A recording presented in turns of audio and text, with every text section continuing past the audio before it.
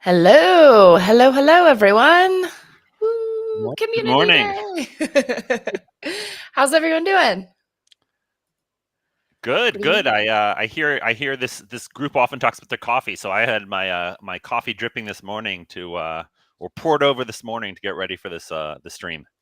Oh, I'm nice. A finishing my pour first over. pour. It's like You can't tell this is my invisible timescale mug, but the coffee's cooling off, so the logo's going away. But yeah, you representing definitely as need best to as I can heat that today. coffee up.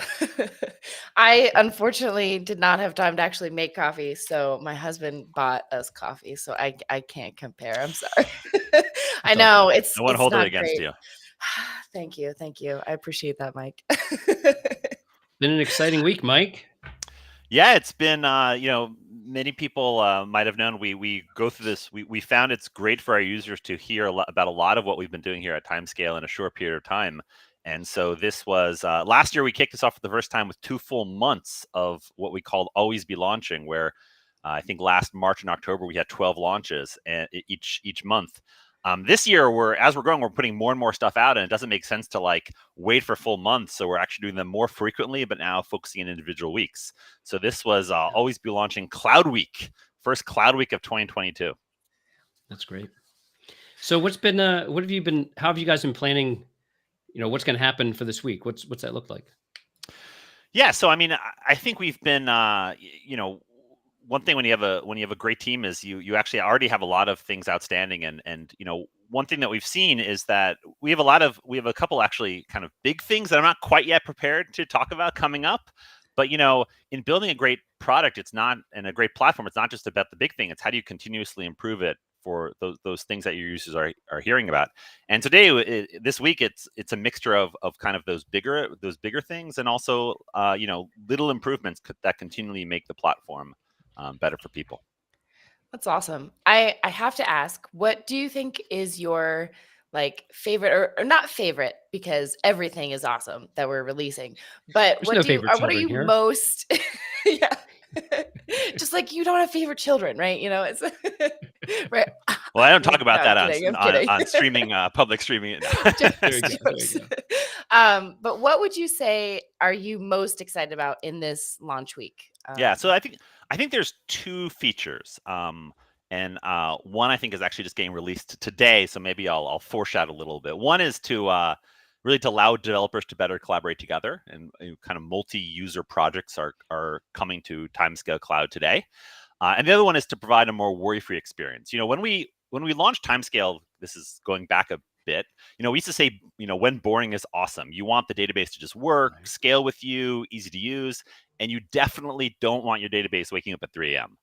And that's even more so when you trust us to run your critical infrastructure on Timescale Cloud. So we think that this reliability and high availability is really about kind of defense in depth. We should be looking at many ways to ensure your availability, so it doesn't wake you up at 3 a.m. And so for us, that meant a couple things from day one. It started with, for example, continuous and incremental streaming backups so that we could restore your database automatically to any point in time if there are any story outages. And this is replicated across multiple autonomous zones. This could take minutes, or even for multi-terabytes, it could take hours. So that's not necessarily good enough. So we also are the cloud native form of Timescale Cloud brought into disaggregated storage, where your compute and storage are separate. And this has lots of great benefits. You can flexibly choose the configuration that fits your workload. And because they're independent and your storage is replicated, if your compute node fails, then the platform also automatically detects that and restarts your database. Brings up your database on a new node, reconnects it to existing storage, and moves on. And so this is much better. If you have a hard outage without paying for any extra replication, you'd only get maybe 30 or 60 seconds of downtime. Although in the worst case, maybe it could be a couple minutes. But for some mission critical workloads, even a few minutes at worst isn't good enough. And so that's where one of our announcements this week came in, which was full database replication. And here, take an existing database. And the cool thing is you don't need to configure this up front. You could already have a running database. You said, well, now I'm ready to promote this to prod. Click a button, and the infrastructure will automatically create a replica, do it in the background asynchronously. And if there's an outage, the system will then, we in fact give you two connection strings, one that points to the so-called primary, one that points to the replica. And if the primary ever fails, the system will automatically promote the existing replica to primary, remap your connections, and you'll be able to continue on without any outages.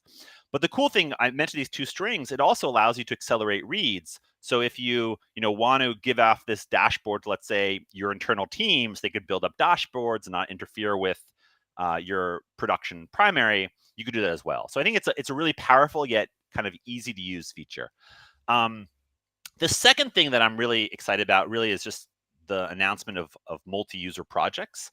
And so this was, we allow you to now have many services, many database services running in your project, but you can invite all of your collaborators and coworkers and maybe friends, hopefully friends, to interact with the platform with you.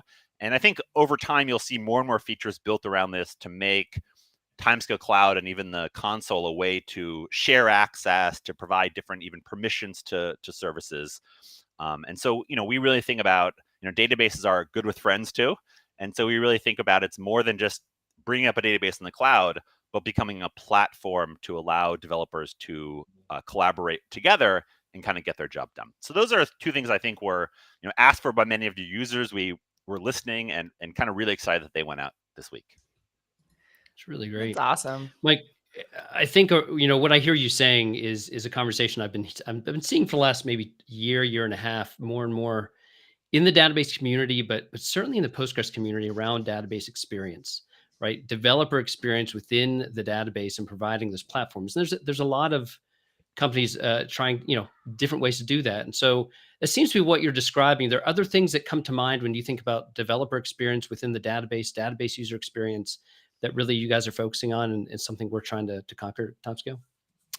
Yeah, I think that there's two ways that we're thinking about the kind of database user experience. I mean, first of all, we have a lot of efforts in the database and Timescale to be itself.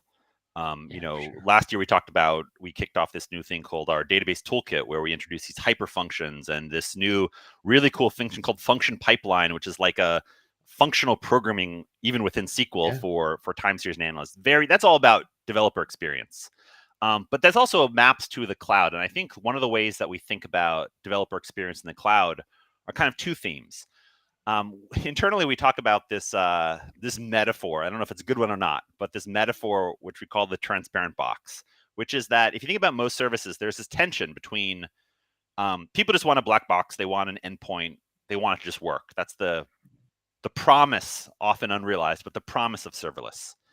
And then the flip side, you sometimes says, well, that doesn't give me what you want. I want control still. I want to be able to twiddle on the knobs, because sometimes my workload needs certain things. I mean, and not all configurations, not all are perfect for every user. And so we want this, there's inherent tension between these two things. And so the thing that we've always been thinking about with Timescale Cloud is, how do we address this tension? How do we provide that amazing initial experience? In product, they sometimes say the devil's in the defaults. And we do that because, for example, with Timescale Cloud, we even now have a auto scale your storage. So turn on auto scaling, set it and forget it. And when you need to, the platform will auto scale. And in fact, we tune your database when you start. We bring it up with a good configuration. What people might not realize is when we auto scale it, or if you decide to move it, we actually behind the scenes retune your database. So some of the configuration settings are getting automatically changed if your resources change. Again, this is all about making a good experience, black box out of the box. I'm using the word box too much. But then we want to give you flexibility. So if you need to, you can go into our settings page and, there's dozens of configuration parameters, and you could actually have control over what you could manage. And by the way, with the replicas, which we launched, when you do it to your primary, that also carries on to your replicas as well. So you don't have to tune every instance. And the second part I would just say is, I think we don't really talk about it as a DBaaS. We think about it as a database cloud. Because I think that if you think about the modern developer, it's not just about running one database. In fact, when you're building an application, you have many databases. Best practices, every microservice probably has its own database. And so you actually don't want to necessarily think about all those databases completely independently. So we want to provide you a cloud experience that allows you to manage not just a single database, but allows you to manage your entire fleet of databases. not just when one database goes from dev to test to staging to prod, but also the fact that you have many microservices, many analytical things. Some are pure Postgres, some are Timescale as well. And how do we provide a platform for all of that and even enable them to share data between them? We do that on Timescale internally. We part of the way we run Timescale Cloud is we use Timescale DB internally. We use Postgres databases internally. And we already do all those things internally. We find it super powerful and useful. And now we want to make that type of functionality available to our users. That's great. It's been I tweeted earlier this week, it was fun to look at the launch calendar and see, just what some of these things are coming and knowing the conversation of other things to come. And it is really exciting to see what's going to happen in 2022.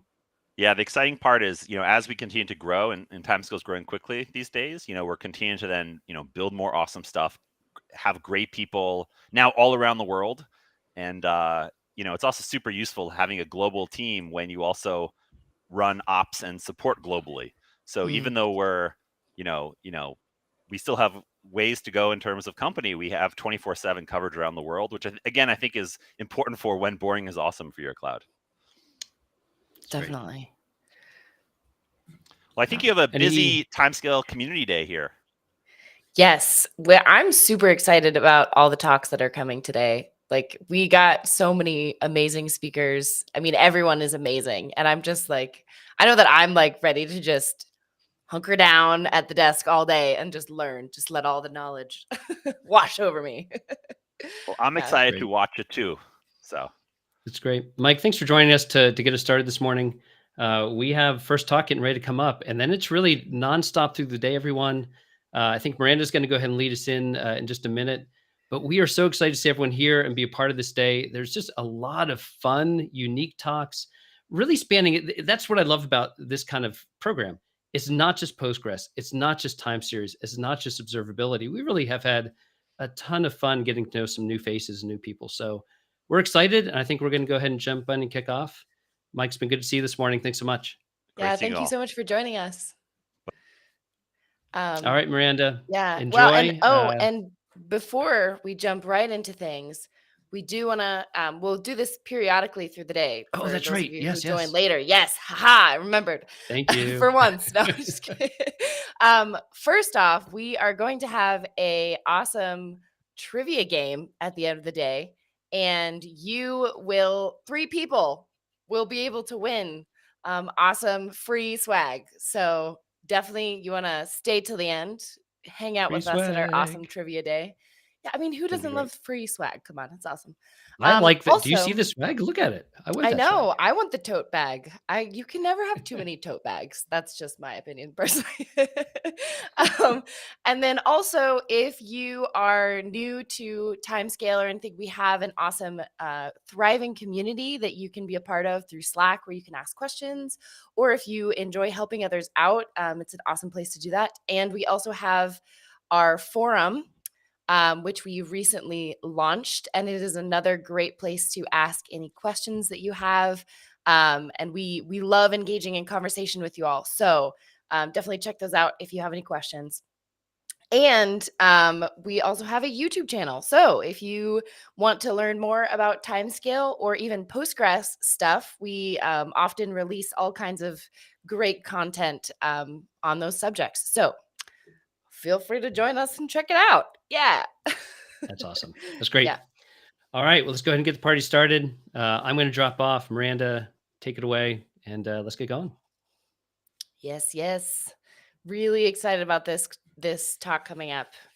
We have an amazing speaker. Haha, there you. Hello.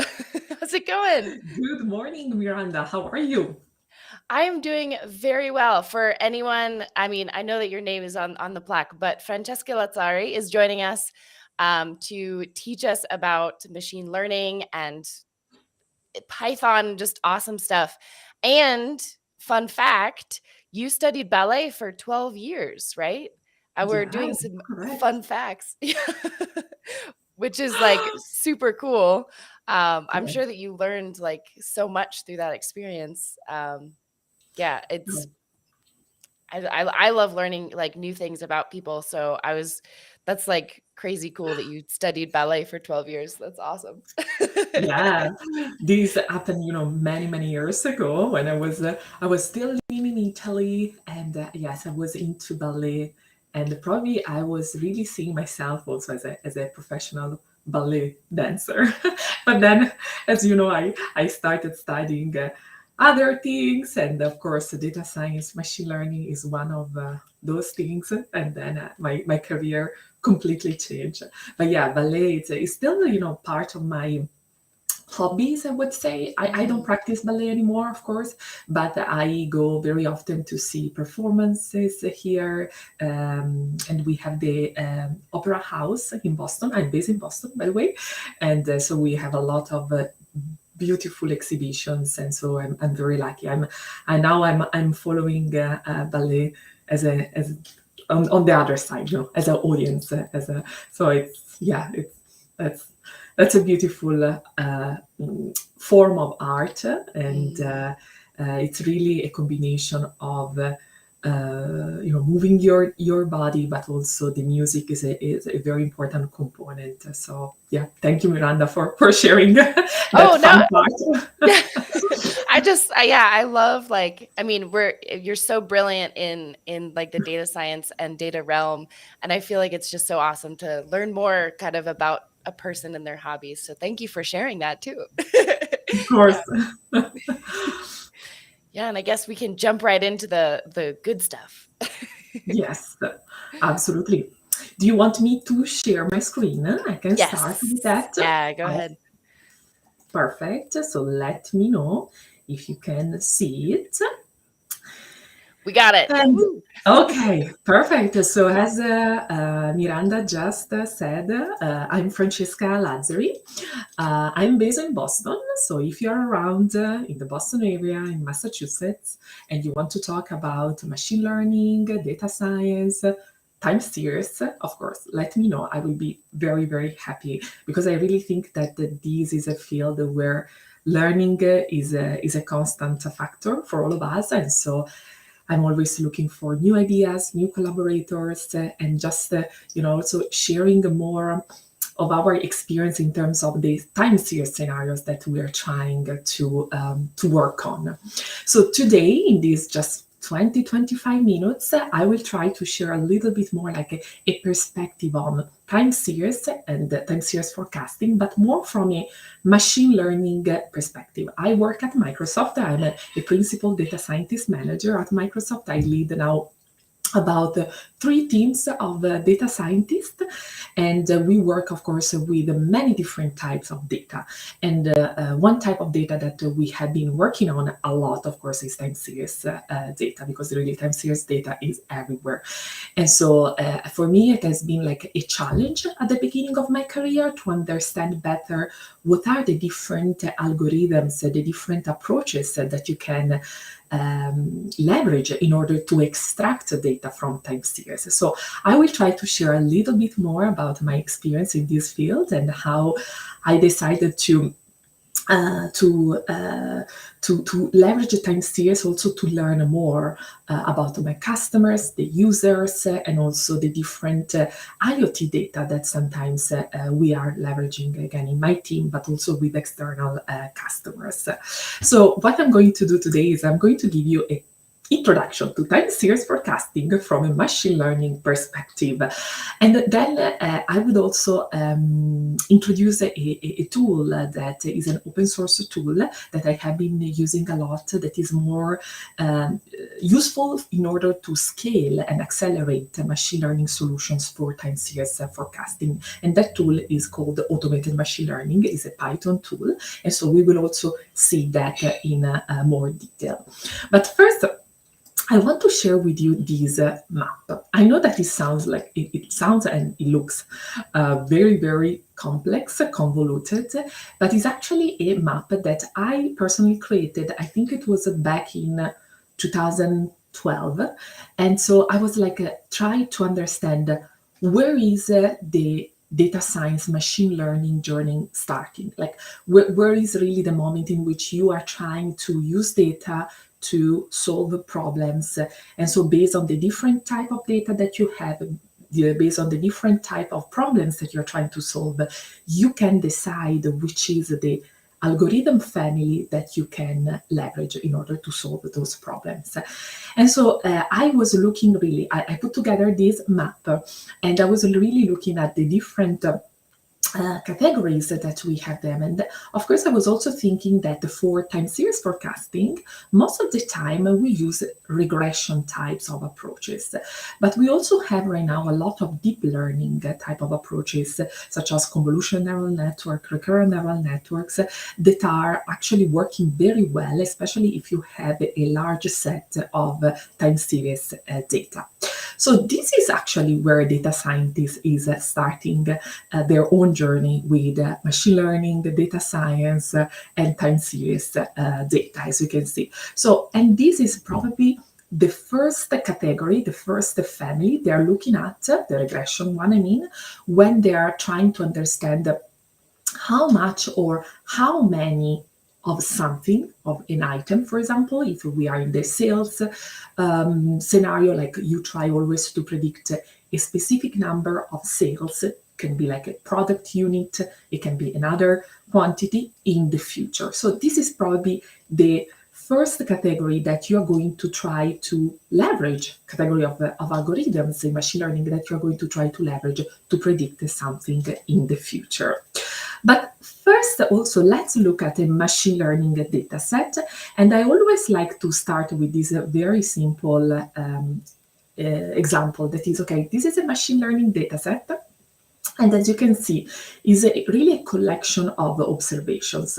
And time does not really play a role in a normal machine learning data set. And when I say normal machine learning data set, think about an image data set, think about a text data set. So predictions, of course, are also made with machine learning data sets for new data, but when this data is coming in, or when this data, for example, is collected, it's not really a big deal for a normal machine learning data set. For time series, actually, as you probably all of you know in this community, there is this additional time component, and that really adds a sort of dependence between different observations. And this is really a time dimension that you, as a data scientist, as a machine learning developer, you can, of course, see at it as a challenge. And I was looking at time series and this time dimension as a challenge at the beginning of my career as a data scientist. But it's actually also an opportunity, because it's an opportunity of extracting additional knowledge from your data. You have this additional time component, and you can understand better, for example, when a user was doing something on your website. You can actually create additional features, additional variables based on that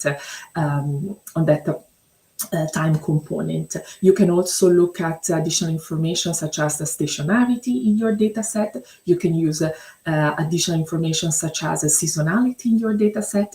And all of these additional information are actually representing variables that you can leverage in order to build more accurate machine learning models.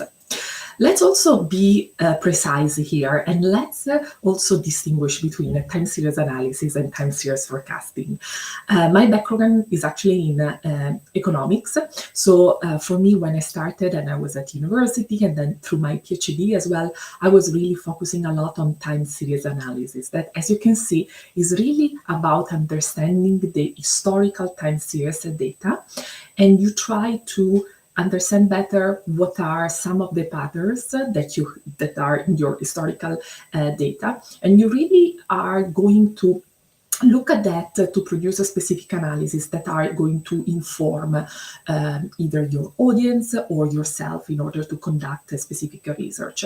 What I really like of time series forecasting, and that's why I'm so passionate about it, is that there is actually this predictive component that is add on top of time series analysis, and you are using the insights that you got from your time series analysis in order to make predictions into the future. And so this is, again, another mindset shift that when you are a data scientist, you have to somehow to make in order to understand better, okay, not only I have these rich column of timestamps, time series data that can produce more insights, more data, and more information for me. But I also have this opportunity now to predict something that is going to happen in the future. And of course, when I say future, there are many other concepts and terms that we have, such as the granularity of your data. You have to define the horizon, meaning how much in the future you're going to predict. But all of these, again, it's a sort of a mindset shift that you have to do in order to be successful in your time series forecasting predictions and the solutions. The third important concept that I always share with my data scientists, my students at university as well, is the fact that we need to look at time series forecasting as a supervised learning problem. And through Python and through many other, honestly, tools that are out there for us, time series forecasting can be framed as a supervised learning problem. Again, this is not a new concept, but you need to understand how it is, how you can perform this process that is, by the way, called the sliding window, and how you can perform that both, I would say, on your data, even if you have a univariate, for example, scenario where you are trying to predict only one variable in the future, but this can be done also on multivariate scenarios where you have actually multiple variables that you want to predict in the future. So this is a very nice example here. I always try to start from simple concepts where you are actually leveraging your value number one, that is, you can see in this column, and you are using these to then create what we call in statistics, data science, machine learning, value X and value Y, that is the value that you want to predict. I was mentioning before also the multivariate scenario, but also in a multi-step supervised learning, you just need to perform the same type of transformation. And here you're looking at a time series data set, and you can transform that into a time series as a multi-step supervised learning. I also want to give you like an overview of what are some of the Python libraries and packages that you can leverage for time series forecasting, especially when you want to apply machine learning to time series data. And honestly, there are a lot of very advanced frameworks out there for time series forecasting. We're going to see one of them today together, automated machine learning. But also, if you look at the basic libraries for Python, there are so many. And here again, I try to summarize some of them. If you start from SciPy, that is this ecosystem of Python libraries, you have NumPy, Matplotlib, Pandas, Stat Models, Scikit-learn. Usually when I teach these packages, I always divide them, as you can see, in two categories. There is the libraries that provide the foundation for most others libraries, and then there are the other three on the right that are more like a high-level SciPy library that provide key features for time series. So honestly, you have a lot of tools out there that are very, very helpful when you really need to build the models, build, train, and test, evaluate your models for time series. And when I say models, I mean machine learning models. I think that right now, probably one of the biggest challenges that we have in the industry, in the machine learning industry, and specifically the field of time series forecasting, is really about scaling solutions, time series forecasting solutions in a sustainable way. And of course, there is all the field right now of MLOps, so machine learning operations, machine learning model governance, that are somehow trying to drive this type of conversation on how we can build models that then can be deployed and can be operationalized and also consume over time in a sustainable way. So that is extremely important, because we can spend hours, months, years building beautiful time series forecasting models in Python, in other tools, but then How about the operationalization part? How we can make sure that these models are deployed and are consumed by our customers, by the community, in order to make sure that we have a predictive solution that are actually predicting something that is useful for us. So that is the biggest, I would say, challenge that we have right now in the industry. That's why today I also wanted to talk about some of the frameworks that I have been using from a machine learning point of view, of course, in my everyday work. And one of the tools that I think is bringing the industry to build a solution that are scalable and sustainable is probably automated machine learning.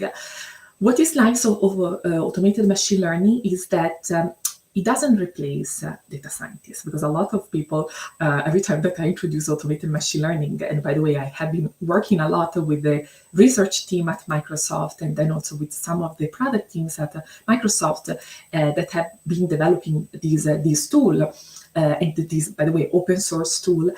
A lot of people ask me, okay, but is automated machine learning going to replace data scientists?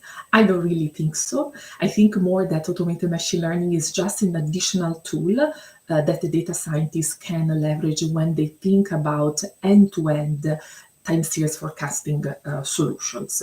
So quickly, just to give you an overview, what does automated machine learning in Python?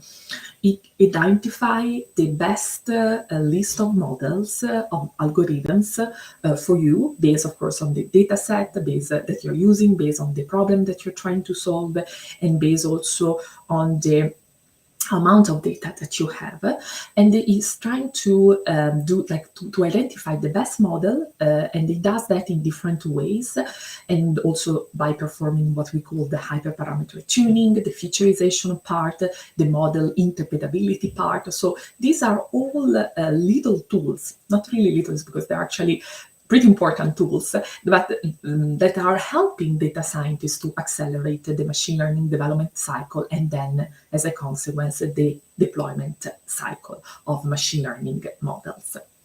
I also created a demo for this. So what I'm going to show you in the next few slides is actually based on a data set that is about energy demand. So in this data set, what I try to do is predict next hour of energy consumption in a specific geographical region. For this, it's a public data set, so I use the New York region. So you can see how much energy is going to be consumed at the hour level. So the granularity of the data is hourly for the next hour, for the next 6 hours. So next hour is the prediction, horizon is equal to 6.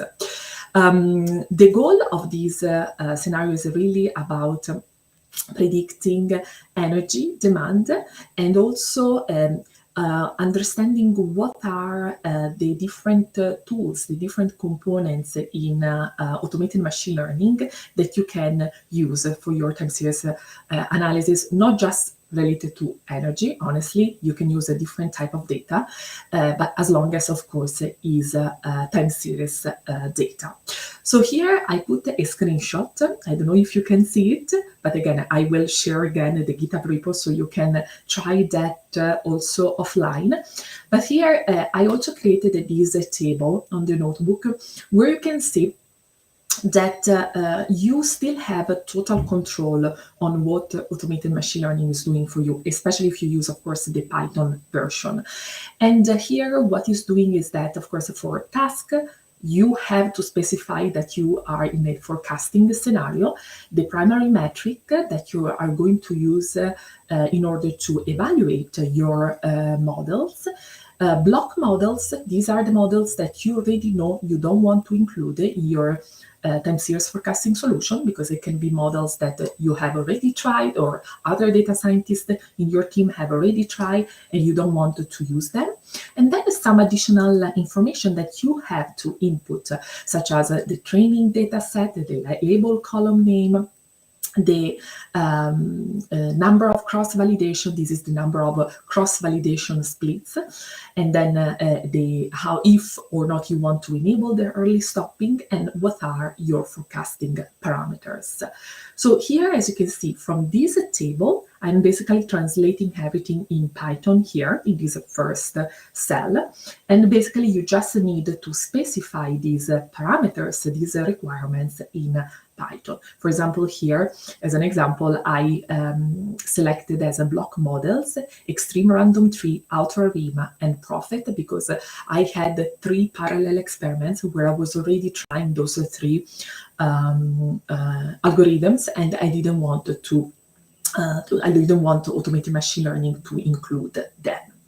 In terms of the machine learning data requirements that we would need to look at in order to use automated machine learning, there you can use either tabular or flat data.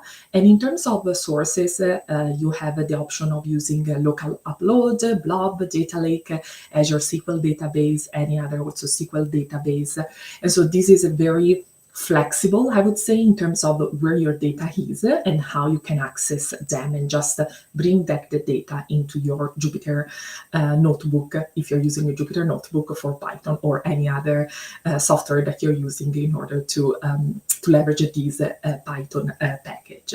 And then in terms of forecasting functionality, there is, we will see together, like most of the time when you are a machine learning scientist and you're looking at time series data, you're looking for specific functionalities, such as, of course, you want to look at the seasonality of your data, holidays and fact, the deep learning models that you can leverage, as I was mentioning at the beginning when I showed the map that I created with the different approaches. Usually you start with simple regression approaches, but then you know that there are some other more advanced approaches that you can try, of course, based on your scenario and based on the amount of data that you have. And then also other frameworks such as a Prophet, and also there is the option of using multiple time series. So these are most of the time the forecasting functionalities that you're looking at when you start coding your solution for your time series data.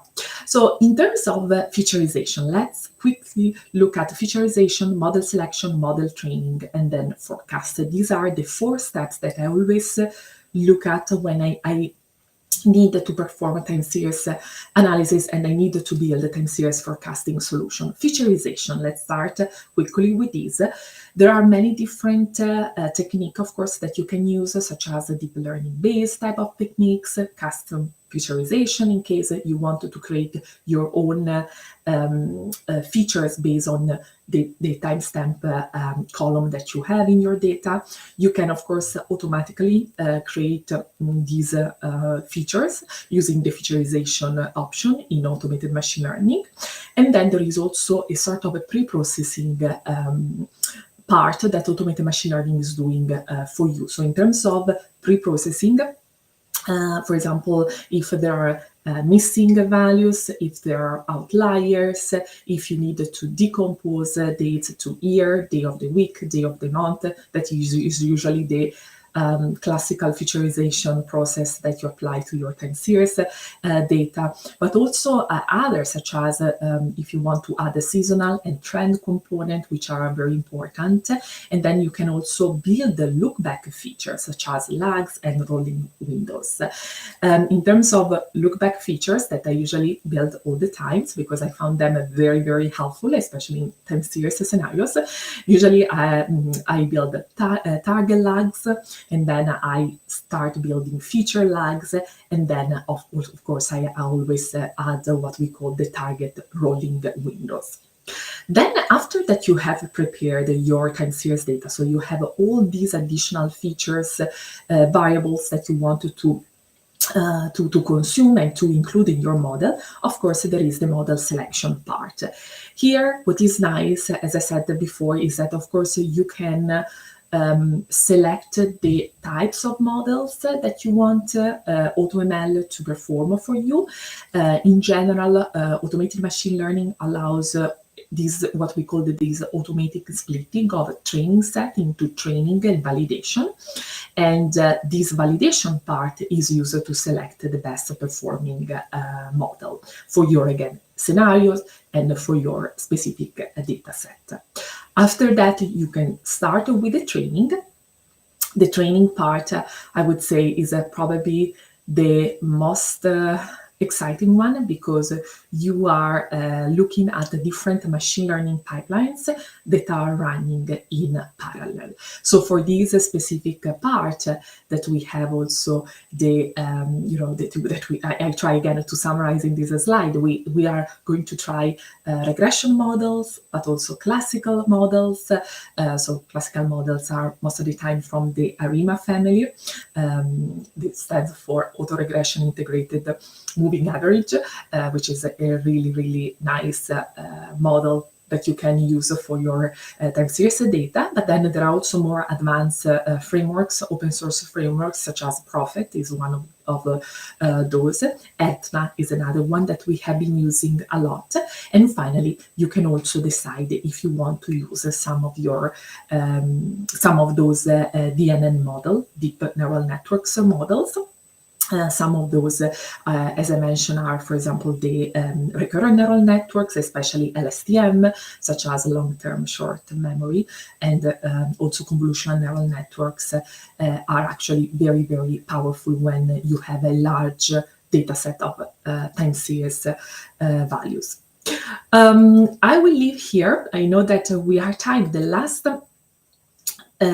last slide that I want to really to present today is about this end-to-end solution. So my advice for data scientists that are trying to leverage time series data is really about first spend enough time looking at your data, trying to understand how you can extract as much information as possible from your time dimension. That is the key, honestly, when you work in time series data. Try to build additional features using different tools.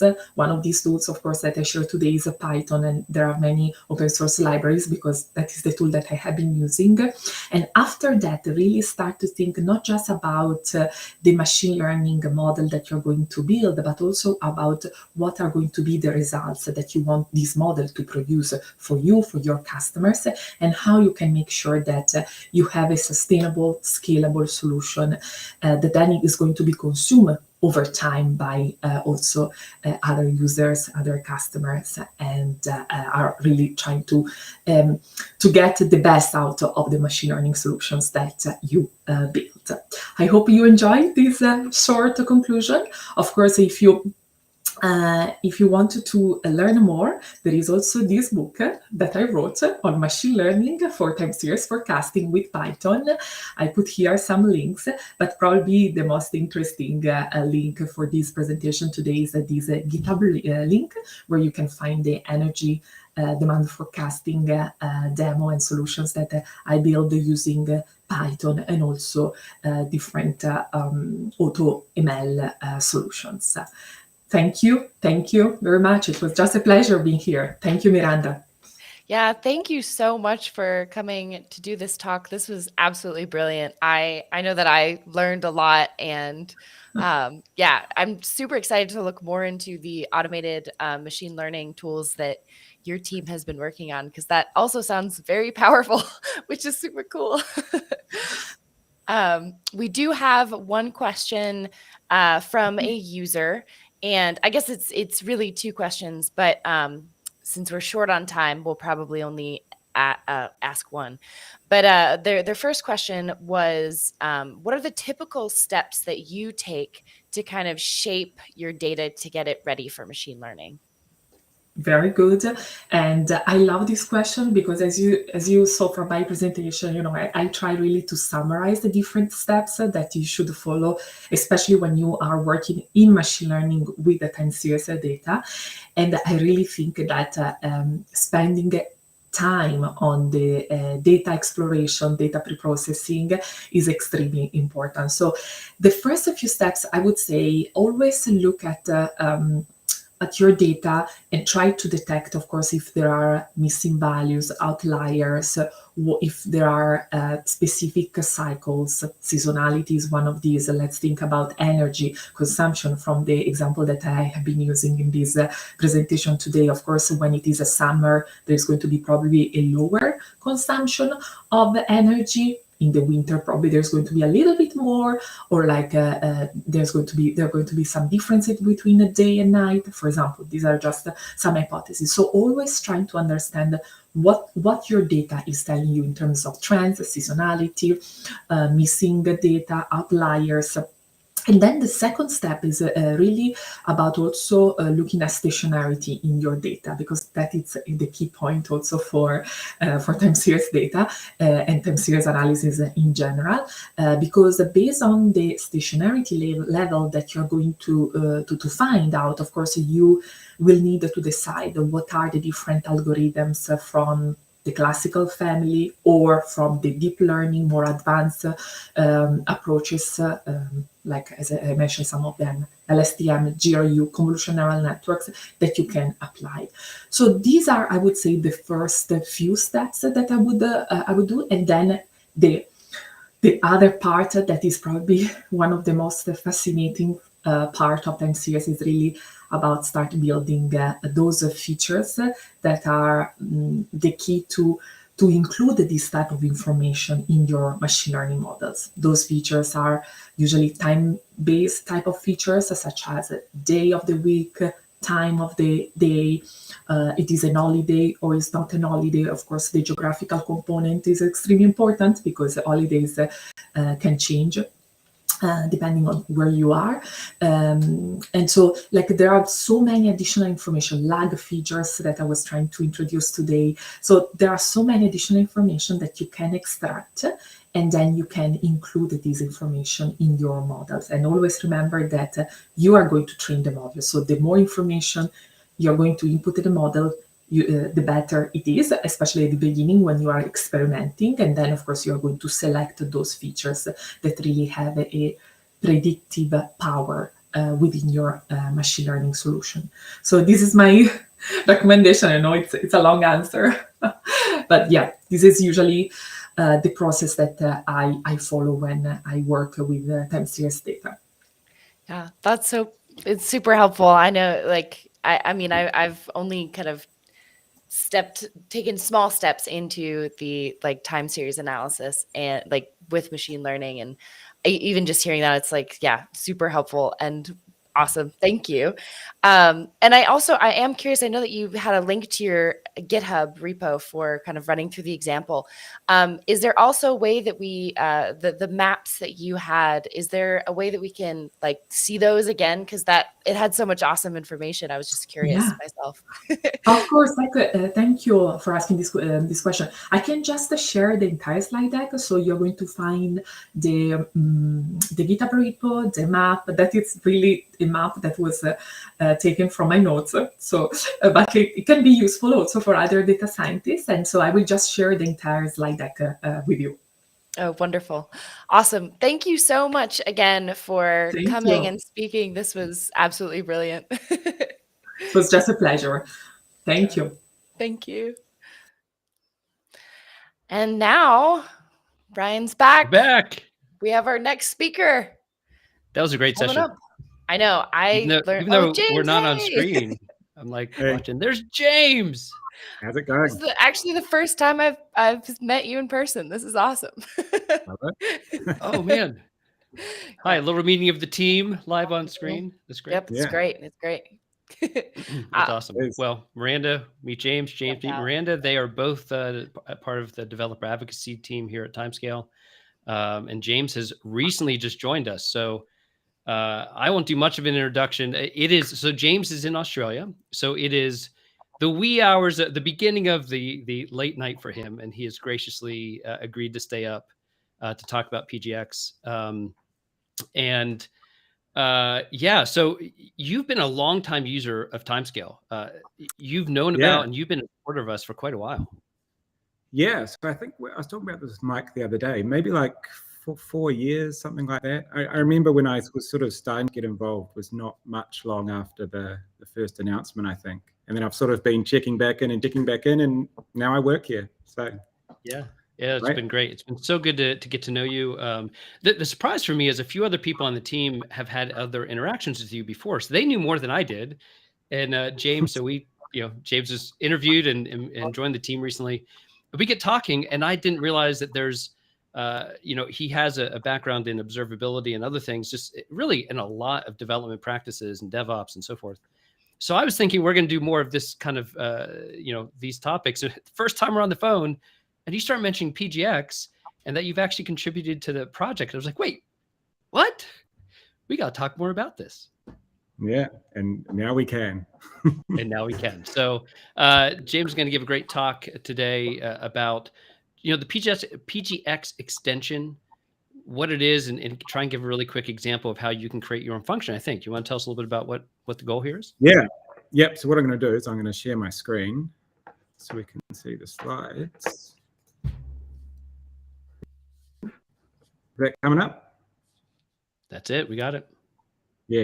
So yeah, I'm going to be talking about aggregates in PGX, but I suppose it's also kind of like an adventure or walk through the way you would go about creating objects that live within Postgres. So interfacing with the PostgreSQL API using this PGX framework. So before I get into it, a little bit about myself. So I'm a developer advocate for Timescale, just started recently. I'm in Sydney, so it's I'm looking out the window and it's pitch black here at the moment. It's like 1 a.m. I like to work with Postgres, Rust, and Kubernetes. I work at Timescale, obviously, and you can find me on Twitter, the Timescale, Slack, the community one, and on LinkedIn as well. That's great. But we should get going. And I'm going to hop out, and you can just give a presentation. We'll come back to some questions. Sound good? Perfect. Thanks, Ryan. So PGX lets developers extend Postgres. It's basically a framework for developing Postgres extensions in Rust, which is a language which strives to be as idiomatic and safe as possible. So it's for when basically you want to interface with the C language, which Postgres is written on, but you don't want to deal with C. And Rust is a really good language for that. So it's a modern general purpose language, which has a really high emphasis on safety and performance. Personally, I like using Rust because I feel like it helps me to be a better programmer. So if I'm doing something that in C I'd be able to get away with, and I might get a bug at runtime or a seg fault or something, then Rust will just sit there and tap me on the shoulder and say, you probably shouldn't be doing that, and refuse to compile. If I forget to consume an error, then Rust will sit there and tap me on the shoulder and say, hey, you probably shouldn't be doing that. And I also think it feels great to code it once it gets going. So Postgres has got this notion of extensions, I suppose, and that's what PGX is, the framework for developing. And it aims to be 3 things: so safe, fast, and easy. So it exposes the C API, the internal C API via Rust, but it does it in a safe way, as I said. So it removes many opportunities for crashing or breaking a database, which is always a good thing. It's fast. So when you write code in PGX, it runs close to the speed of C code. I say close to because obviously there's a bunch of extra safety stuff happening that's got a little bit of overhead, but it's still very close to what C code would be, which we'll see a bit later on. And it runs many times faster than if you did code in, say, PL Python or PL V8 or PL PGSQL. And it's easy. So PGX also aims to help out with your development process. So from auto-creating SQL objects to helping you with testing, to actually with helping you install Postgres, to running your code, to packaging your code. So where did it come from? PGX was created by a guy called Eric, who goes under the name ZomboDB online. So ZomboDB is a person and an extension. Eric had a C Postgres extension, which was called ZomboDB, which is a way of using Elasticsearch as a Postgres index. So Postgres maintains indexes in Elasticsearch, which is a super cool extension on its own. You can check that out at his GitHub if you want to. So he created that in C and essentially got a couple of years down the line and decided that perhaps he didn't want to maintain it in C. Oops, there we go. So he started working with Rust and actually was in broke away. And he developed this thing called PGX in 2019. And he developed it so he could move his extension ZomboDB from C to Rust. And recently, PGX has actually been moved under another company called TCDI. So they're the new custodian. Eric now works there. PGX is still saying open source, but if you have a look, you'll see that the GitHub links actually changed from ZomboDB to TCDI. And he's been assembling an all-star team there. So they've been doing some really great work since they started, especially around schema generation. And stuff's coming along really quickly now. Here at Timescale, we actually use PGX as well. So hyperfunctions created by the Timescale toolkit use PGX and use Rust. And the PromScale database extension, the recently released version, also uses PGX. So what can it actually help with? So what can it actually do for you? So you can develop functions in Rust. So I could make a Rust function that does the same as the Postgres generate series function or something like that.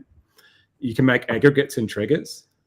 You can map between Postgres and Rust types, including storing Rust types in the database and also using Postgres types in Rust. You can access your database through the server programming interface, which is a way that C code can interface with the database without having to set up a connection through the normal way of connecting, which obviously reduces overhead. You can work with Postgres memory context, and actually a lot of the time you don't need to work with memory context because Rust will obscure that away and just do the work for you. You can create background workers if you want to, which is a way Postgres has of spawning background workers to do additional tasks. Previously, you'd have to write C code to do that. You can create executor and planner hooks and transaction and sub-transaction callbacks. So you could do things like catch log events with a hook and then send them off to OpenTelemetry instead of writing them down to a file. You can read and write Postgres shared memory if you want to. But I suppose one of the main things is you can remove a lot of the mental load that comes with writing C for Postgres. And I suppose that's why I started using PGX. I wouldn't consider myself a professional developer, and I don't think I've got a lot of the rigor for writing C. So I don't come from a background where I'm always thinking about, am I freeing this object twice? Am I doing the right thing with memory? And when I use PGX and Rust, that removes that from something I have to think about, and I can just think about writing the extension. And when I asked Eric for a quote about that, he said their goal is basically to make Postgres and Rust easy and fun, which I think sums it up quite well. And actually, it takes it a whole step further than that. So PGX can help you develop as well. So you can quickly create a new extension via a template.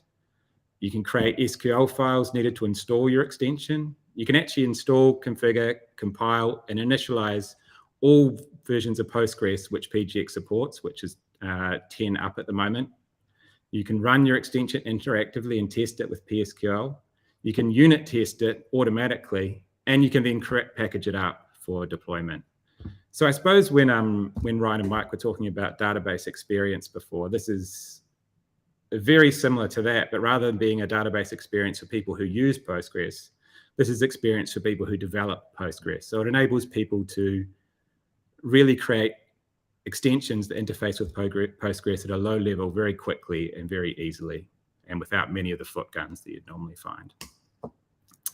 So now we're going to begin the adventure component. So a few things I did in my first days at Timescale. I met the team virtually, obviously not Miranda, because I just met her then. And I marveled at how everyone's really nice. We're actually hiring at the moment, so if you want to come work for a nice place, then you can look up Timescale. I got up to speed on the products and the tools we use. I started thinking about some content ideas, and I browsed the Git repo to have a closer look at the code bases and the issues people have been reporting. And I found in here. So let's open up this GitHub link here.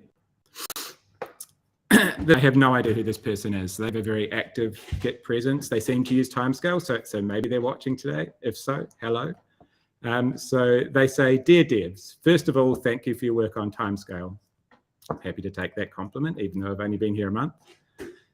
In our application, when we calculate a minimum and maximum value, we always also want to know at which time it happened.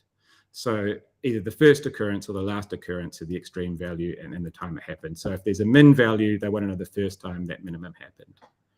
Then they've got some sample data here. They've worked out some SQL, which will actually do. And then they've gone and made a custom aggregate. So an aggregate in Postgres way of, it's a function that you can use to combine rows, so something like max that you'd normally use in a Postgres query. And they've gone and done it in SQL and PGSQL here. But then they say down the bottom, it turns out custom aggregate functions way slower than the solution above, talking about SQL. I read that writing is performance, and I thought that maybe Timescale DB users need this kind of calculation, which sounds reasonable. Personally, I'm not sure if I want to take the effort and risk of writing a custom C function, but you guys are surely more proficient, which is great. So I read that and I thought, hang on a second, there's someone asking for help here. This problem's able to be solved with PGX and Rust. It's got the potential to be a topic for a talk, and it's also got the potential to allow me to make my first talk a live coding disaster. So let's do this. So we're actually going to switch across to a terminal now. So what we're going to walk through some of the PGX development process. I'm going to switch over to this other terminal. So the first thing we're going to do is we're going to run Cargo. So Cargo is the Rust package manager. So I've already installed Rust on this machine, but that's the only thing that we need to have installed to start this demo. So I'm going to run Cargo, install Cargo PGX, which is going to install the PGX Cargo plugin. I've already installed it, so it's just going to say, great, it's already installed. And then that lets us run Cargo PGX init. That's going to download Postgres 10, Postgres 11, Postgres 12, Postgres 13, and Postgres 14. It's going to compile them all, and it's going to set them up on my machine ready to use with PGX. That's going to take a little bit, I think about 3 or 4 minutes. So in the meantime, we're going to switch back to this other terminal and run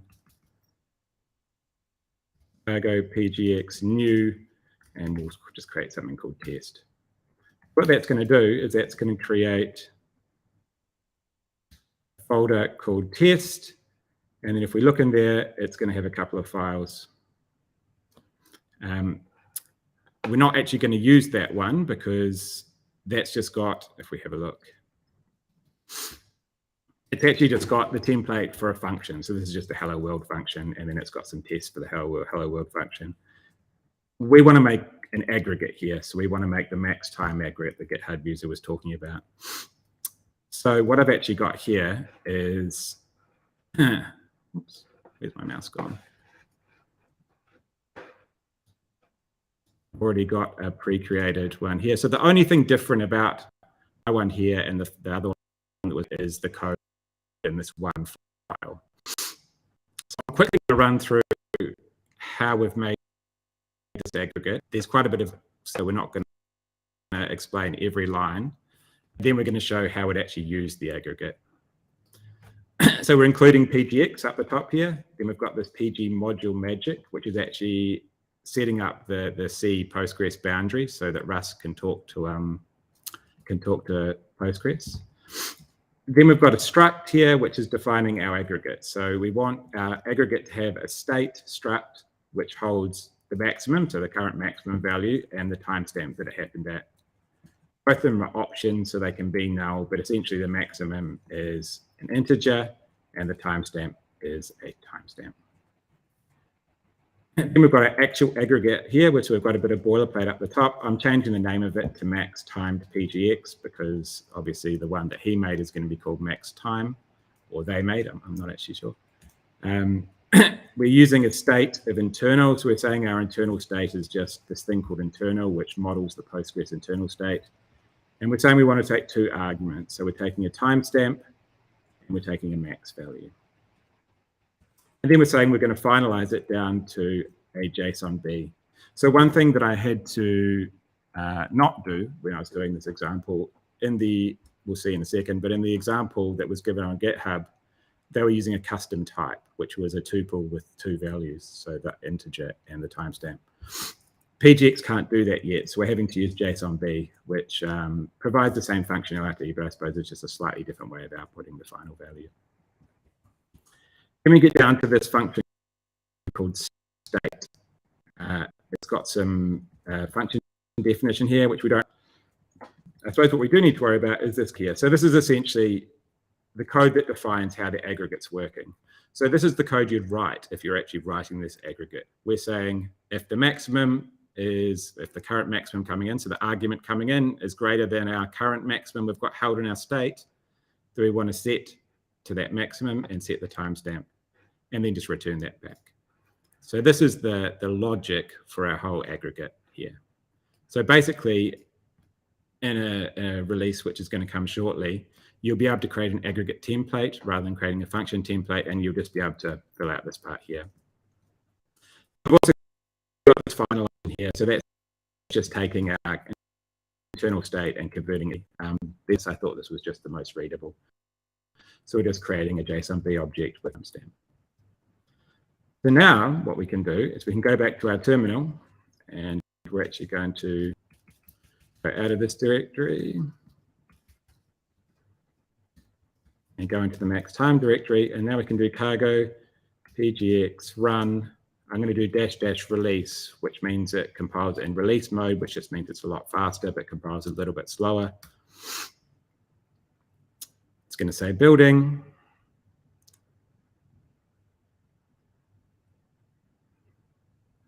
Could take a little while, but hopefully not too long. So at the moment, it's actually linking the Postgres 13 libraries, because Postgres 13 is the default for this. I can choose what version I want to compile, but I've chosen Postgres 13 here. It's linking those libraries with PGX, and it's compiling PGX.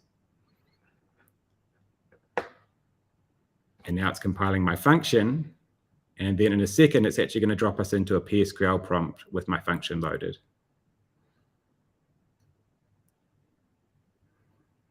Cool. So it's discovering the SQL entities and adding those to my database. And now we're in here. So if we have a look, there's no functions in here at the moment.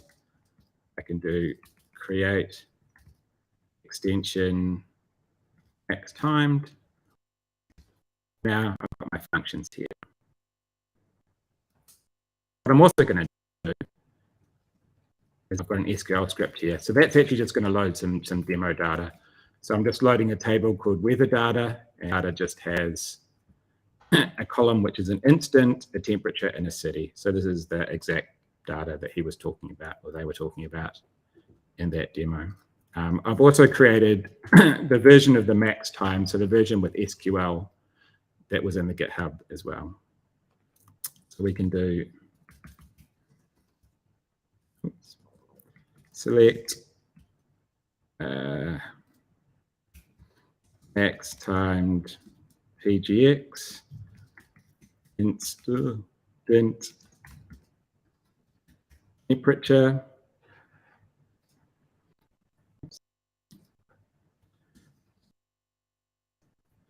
from weather data, and it's going to give us some timing on.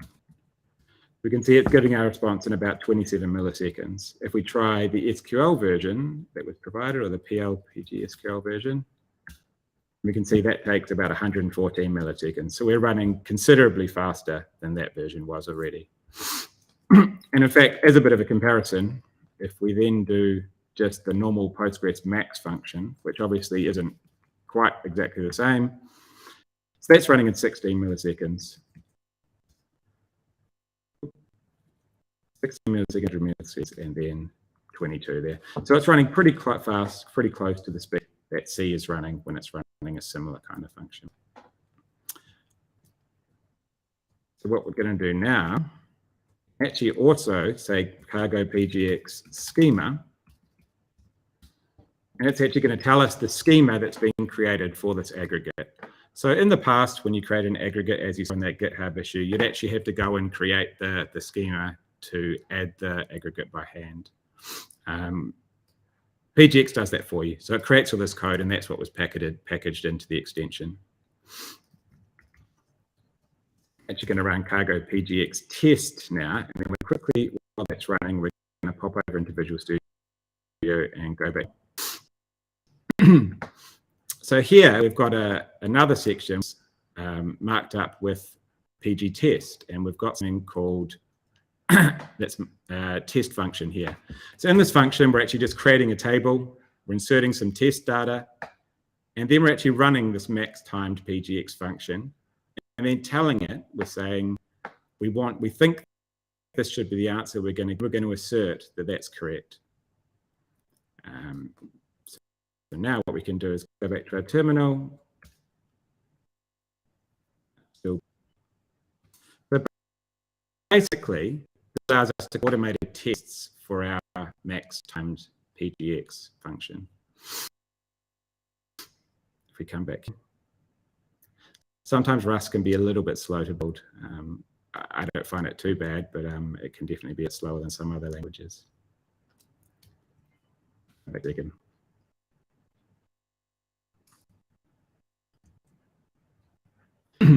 So let's go back and have a look here. So we're inserting multiple values, 0 and null, 1 and a date, 2 and 2022 01 and 2 and 2022 102. So this is the one that we're expecting to get. Oops, sorry, this one here.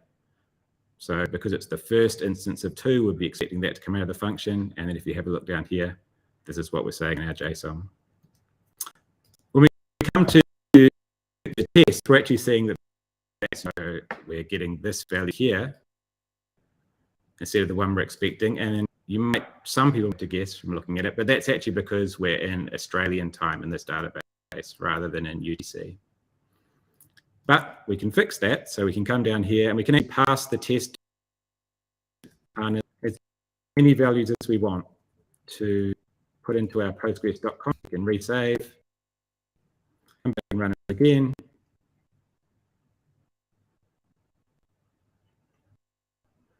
It'll recompile on this time, and then it'll run it. Up and say all of our tests is passed. So this is a way of writing as many tests as you to make sure that your functionality, in this case, your aggregate, works correctly. And then one final thing we can do is we can say cargo PGX package. Then you can do -c, and I'm actually going to give it the location config file from another installation. So this is an installation that's installed under usual local PGSQL. It's not the one that PGX has been managing. I'm going to be pointing cargo PGX package at that. It's going to build again.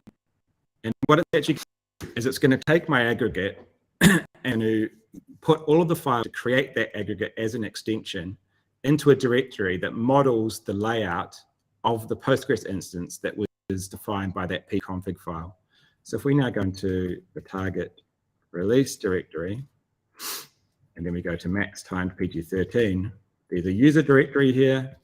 If we go into user local PGSQL, then under here there's lib, which has got a max timed shared library, and then share, it's got our definition for our extension. So if I was to copy that pgconfig came off, or in this case, if I was to copy it to my machine, then that would actually be enough information to load that extension up on that machine, obviously, as long as it's the same architecture.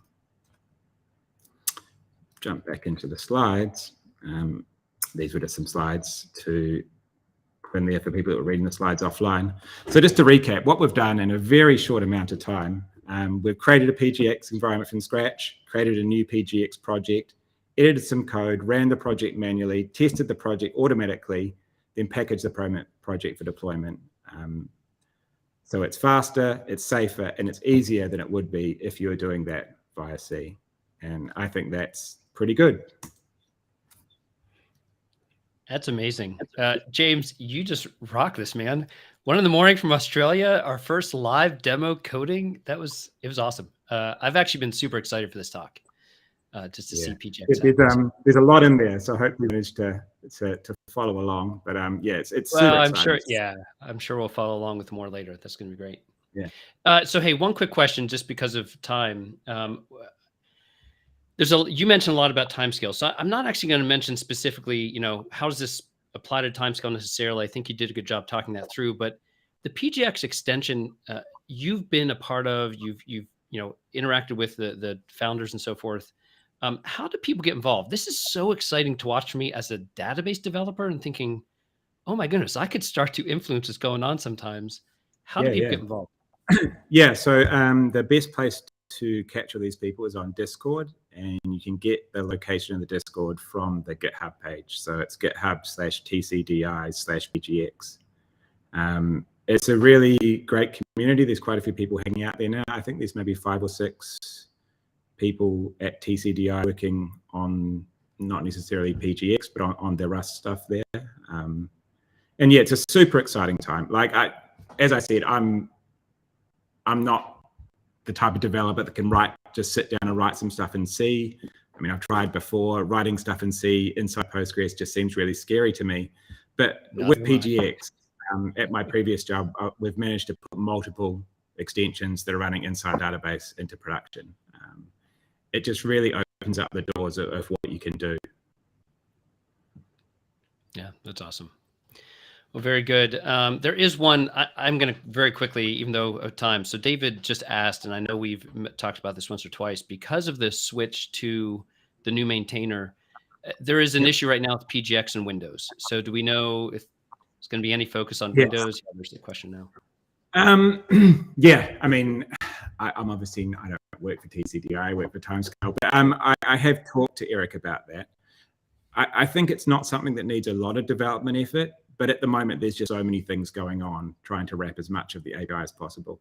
So it definitely is something that could potentially work in the future, but it's not something that's roadmapped at the moment. But it potentially would be a great first issue for someone that wants to jump in and really get their hands dirty really quickly. Okay, sounds great. James, you did a great job. Thanks so much for staying up and being a part of this morning for us and late for you. But Cool. All right, Okay. I think we're gonna have a good sleep. Thank you. All right, I think we're going to go ahead and take a quick break just because we're running a few minutes behind schedule. Our next session is going to be awesome. It's by Haki Benita. He is, just creates lots of great content about Postgres. And so I think you're going to be really interested to see what he has to say. SQL tricks for the application DBA. So stick around. We're going to take a 3-minute break, and then we'll be back with the next session.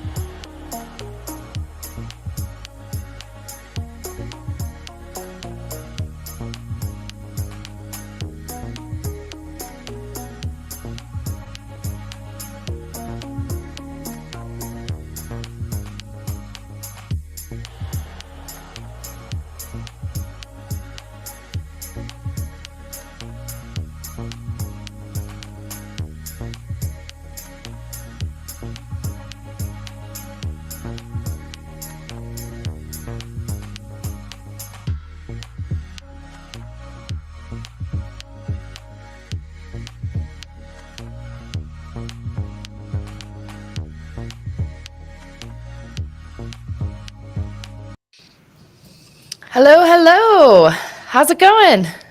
Hi, how are you? I am doing well. It is, it's Thursday, which is great. And we're here at an awesome community day, hearing from wonderful speakers like yourself and learning a bunch. I'm pretty excited. Yeah. And so I guess I'll go ahead and introduce you. So for everyone watching, this is Haki Benita. He is Hi, a everyone. brilliant Postgres mind. I've learned a lot from him in his blog posts and things. So, and as a fun way of kind of introducing you, you let us know that you are a big fan of cooking shows, but you do not in fact cook yourself. Yeah, I can't cook anything. I just like to watch. I mean, I get it though, because I feel like when watching cooking shows, I don't know, it's incredible what they're able to do, and I know that I would never be able to do most of what all Yeah. the delicious creations they're making. So I'm being invited to friends' houses from time to time, and they cook. And I think that after eating a lot of my friends' cooking, I think most people are like me. They just don't know how to cook, So does that mean that your friends also that your friends can cook, or are you hacking them for not? No, I'm kidding. No, I think that they just like watching cooking shows, and Yeah. they are better off doing takeaway, Yeah, no, I get it. I get it. I mean, I definitely feel that. Yeah. So yeah, thank you so much for joining us for doing your talk. Super excited about the SQL tricks. Yeah, and I'll just let you go ahead and grab the stage because I know you have lots to cover. Okay. Yeah, lots to cover.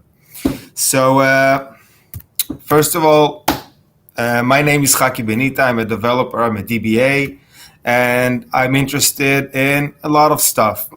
Today, I want to talk to you about some tricks that I've learned along the way as an application DBA.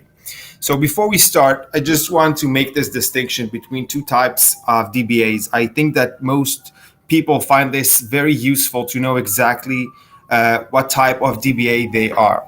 So back in the day when you had to install your own database and you had to configure storage and backups and disks and so on, this today for me is called an infrastructure DBA job. Now, the other part of a DBA job is usually more related to the actual application, which involves schema design, tables, indexes, performance, and implementing all sorts of processes for BI and different ETL processes and so on. So and most of the jobs I've done in my years is an application DBA. So we are going to focus on the right part of this slide, the application DBA. So the first thing I want to talk about is one of the most common misconceptions that I see about SQL, and that's that indexes make any query faster. So just to illustrate, let's imagine this user's table. It's pretty simple: ID, email, and an indication if the user activated the account or not. Okay, so we have 1 million users in the table, and our users are good users, and most of them activate the account. We send them an email, they click the link, and they activate the account. So we usually want to query the activated users because these are the users that interact with our application. So we must have an index, right? This is the first thing that comes to mind. So let's try and create this index and then query for activated users. We can see that we query for activated users, but the index is not being used. Postgres decided to do a sequential scan on the user's table. That's a full table scan. So if we try to query an activated user, a specific activated user, the index once again is not being used. So if on the other hand, we try to query inactivated users, that's users that did not activate their account, that's the 1%, we see that Postgres did decide to use the index. You can see in the execution plan that Postgres did what's called an index scan with the index we have on the activated column. So why is that? Okay, why is index not always the best plan? Let's consider these facts on the table. So first, the size of the table is 65 megabytes. Okay, we have 1 million users, and the size of the table is 65 megabytes. The size of the B-tree index that we created on the activated column is 7 megabytes in size. So just imagine that. If I told you that you are going to read the entire table, 100% of the table, would you read the index as well? I'm guessing not. Okay, what if I told you that you're going to read 99% of the table? How about 90% of the table, even 80% of the table? Would you use the index? So Postgres actually maintains statistics on our tables to help him decide exactly what is the threshold after which it's a good idea to use the index to evaluate some condition. So if we used the table pgstats and get some useful statistics on this column activated in the users table, we can see some of these statistics that Postgres is using. The first one is how many distinct values we have for this column. So this is a Boolean column, so we have 2 distinct values, true and false. Next, Postgres maintains a histogram of the most common values, and for each value keeps the frequency. So in this case, Postgres know, after analyzing the table, that 99% of the values for this column contains the value true. And the rest, which is slightly under 1%, contains the value false. So Postgres is smart enough to use these statistics in order to determine how to access the table. So when we query the activated users, which Postgres knew are roughly 99% of the table, Postgres decided to do a full table scan. On the other end, when we queried for inactive users, which Postgres knows after analyzing the table that are roughly 1% of the table, Postgres decided to use an index scan. Okay? So that's pretty useful to know, and you can keep track of these stats. So what if we actually do need to query inactive users a lot? We just saw that this index might not be as useful most of the time, but what if we actually do need to query inactive users? So we know that Postgres will not use the index to query activated users, the 99%, but what if we can just not index them?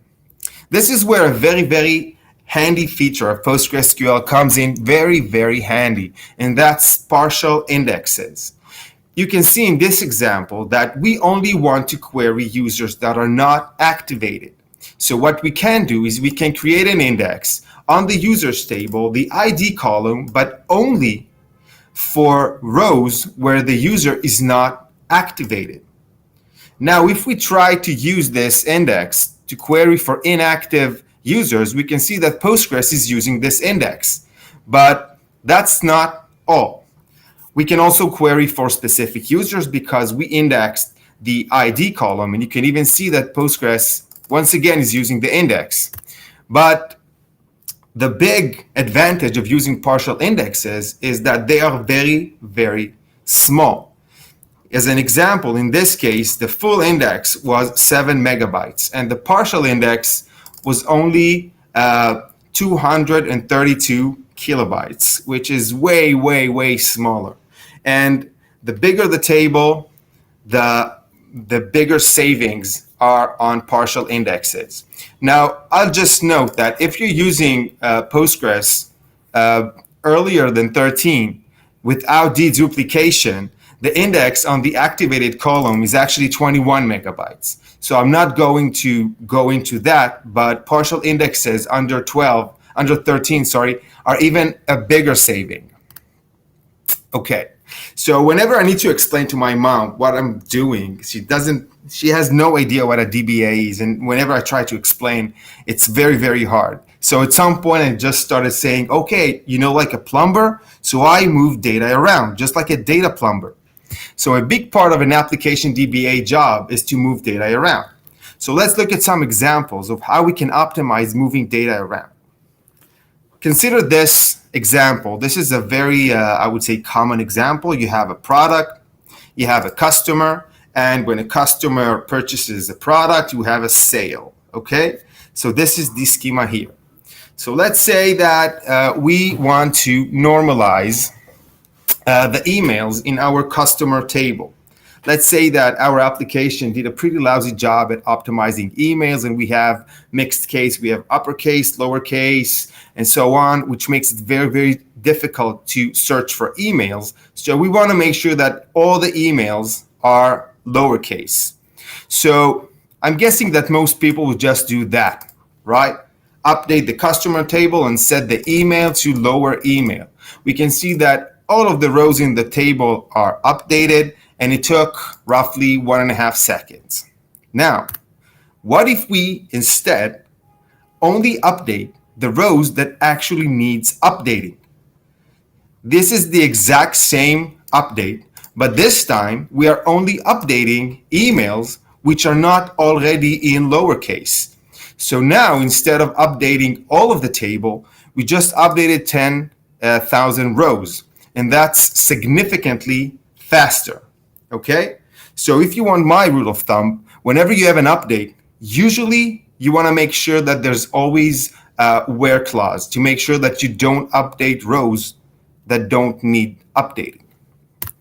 That's a good rule to follow, and that's very common in bulk updates, data migrations, and my personal favorite, quick fixes in production, where you SSH and just update, and you lock the entire table. Okay, so let's talk about constraints. Constraints are great. Constraints are amazing. Use constraints, okay? But you need to use them smartly. First, if we take our schema and we start adding constraints, first we add a foreign key from sale to product, and then from sale to customer, and then we create an index on the creation date of the sale. This is pretty fast, right? Great. Next, we want to load some data into the table. So we just do an insert. In this case, I'm using random data, but in your case, this can be an actual data. Maybe you are loading this from, I don't know, some CSV, some remote system, whatever. This takes, in this case, 15 seconds to load 1 million rows into the sale table, okay? So we added the constraints and then loaded the data into the table. Now let's do it again, but this time we are going to do it backwards. Instead of adding the constraints and then loading data into the table, we are going to load data into the table. You can see that before it took 15 seconds and now it takes only 2, but we still need to add the constraints. This time, adding the constraints is significantly slower, but if we look at the overall process, when we added the constraints and then loaded the data, it took 15 seconds. When we did it backwards, when we loaded the data and then added the constraints, it only took 2.2 seconds. So that's 6 times faster. So when you need to load a lot of data into a table, you should consider dropping and recreating the constraints after you loaded the data. This can make things very, or much faster. Okay, so now let's load data again into the table. And this time we are loading 100,000 rows into the table, and we are generating sales for a period of 2 years. 365 times 2 multiplied by day from 2020. So we have sales from 2020 all the way until 2022, okay? And now we want to find all the sales that were created in the first 10 days of May. So we get this execution plan, okay? And we can also see that Postgres used an index. It did a bitmap index scan on the sales table using the sale created index. So I'm guessing that at this point, probably, I don't know, 99% of the developers would say, that's great, the index is being used. But in fact, that's not the best plan you can get. This is a good point to stop and talk about correlation. So correlation is a concept that takes some time to sink in, but I'm going to try and demonstrate it, okay? So correlation is the statistical correlation between the physical row ordering and the logical row ordering of column values on the disk.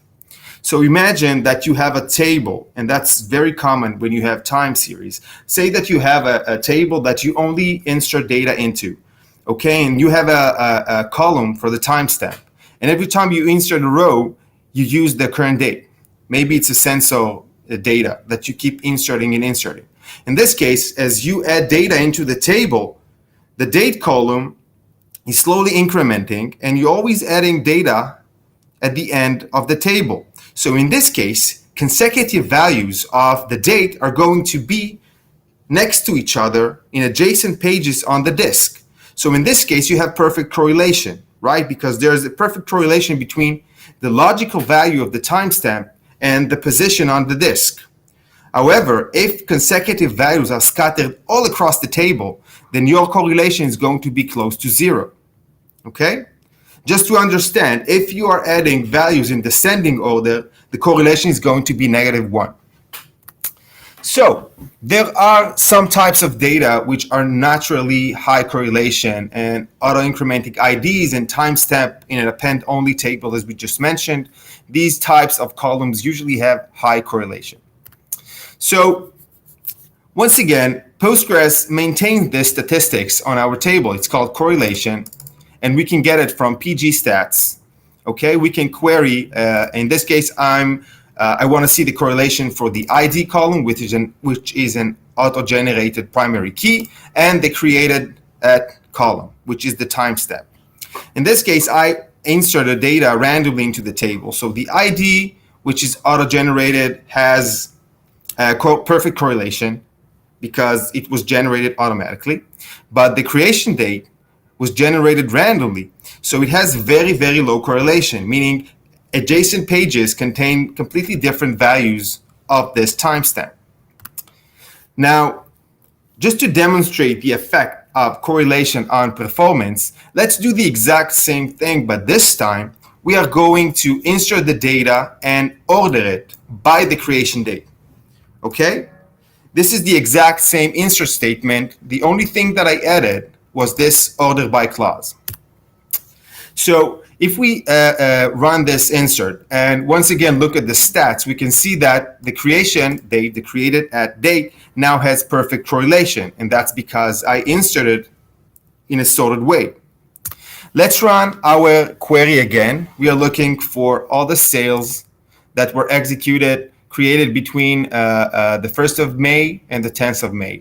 And we can see that now Postgres is doing an index scan, and it's much faster. So before we had a bitmap index scan, and now we have an index scan.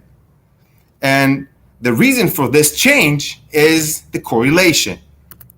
To understand why, we need to understand exactly what a bitmap scan is. So when Postgres thought that we have values scattered all across the table, he worked in 2 stages. The first stage was to go over the index and collect all the references to the pages that contain relevant rows. Only after it got all of the pages that it needs to access, he accessed the pages in the table, okay? But once the correlation was perfect, Postgres just figured that if he gets one value, it's very likely that consecutive values within this range are going to be in the same page. So this is the difference. When we had very low correlation, Postgres used bitmap index scan, and it took almost 3 milliseconds. When we had perfect correlation, Postgres used an index scan, and the timing was much lower. So you need to keep in mind, the next time that you are loading a lot of data into some table, you should sort it in a way that can benefit range scans on the table, okay? Now, if you already have a table that is not sorted on disk, maybe you find that some key columns have very, very low correlation. You have several options. One of them is the cluster command. you should be careful because this is a blocking operation. It takes up a lot of space, and it also affects the correlation of other columns. You can also do it without any downtime using the pgrepack package, but you should just avoid this problem by loading data sorted when possible. So we can't talk about correlation without mentioning my personal favorite type of index, and that's the block range index, or BRIN. So BRIN works by keeping a range of values within a number of adjacent pages. Now, I know it sounds complicated, but we're going to see a demonstration. So let's take this as an example. Say we have the values 1 through 9, each in a single table page. Now we want to index these values using a BRIN index. So this is what BRIN index does. First, it divides the table into ranges of 3 adjacent pages. Okay, this is a parameter. In this case, we're using 3. So 1, 2, 3, first range, 4, 5, 6, 7, 8, 9. And this is the BRIN index. For each range, the BRIN index will keep the minimum and the maximum value in this range. So this is the BRIN index, 1, 3, 4 through 6, 7 through 9. Okay? Now, let's try to use this BRIN index to search for the value 5. So when we look at the first range, the BRIN index tells us this range contains values 1 through 3. So 5 is definitely not here. The second range, 4 through 6, 5 might be here because 5 is between 4 and 6. And the final range, the last range, 7 through 9, 5 is definitely not here. So using the BRIN index, I know that I can look for the value 5 only in these 3 blocks, 4, 5, and 6. So using the index, I was able to minimize the number of pages I need to read. Instead of reading the entire table, which is 9 pages, I can just read 4, 5, and 6. Okay? Now, why is this correlation so important to BRIN index? Let's look at the exact same values, but this time they are not going to be sorted nicely on disk. So once again, we take 3 adjacent pages, we divide the pages into 3 ranges, and we take the minimum and the maximum in each range. Okay? Now let's try to use this index to query for the value 5. 2 through 9, 5 might be here. 1 through 7, 5 might be here. 3 through 8, once again, 5 might be here. Notice that it's not necessarily there, but it might. So in this case, the index is completely useless because 5 can be in any of these ranges. So the BRIN index was unable to minimize nothing. I still need to read the entire table. This is why correlation is so important to BRIN index. So if you want to create a BRIN index, you can use create index using BRIN. And this is a very important parameter. This is pages per range. In our example, we used the 3 because we grouped 3 adjacent pages into one range. The default is 128. The smaller this number is, the more accurate and the bigger the index is. And the lower, the bigger the index and less accurate the index is.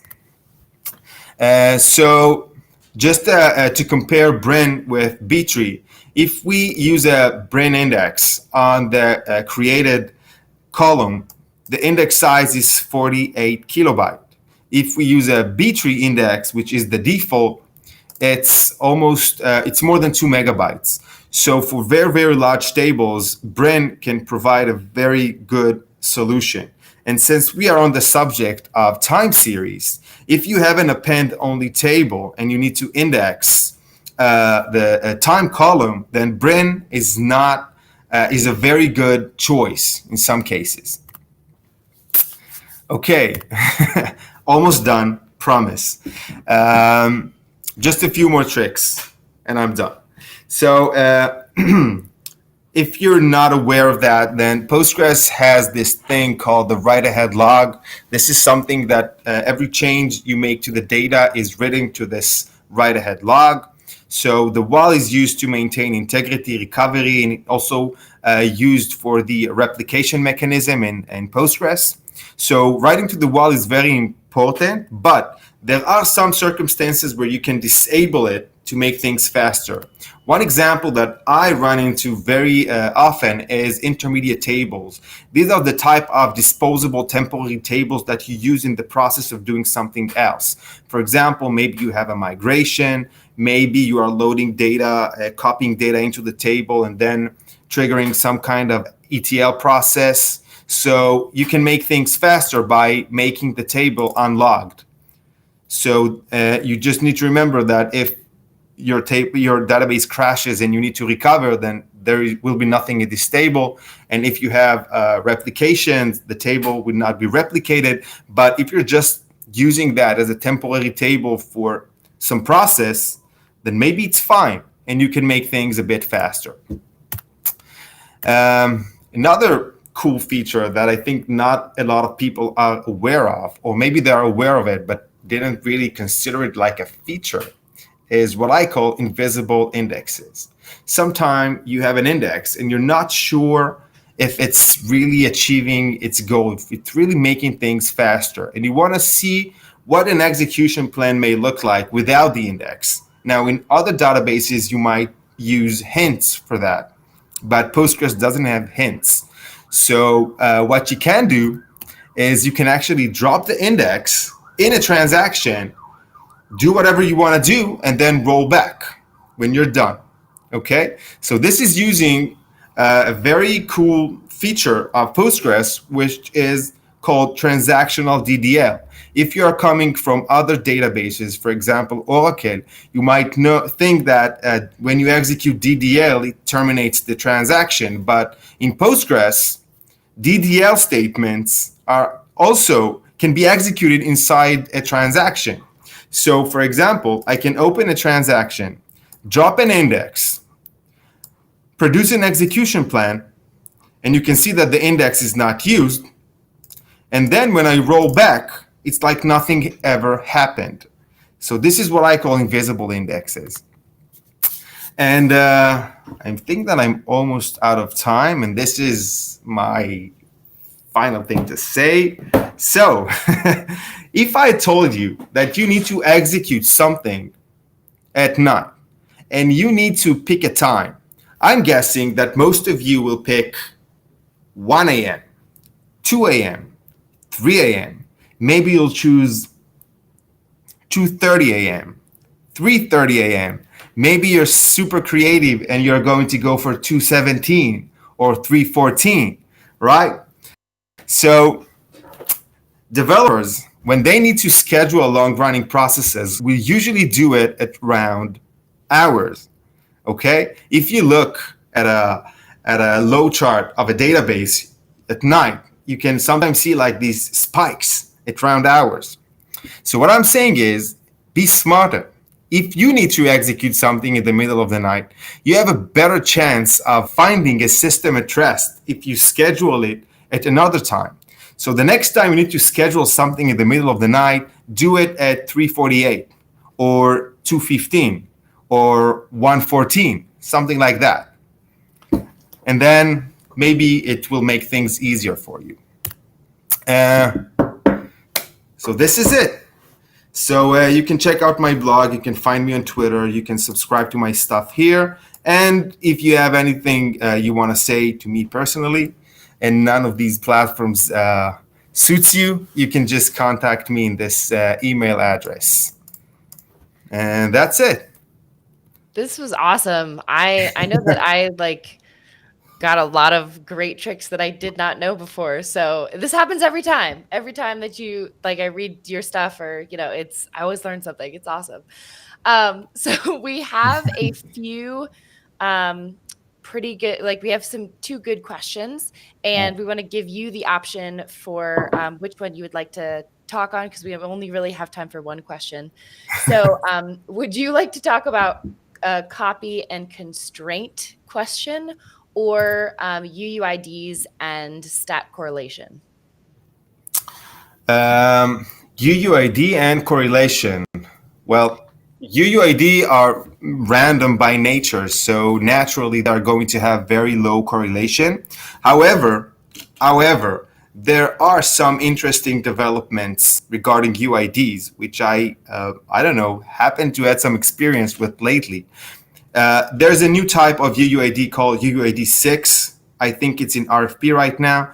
And UUID 6 is time-aware UUID, meaning that if you're using UUID 6, it's going to, the prefix is the date. So it's going to also have natural correlation if you use the primary key.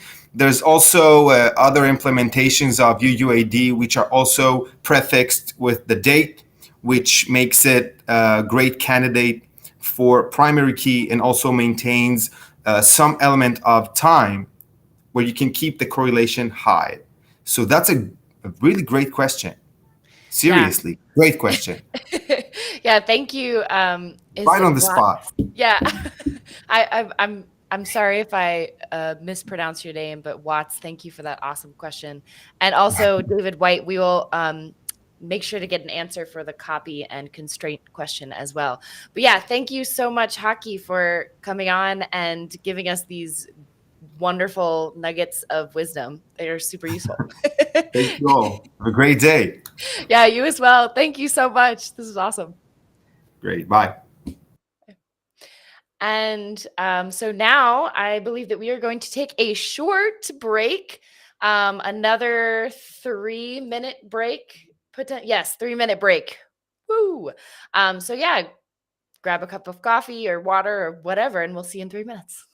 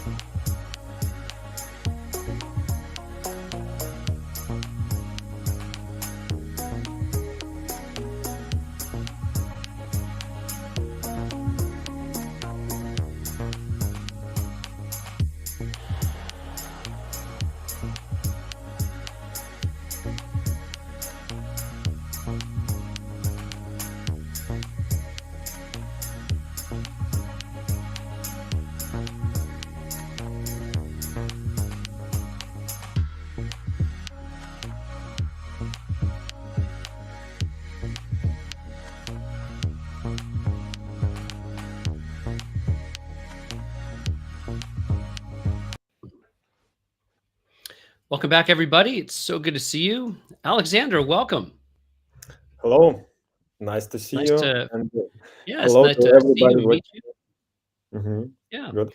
Hey, I'm just, so if you're joining us, I just want to give a couple quick reminders. We are 2 hours into our stream. It's a 6-hour stream today. Just sharing so much great information. And I'm really excited for this talk as well, looking about extending and supercharging Postgres. A couple quick things to remind you of. There's going to be a giveaway at the end. I don't know if we might get a pop-up of what that looks like. So there's going to be some trivia at the end of the day. And if you want an opportunity to win one of these swag packs, stick around and take part in that. That'd be great. We just love to see all the interaction we're getting, that people are enjoying this content. So thank you for doing that. And then from a time scale perspective, a couple of things we always want to make sure you know about. If there's a talk here that you want more information, obviously most of the speakers are giving out their direct contact, which is great to get more information and interact with them.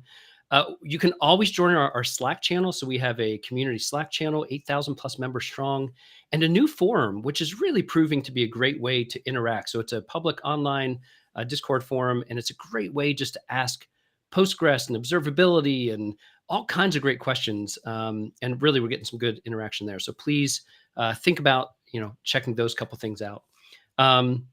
So Alexander, your talk is going to be interesting. I actually didn't know much about what you're about to discuss. I knew that there was something happening. And so about a month ago, Oriel kind of was announced and releases where we are. And so I'm excited to see what you have to say about it. Yes. Thank you very much. Yes. Today I'm starting to talk about supercharging Postgres extensibility. So we have released OrioleDB engine, and this talk is about how we made it possible to make a thing like OrioleDB possible to make in an extension. So let's start. I will start from a little bit introduction into Postgres history. And if you look into original concept of Postgres from the paper of a year of 90, you can see the following concepts of Postgres. And you see that extensibility was one of these concepts, but there is also different things like initially Postgres didn't have any undo and redo logs, and it was just heap which was append only. Each time you insert new row or update, new tuple is inserted into heap, and it was growing indefinitely, and it supports time travel and so on. But we know that this concept didn't survive. Yes, we have redo log, and the heap design now is transformed to be able to support MVCC. But extensibility is one of initial Postgres concept with which not just survived, but it was improved more and more by Postgres open source community. We now have more Postgres extensibility than it was originally designed by Berkeley. So extensibility is kind of core idea of Postgres. We have great infrastructure of extensions. There are a lot of extensions, and basically you have not just Postgres, but you have pieces like Lego pieces, and you are building your system combining these multiple pieces. And the extensibility in Postgres now covers many fields, including data types, functions, operator classes, and so on. But the most interesting is access methods. It's index access method and so-called table access methods. And you see that recently there is a GitHub page which attempts to list all Postgres extension, and it's more than thousands of them. So Postgres have a lot of extensions, and among these extensions, we can see some of super extensions. So extensions which provides you enormous functionality, like PostGIS, which provides a lot of geospatial functions, operators, data types, and so on. Citus extensions, which actually makes your Postgres distributed database, and Timescale DB, which is also one of extension which makes your Postgres distributed. I will call this super extension. And okay, but let's see if we can what we can do for table access methods, because there are not so many table access methods yet, and let's see what they should look like. And currently we have heap table access method, the default which is built into Postgres, and basically the heap is split in a table, and each table is split into pages, and each page can consists of some tuples, and there could be index, and index comprises a tree where leaf tuples references heap tuples, and index have an API, and index access methods also have API, and the interesting feature that this API is designed for specific access pattern. So you can, regarding the modification itself, you can do insert. You can insert tuples one by one, and you can do a bulk delete. So this API is basically designed for vacuum, for so vacuum-oriented table access method. So it doesn't have an in-place update or delete or something like that. It's likely it's designed to for heap API itself. And also, even if you write a custom table access method, currently in Postgres, it's assumed to use the buffer manager. So imagine if you have some B3, right? It have logical structure like in the right on the disk, but in memory, some pages are cached, and you have to also follow the buffer mapping in order to traverse from one in-memory page into another, and that takes CPU cycles and not so good for scalability on modern hardware. And also it's assumed that even if you are writing a different table access method, that you still are using block level write-ahead log, where if you, for instance, insert something, doing modification to heap, to index, everything is writing to the write-ahead log at block level. But could we have a new core, the completely new core designed from scratch, which doesn't fit these restrictions? What about that? And actually, OrioleDB is a project which does this. It does significant redesign of Postgres subsystems, and for instance, it's have not block level val but row level write-ahead log. It don't have buffer mapping. Instead, in-memory pages are connected using direct links. and it implements MVCC using undo lock, and so on.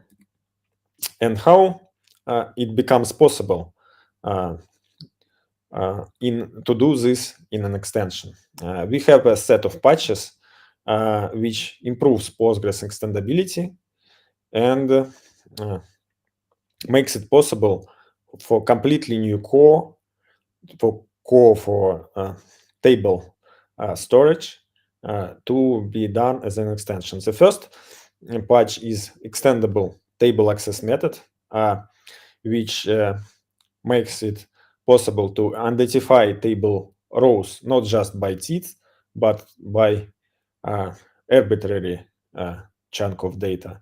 And another thing is that it gives to table access method a control how to interact with indexes, not just insert and bulk delete, which I mentioned before, but arbitrary way to interact with indexes, custom toast handlers to be able to handle toast on its own way, as I mentioned, custom row identifiers, and some other hooks like custom error cleanup, hooks for recovery etching pointer, which makes possible to implement row level write ahead log, snapshot hooks for different snapshot model because OrioleDB implements commit sequence number snapshots, and some other miscellaneous hooks.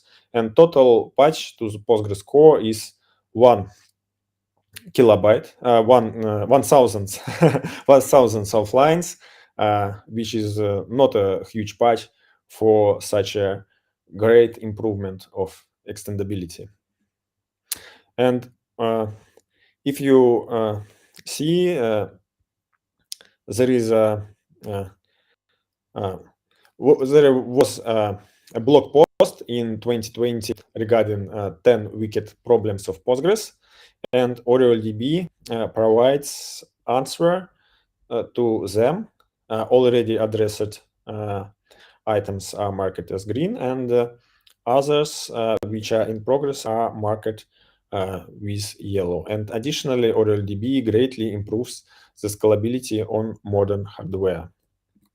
Okay, just some benchmarks of OrioleDB very quickly because we are limited in time. So OrioleDB improves scalability on large multi-core machines. This benchmark shows 4 times higher TPS on read-only benchmark, 3.5 times for read-write benchmark when everything is fit into memory. And we have an also for external storage case when data is not fit into memory, but we still have a great improvement of scalability, especially on high number of connection, because Postgres have Postgres default engine have internal bottlenecks which are removed in OrioleDB, and also we have experimental direct access to block device, which eliminates double caching and eliminates some Linux core bottlenecks, which gives another 50% of performance. Yes, and also we have experiment with modern Intel Optane persistent memory, and OrioleDB have nice advantage when it's this Intel Optane persistent memory is just mounted as file system, but we also have experimental mode when the Intel Optane memory is mapped directly to the Postgres address space, and then we also have another about 50% of acceleration in this case.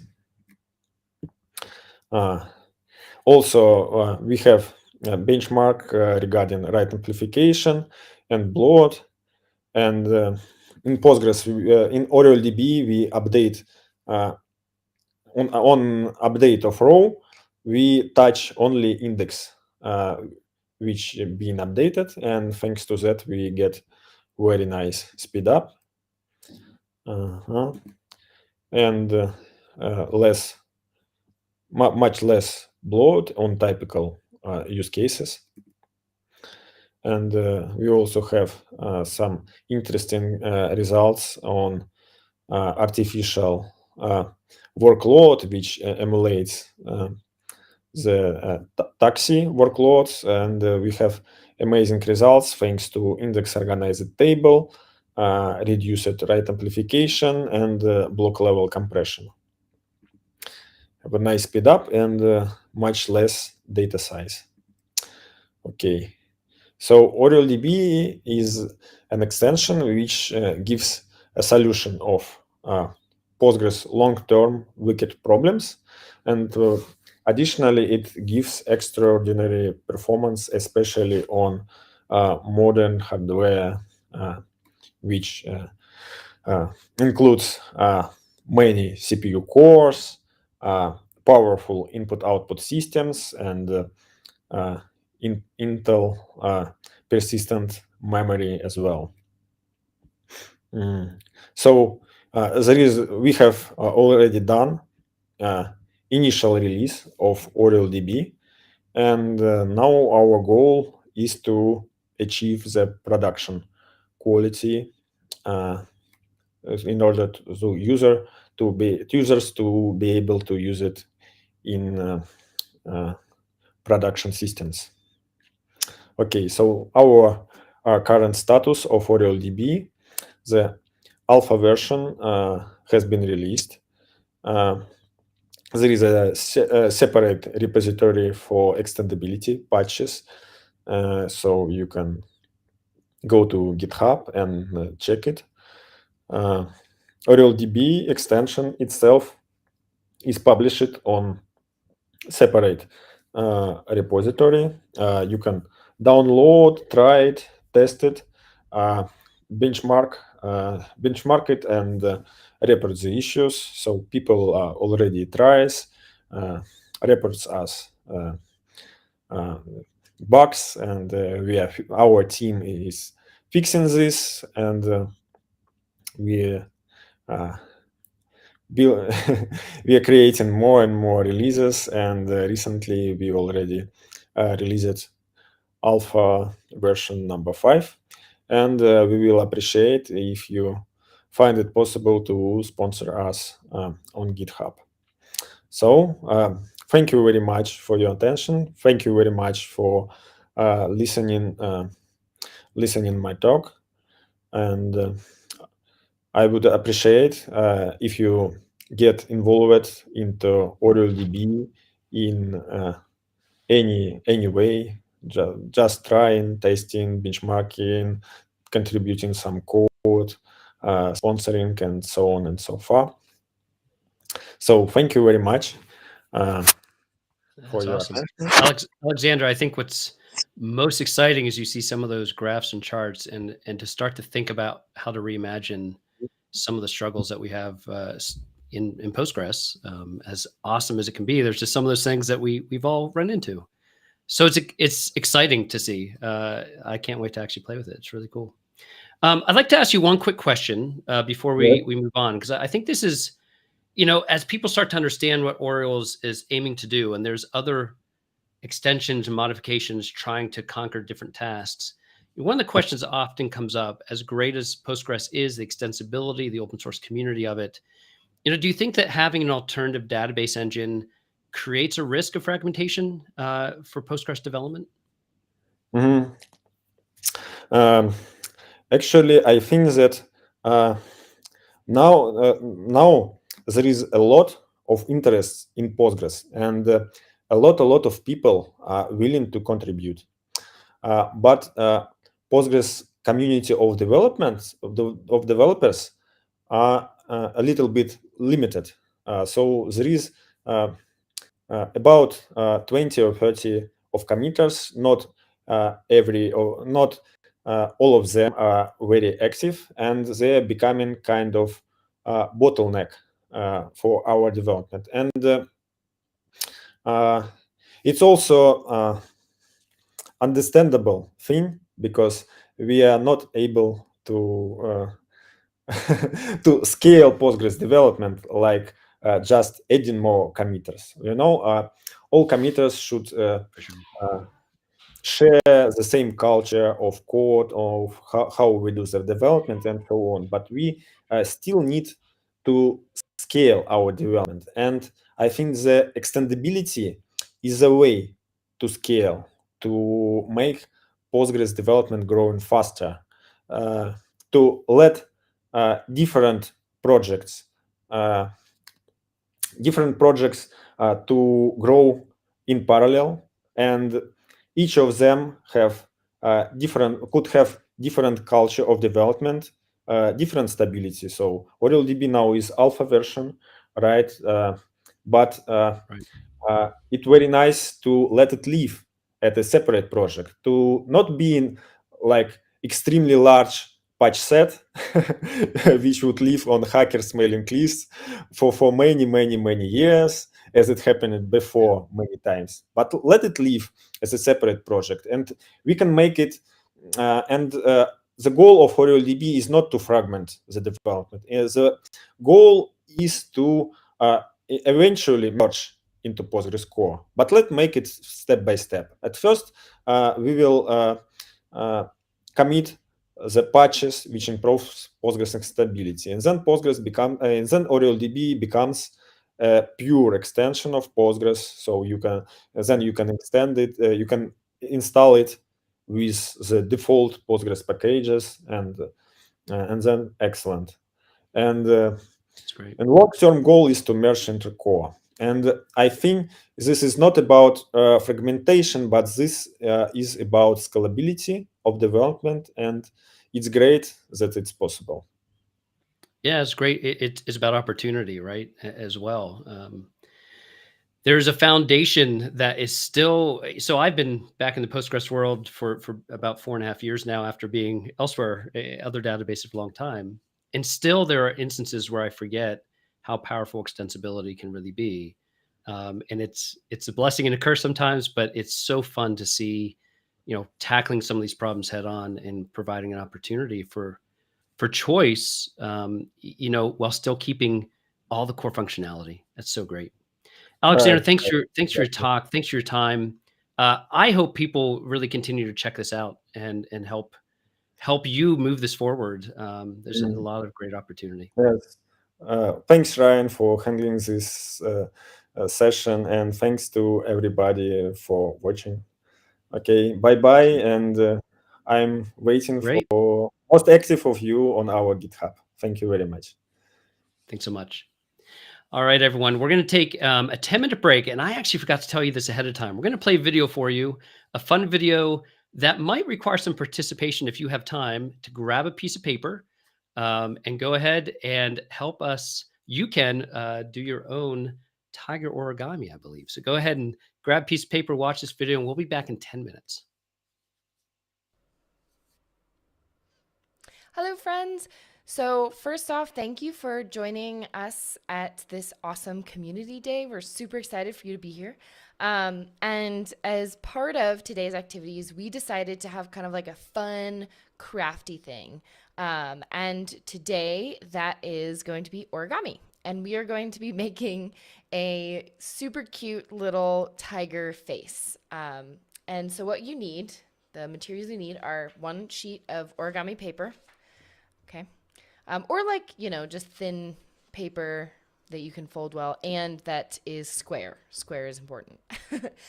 Some tape, and then also a marker. So it doesn't have to be, a Crayola marker. You could use a Sharpie if you want. It might bleed through a little bit, but okay. So first, we're going to make the tiger face. So to do that, I'm going to flip over. So this is the back side of my paper. So I'm going to do backside up and I'm going to fold it into along the diagonal and into kind of large triangles. So make sure to crease everything really well. Use some of that nail action. And then open it back up. And we're going to do the same thing for the opposite diagonal. Using lots of geometry terms here. I wish we actually did origami for math classes. Man, I would have had way more fun in math class. So now you have this great piece of paper folded on both diagonals. So go ahead and fold it into the triangle. And this time we're going to take one of the corners of the triangle, okay, and pull it into the bottom. So make sure that the open angle or the larger angle is pointing down. Take the smaller angle towards the bottom. Could throw in obtuse and acute angles. Man, this is like just turning into a math lesson. Great for the kids. Great activity to do for the kids. So then we just do the same thing for this corner. We pull it down into here. So I'm going to pull it in there. And fold it nice and tight. Get those sweet, sweet creases in there. Everything is creased nicely. Use some of that nail action, but not too much. You don't want to use too much nail. I've torn my paper before, and that's been problematic. So you should have now, I'll flip it around for facing your direction. So you should now have these two little flaps and a square underneath, okay? So now we're going to create the ears of our tiger. So we just take one of the flaps and pull it up. This is not exact, so it's kind of like wherever you want the ear to be with regards to the top of the head of the tiger. So this is the top of the head of the tiger. So I'm going to pull the ear up to about here, so it looks like a cute, little ear going on. And just do the same thing to the other side. Okay. So then you have two little ears. And then what we do to just kind of secure the ear and make the face a little less, square-like for the tiger, we're going to fold in these sides. So this side and then fold in this side. So it just kind of pulls in the face a little bit of our tiger to-be, our to-be tiger. If I can pull this up. Okay, so pull that in. Crease that really well because these are thicker angles. And then we're going to just fold the top of the head down in because, tigers don't have pointy heads generally. I mean, I guess yours could have a pointy head, but I like a little bit of a softer head. So then you fold that down. So now we should all be in this state. Now it kind of looks like a fox-shaped head. So then once you have this, we're going to flip it over. Okay. So this is kind of, this angle is a little bit rough. I'm gonna fold this in just a little bit more. So it looks a little bit more symmetric. Okay. Well, that's better. Maybe a little bit more on this side too. I'm a perfectionist. What can I say? Okay. Don't judge me. I just wanted to have a slightly even face. Okay. So pull that in. Okay. So now I'll flip it over and you should have a slightly more, I don't know why this is, I think it keeps unfolding itself. Okay. So there we go. That's much more even. So now we make kind of the snout part of the face. So this bottom, you're just going to kind of take the bottom of the face and fold it up. So only one layer, that top layer, fold it up. And again, this is not an exact fold. It's kind of, you can eyeball it however you want to. This will turn into the bottom of the face. So you can kind of decide, do you want it higher? Do you want it like a shorter face or do you want a longer face? And then we just fold the top of it back to make the little nose. I'm actually going to make a smaller nose here. So I'm just going to fold it in a little bit. Okay. So then we now have a nose. Super cute. And then once you have that, we're just going to flip it back over and fold this so that it's out of the way to just kind of take away that white space. So then this is your tiger head. And you can decide to even fold the ears down if you don't like the pointy ears, which actually I'm going to do. I'm just going to fold the little tips down a little bit so then they're softer. So now I have kind of like a softer ear. You can do whatever you want to do there. And just to help hold it all together, this is where the tape comes in, and we just tape it up. So you just tape up the back to keep all the folds kind of in their right places. Okay, so now comes the fun part. Bring in cue the marker. Okay, so now take this out. Hopefully try not to get marker all over my hands. Man, that was a struggle in school. I used to get marker all over my hands. Every time it's like you can't get away from it. It's probably going to happen here. So then now it's just kind of coloring in the faces you want it. So I'm going to do a little nose action, and then I want my tiger to be smiling a little bit because why not? So I'm going to add a little smile. Also, I want some tiger stripes. Oh, and like the little dots for whiskers. I'm going to do little dots for whiskers. And we're going to do some tiger stripes on the face because why not? It's more fun that way. Some more little stripes on this side. And then you can draw on the eyes at this point. If you want, I'm just going to focus on the stripes right now. Get some of these stripes in here. I feel like this is, coloring and doing this kind of stuff is very therapeutic in my mind. I'm going to put little black caps on the ears because why not? Super cute. Yeah, I love drawing as like just a zen activity. I feel like it's just very relaxing. And since I am personally obsessed with googly eyes, I am actually going to put on, I'm going to put on my even bigger googly eyes. Yes, I am going to put on googly eyes for my tiger. So, you can get as creative as you want with this, okay? You have full reins of this craft. So I am going for the googly eyes because I love googly eyes. And for people that call them wiggly eyes, you're just wrong. You're wrong. They're googly eyes. So then you end up with this adorable little tiger buddy. Hopefully you had as much fun as I had making your tiger, and enjoy the rest of Community Day. And you can have your little tiger friend to help to watch the videos with you. So, all right. Thanks, folks. See you later.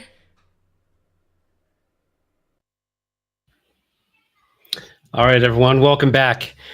I wasn't prepared for the origami, even though I knew ahead of time. I forgot. So this is as best as I got. I ripped a piece of paper, which means I didn't have enough to actually get a second ear. So that was awesome. Thanks so much for doing that, Miranda. That was super fun. I'll try that again later and actually do it with my kids. Yeah, I should have figured out how to do an Eon thing. But anyway, so I got the one-eared tiger. Hey, we are ready to move on. I'd like to welcome Jim Moffitt to the stage. He is with Twitter. I'm going to let him introduce himself. But so at Timescale, as we said, we've been growing and hiring a lot. And a few of Jim's former coworkers just couldn't say enough about the talks he gives, his interest and love of time series data and weather specifically. And I really appreciate your willingness to come and just share some of that with us. I'm excited to learn. Yeah. Well, thanks, Ryan, and it's great to be here. I do have a place in my heart for time series data. A lot of that comes from my background of working with weather data. So it's great to be here. I will say I'm super impressed with all of the topics that are being presented today. The inner geek in me, I wish I could, maybe I will, to attend the other talks as the day. I watched 2 earlier ones and they were great. I have a feeling this talk will be a little bit less technical, so for better or worse. So for everybody just to sit back and relax, and we'll start this exploration. It's exciting. Great. So I'll share my screen and we'll kick off here just a sec. Oh, I want to do a window just a second.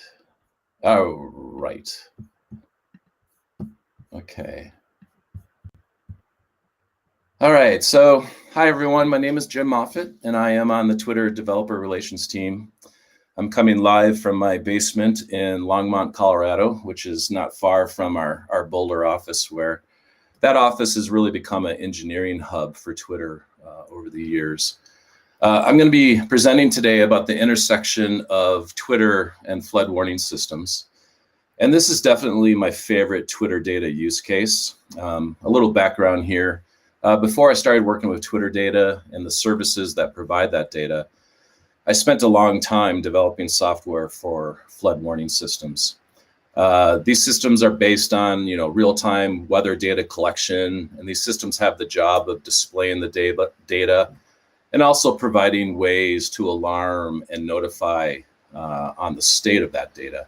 And so as you might imagine, this work involved working with a ton of time series data. It probably would have been incredible to have the tools that Timescale provides back in the day, but needless to say, I had to do a lot of the querying and the managing of time series data just at a more primitive level. I started working with Twitter data almost 10 years ago. And given my history with flood warning systems, I wanted to mash up rain and tweet data. I wanted to better understand whether users were organically already using Twitter to communicate about floods and other extreme weather. I mean, the questions were, does this rainfall drive more tweets? Do people tweet in the rain? So back in 2013, I worked with 10 public agencies that operate flood warning systems. And this included agencies in Boulder, Las Vegas, Los Angeles, Louisville, Kentucky, and a few others. And I asked them to nominate 1 or 2 significant rain events that caused flooding. And we compiled data from rain gauges from those metropolitan areas. And then we compared that rain data with the hourly number of tweets. And here's a visual description of what we were comparing.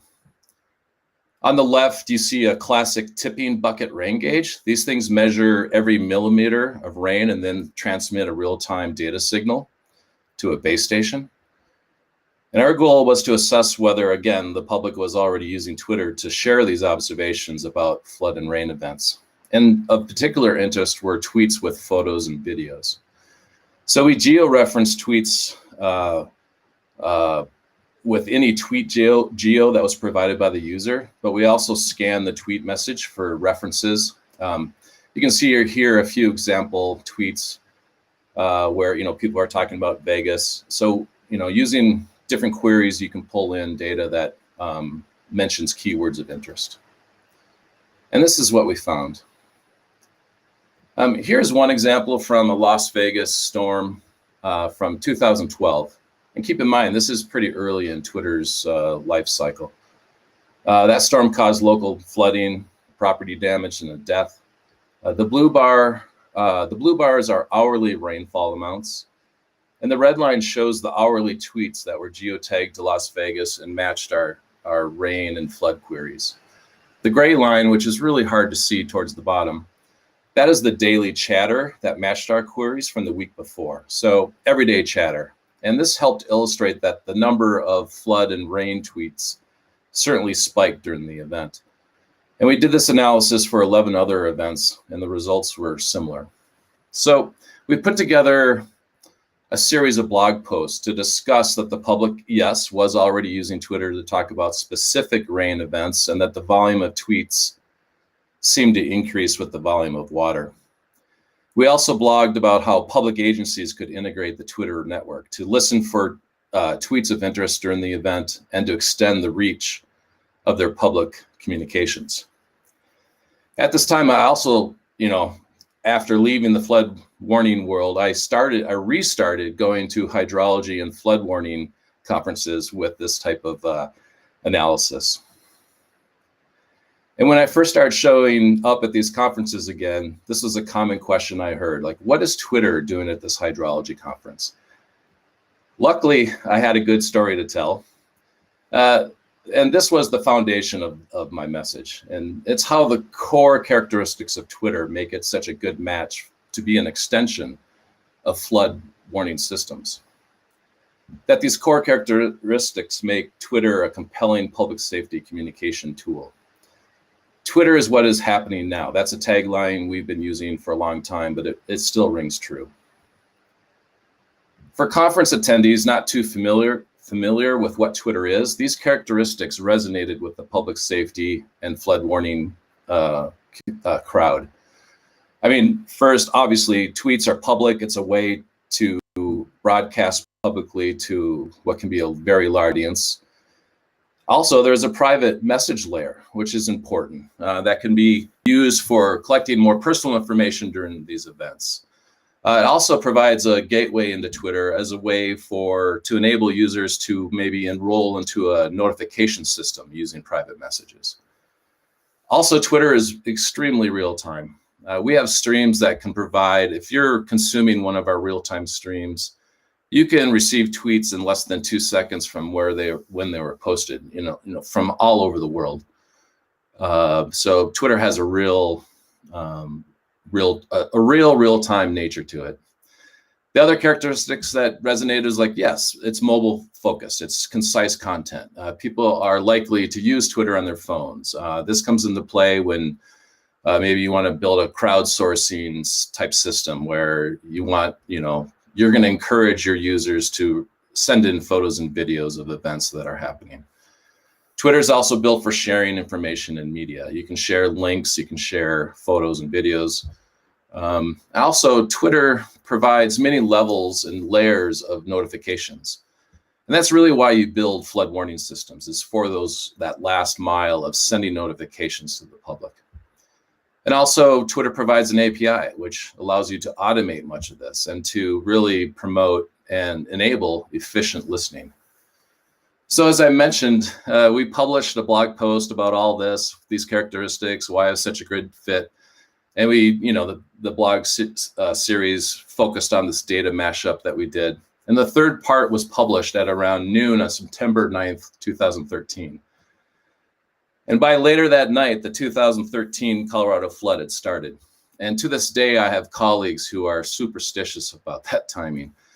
But here's a rain accumulation around Boulder, Colorado for this event.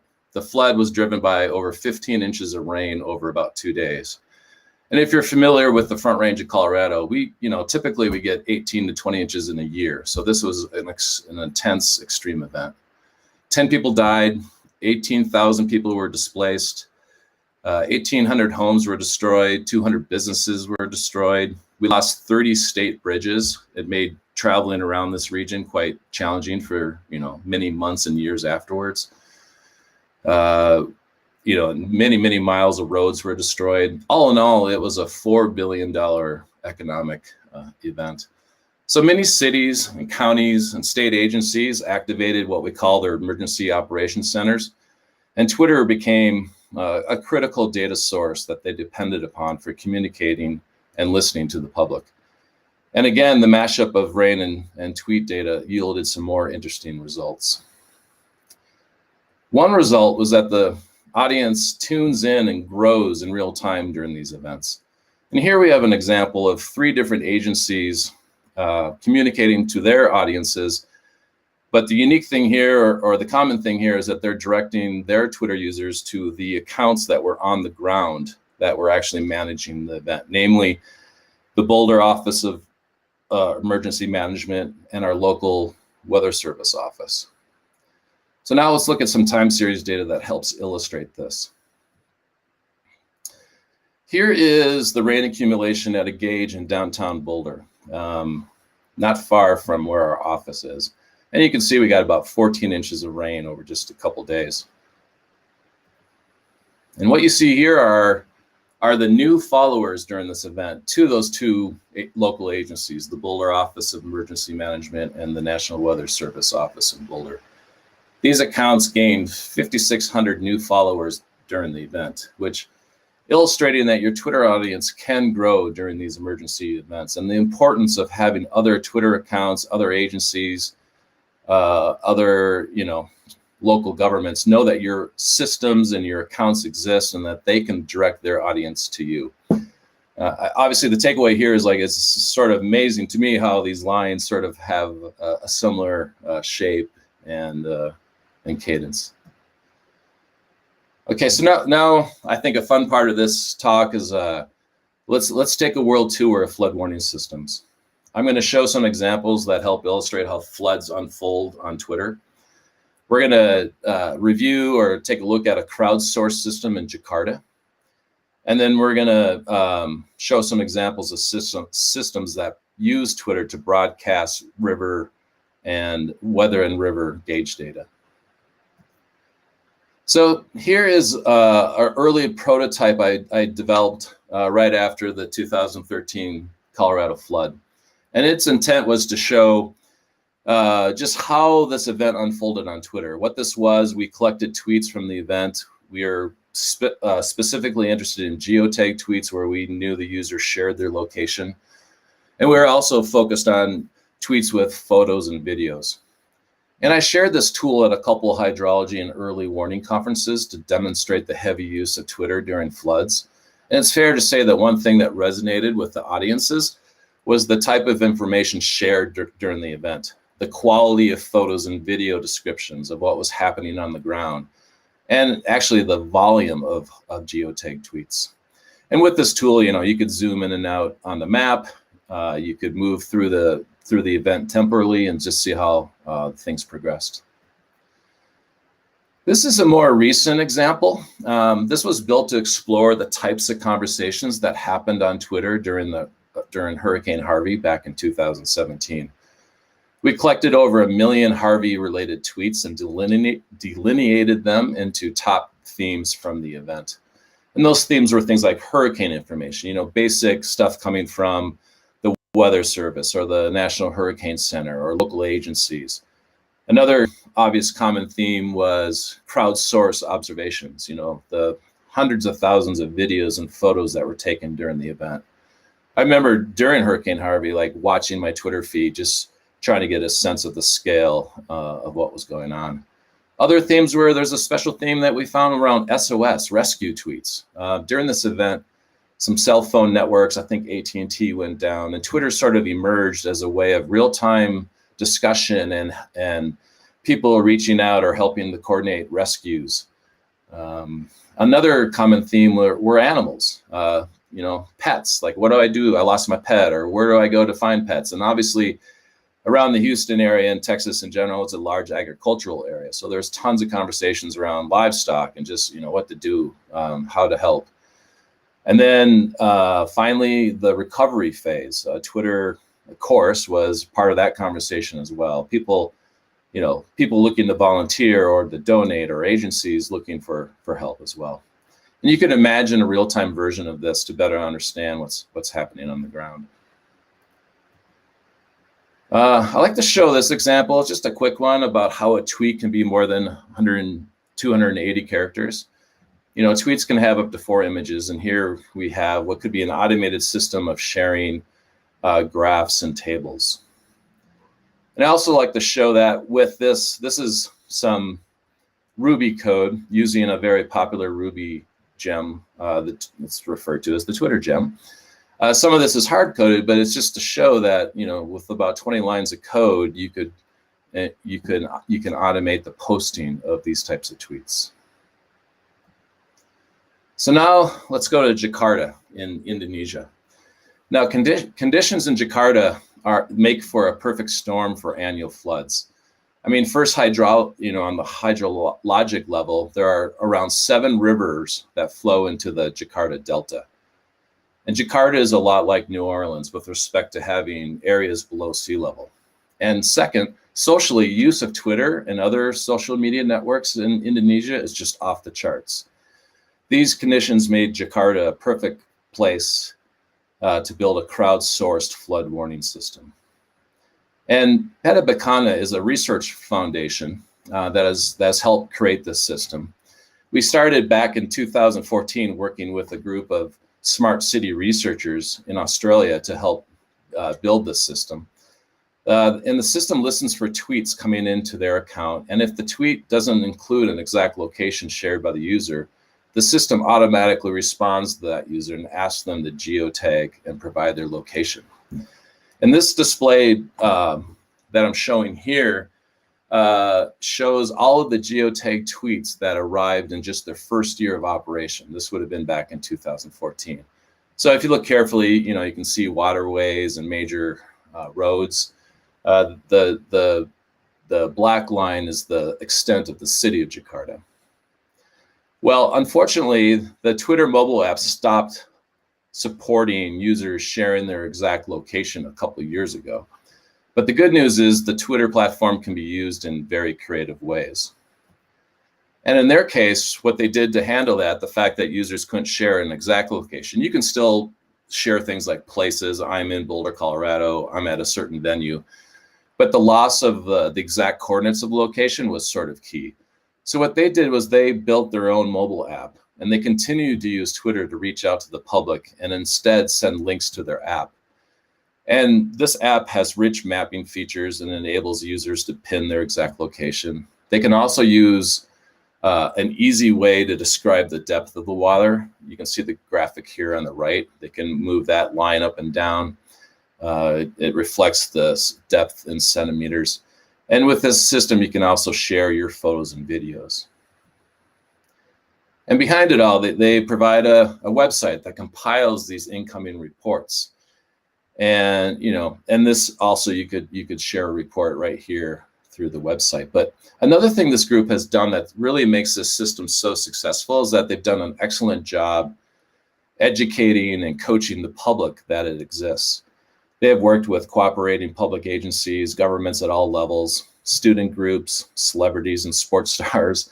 They use PSAs and things like billboards and taxi advertisements. They've just done a great job of letting the public know that, hey, during a flood, we really need your observations. Know that your observations will be shared publicly on a map. You're going to be helping others. And it's been quite successful.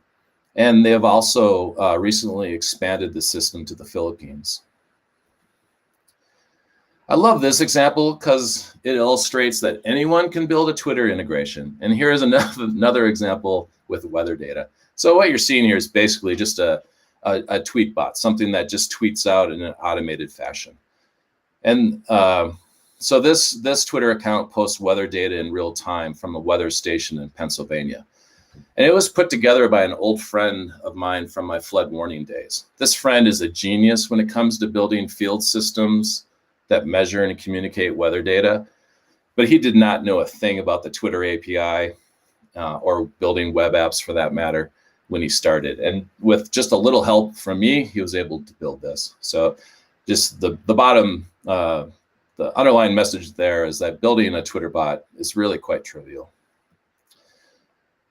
So now let's go to the UK. Here is a system that's put together by a group called, the system is called GaugeMap. And what they have here is a system that broadcasts over 3,200 river sensors, and each sensor has its own Twitter account. It broadcasts river level reports mostly, and most of these have defined flood triggers. So the system becomes much more active when it's flooding.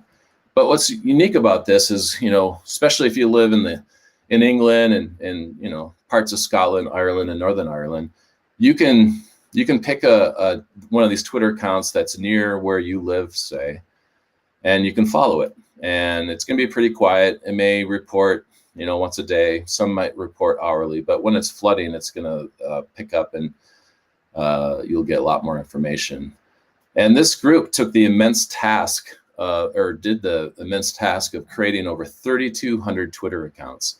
Now, that's not an easy feat because you can't automate the creation of a Twitter account. So I guess the story is they hired a bunch of interns and they spent all summer just creating Twitter accounts to help support the system.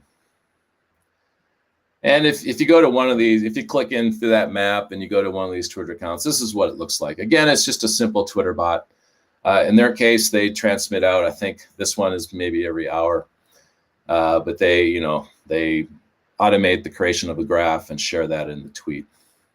And I picked this one because in my younger days, I spent a summer working in London. And this is a gauge from near where I lived. And lastly, here's a system in Texas that was built by the USGS Water Science Center in Austin. And here we see a screenshot of what they call the Texas Water Dashboard. So it's a web and mobile app that provides data, maps, and Twitter feeds. And they share real-time flood data with two Twitter accounts. There's a USGS_Texas Flood and a USGS_Texas Rain. The Texas Flood account broadcasts data from over 400 river gauges when they're in flood stage. And the Texas Rain account broadcasts from another 400 rain gauges when flooding is likely. So they work with the Weather Service and their models to know when areas are going in the flood stage or when there's rain in the area that will likely trigger rain. And so this illustrates a more simple account model where data from many weather and flood sensors are posted with just one Twitter account. And these tweets are all geotagged with the location of where the data is from. So this system can be used to share data from other public agencies, TV and other media organizations, universities, researchers, and the public. This is again what one of those accounts looks like. On a sunny day in Texas, this feed's quite quiet, but when a big system's rolling through, it can get quite chatty. So that's the end of the tour of flood warning systems. I see I am getting close to my 20 minutes. I wanted to mention a couple things though about the Twitter API. We launched the start of the version 2 of the Twitter API about 18 months ago. And we are currently in a cadence where we are releasing new endpoints on a monthly basis. If you want to get started, here's some links. You can sign up for what we call Essential Access, which gives you something like 1 million tweets a month. It gives you access to all the different endpoints for collecting tweets, for posting tweets, etc. We have new documentation for V2. The API tools, that's kind of exciting new thing we have. You can just go to our docs and you can start interacting with the API with just a few clicks. We also have Twitter Community Forum if you're digging into Twitter for the first time. I mean, I hope you enjoyed these examples from the flood warning world, but I'm sure there's many in the audience who have your own favorite use case. And I can assure you, regardless of what your use case is, you're going to find conversations and data and related pieces of information within the Twitter data. And finally, if you're looking for what our roadmap looks like, I shared a link there as well. So thank you, Ryan. Now we can open up for questions. Well, I just want two things. I want to say first, your power, literally, they took me off the screen for you to start your talk about flood warnings, and this enormous torrential rainstorm started outside my window. It was like uncanny and weird. I was like, what just happened? That was so good work. Yeah, it's happened at least a couple of times, right? Oh, I love the mug.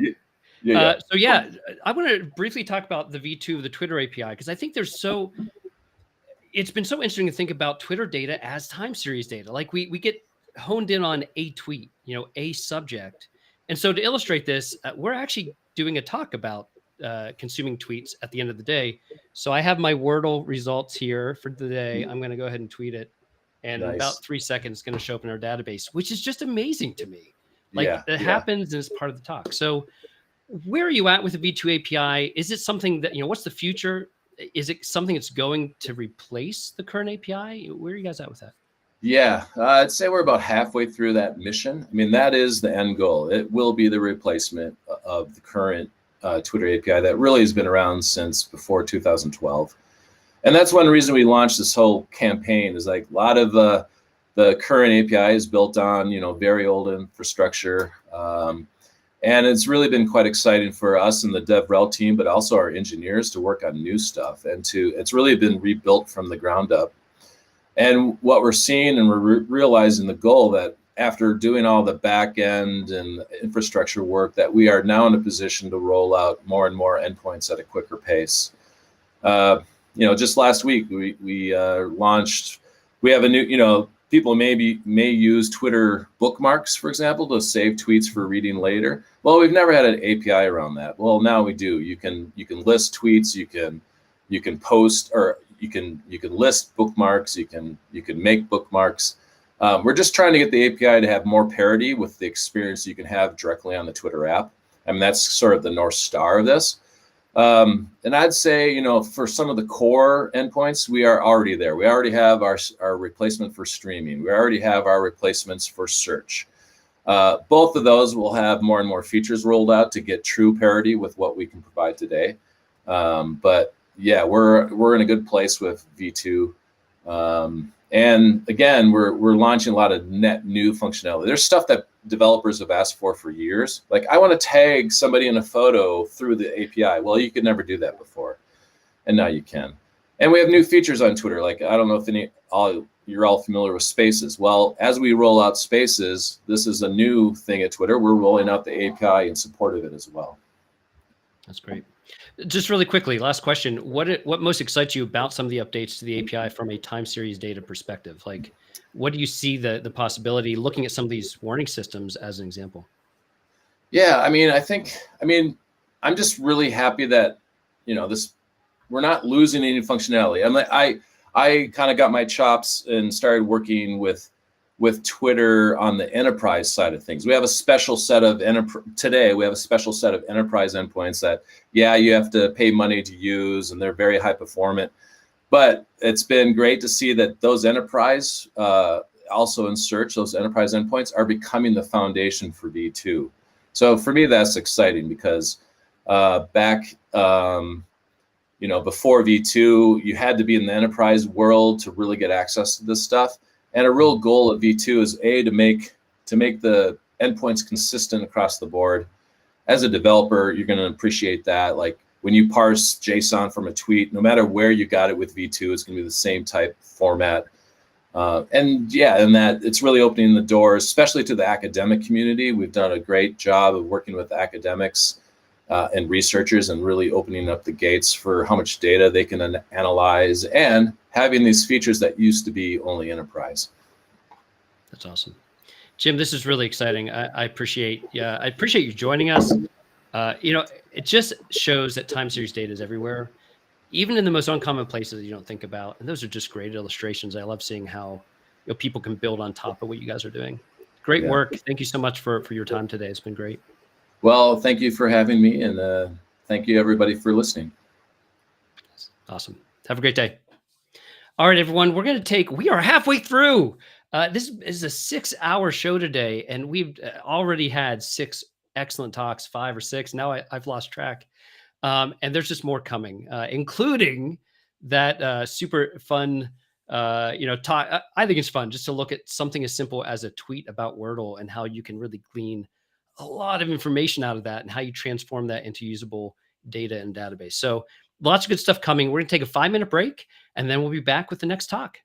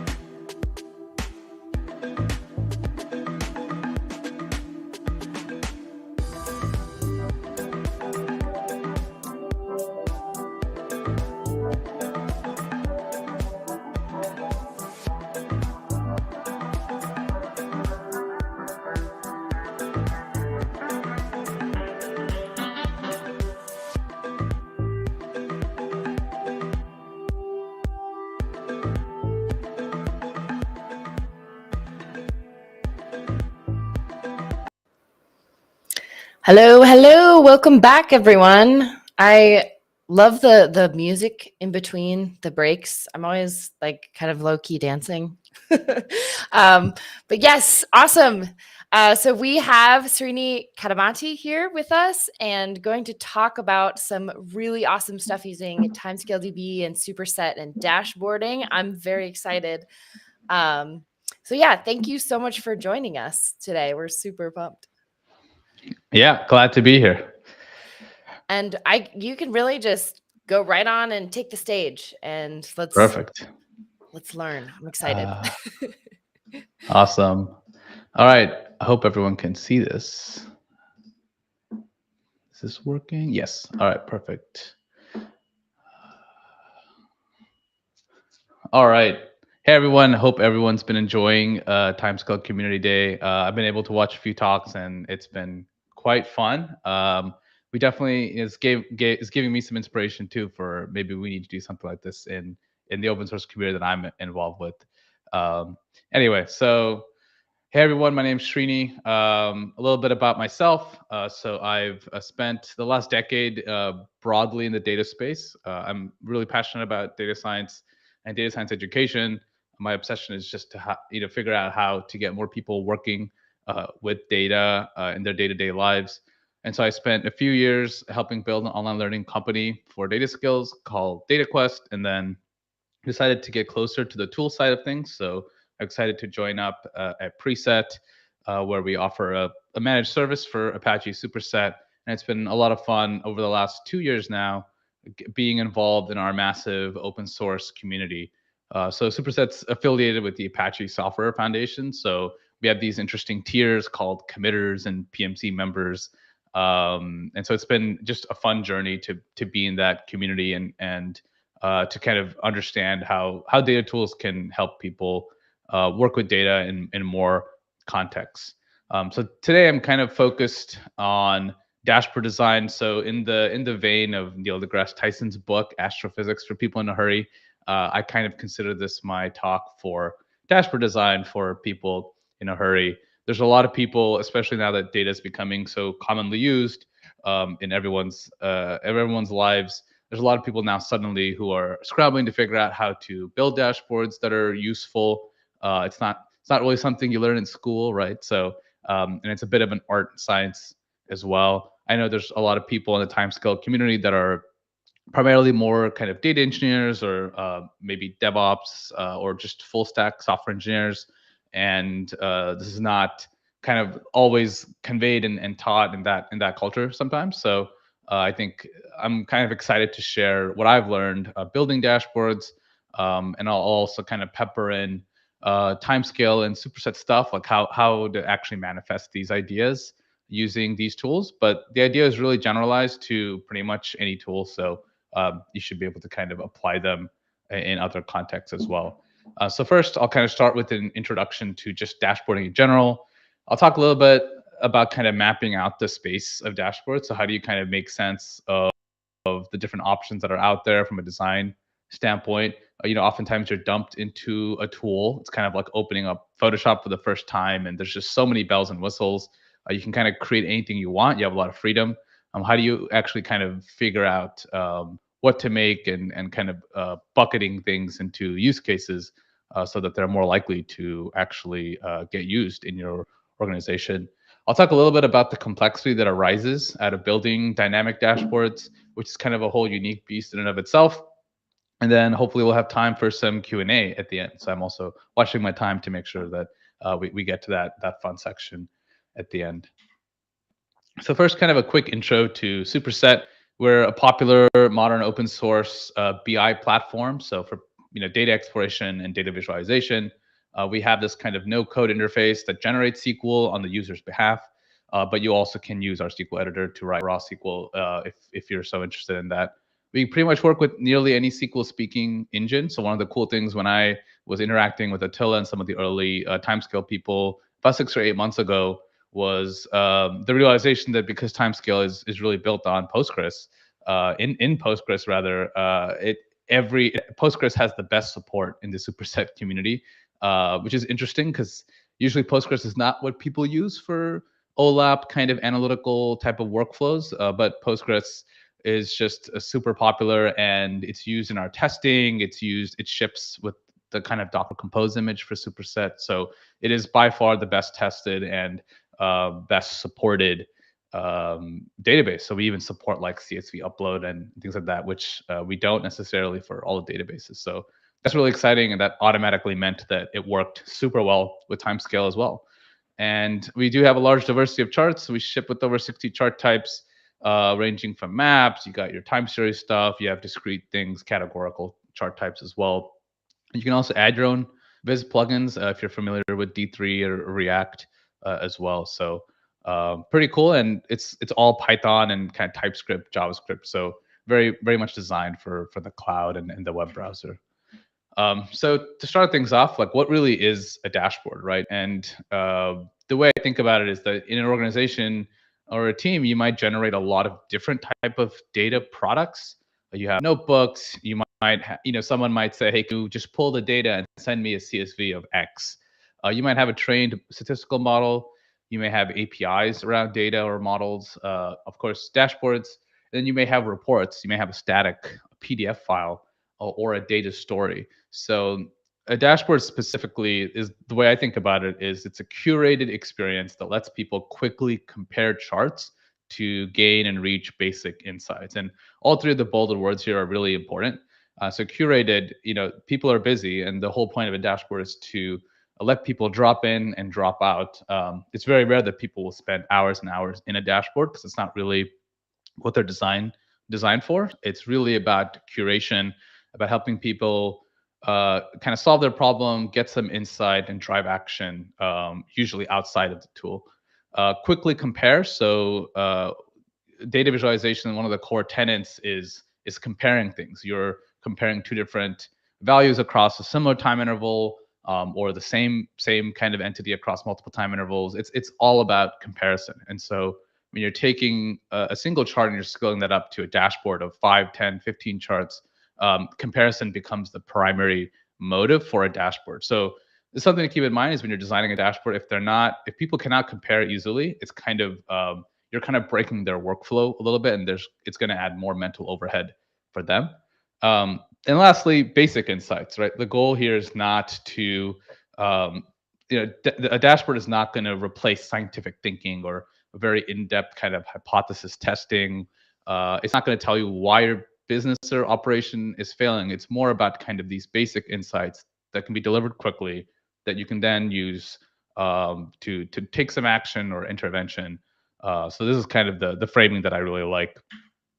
So what do people expect from a dashboard? So some of these are kind of obvious, but still I routinely see people not necessarily do them or think about them. So reflects updated data. I think that's kind of obvious. Information should be accurate. So if a lot of people do make dashboards and they use data sources that may be unreliable or have data quality issues, and that will lead to a sense of distrust in your team. Ideally, insights lead to new questions or interventions. They're not the thing in and of itself, but they're the thing that helps people get to the real thing. They should be dynamic. Otherwise, why are you making a dashboard? Maybe better as a Word doc, right, or a PDF. And the interactions should be quick. Insights should be delivered visually. And so next up, here's kind of the space of dashboards. So in the vein of someone from Rolling Stone, I forgot who said the quote, but learn the rules and then learn when to bring them. So that's kind of my pitch here as well. Is it's helpful to learn these three pillars and to know that you don't have to be married to them and know when to blend and break the rules a little bit. So first off, you have analytical dashboards. So they're really focused on understanding the past. This is really about understanding things that have already occurred. And these are going to be very exploratory in nature, highly interactive. So you really want these to be very responsive to user input. They may not even update on their own. They may kind of only update to user input a lot of the times. And so the goal here really is to understand what's already occurred and give people that context in a quick fashion. On the other hand, you have operational, which is kind of in the middle. It's showing the now in real time. So this is, if you think about a cockpit of an airplane or a submarine, right, or a kind of a Wall Street stock ticker, it's showing the now in real time. Usually it's live updating, otherwise it's not as interesting. you want to show immediate performance. So you'll definitely show things from the past, but it's mostly as a reference point, like, oh, this used to take 5 milliseconds and now it takes 500. So it's kind of more about referencing or benchmarking than it is about deep dive into past performance. And then you may also have multiple detailed views of similar data. I mean, I think that famous COVID dashboard that John Hopkins made, they were showing kind of the same information in many different views. And so you can kind of scan and glance across them, which is super important. Strategic, so showing progress towards the future. So this may only update at specific intervals, like once a week, once a day. This is more about progress towards a set of KPIs or goals. So I think we can kind of all think about how an organization, which of these three kind of would show up in your day-to-day. Also good is to talk on dashboards. It's good to have examples, right? So analytical dashboard, this is kind of one we've made internally for understanding we have an open source project. So being able to dive through the past of GitHub issues and try to understand how things are trending. And just, the project's been around since 2016. So there's a lot of just interesting data in the GitHub repo. So being able to generate hypotheses and then drive some action is kind of an interesting use case here. Operational dashboards, so showing the now. So here we're showing kind of very recent performance. So page views for a marketing website happening just today, and how that kind of compares to the last week. So you want this to be live updating, as I mentioned, and having multiple views of similar data is also very useful. And lastly, strategic dashboards. Dials are a good way to do that, just showing progress towards a set of KPIs. Is super important as well. So the next natural question is how you actually start to blend these a little bit more. And I'm generally a fan of using tabs. So most tools like Superset and even Tableau and others, we have kind of ways to separate views into the data. So using tabs to separate out context is a very powerful way to accomplish just that. And so here we have kind of 3 different tabs. One, you probably don't want to call them operational, strategic, and analytical, but just kind of to drive the point across in this presentation. And so each of these, people load one URL and they're able to kind of switch context, which is awesome. So these are static. How do we actually make them more dynamic? And so filters are kind of the main ways that a lot of tools make dashboards more dynamic, because they let end users come in with interactivity in mind. So if they want to, on the right, we have the Slack dashboard that we've built. It's actually a default example that we ship in Superset. And so you can come in and ask more specific questions. So if you want to zoom in the data on a specific date range, if you want to look at specific Slack channels, for example, those are 2 of the filters that we've exposed. And the more you expose, the more power you're giving to people. But there's also downsides to that. So the biggest one is, of course, that people can also run into dead zones a lot of times, where you might have a specific slice of date and you may have a channel that hasn't been created at that time. And so then your charts will actually be completely empty. And so this is an interesting design when you're creating the dashboard, is how do you kind of provide a natural golden path for people where they can avoid running into that use case. Ultimately, you want to give people freedom to explore and be curious, but you also want to help them avoid some of these dead zones in the data, where just seeing a bunch of empty charts and zeros is not. It can also erode trust in the dashboard as well, which is kind of an interesting byproduct. So in Superset, we have a number of filter types. And so picking filters is designing filters that enable freedom, but also avoid some of these dead zones is also really important. And related to that as well is going to be performance. And so this is really where kind of I see Timescale and Superset working well together. And so when Attila and I did a demo on the Timescale DB stream using stock market data, we were kind of tapping into the power of aggregates and continuous aggregates and Timescale. I'm sure there are other performance optimization you can do as well, and performance strategy you can apply in Timescale. I'm not a Timescale expert by any stretch of the imagination, but if you want to create kind of compelling, exploratory, analytical dashboards, you really want to tie your dashboard filtering strategy to your performance strategy. So every one of these filters on the left, which is kind of a screenshot from a superset dashboard, you want to make sure that ideally, in most cases, they're really not hitting raw unindexed data. It's hitting kind of either some type of materialized view, or in the case of kind of a live updating dashboard,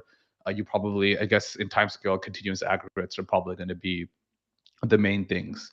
As with most BI tools, at the end of the day, they're just generating SQL on the user's behalf. And so if you can understand the kind of map of the kind of landscape of SQL that's being generated, and in this case with filters, it's usually where filters or group by filters, a group by SQL statements. If that's the case, if you can really understand that when you're designing the dashboard, you can make sure that when you're configuring Timescale, your Timescale setup, that they're aligned. And the key benefit here is that you're going to have a very fast experience. So if you kind of watch that stream that Attila and I did, kind of the charts would update in under a second, and a lot of times under 300 milliseconds. And so that kind of creates, that's what turns it away from just a simple internal type of dashboard or kind of simple visualization mechanism into something that feels a lot closer to an application, or even kind of a little bit like a game, right? People can come in and quickly iterate without paying too much of a delay or a penalty, which is super powerful. So the other important thing here is that if people have an inconsistent experience, that can also lead to some frustration. So if you have some filters and some charts updating in under 300 milliseconds, and you have some that take 10, 20, 30 seconds, that also discourages kind of that experimentation and exploration.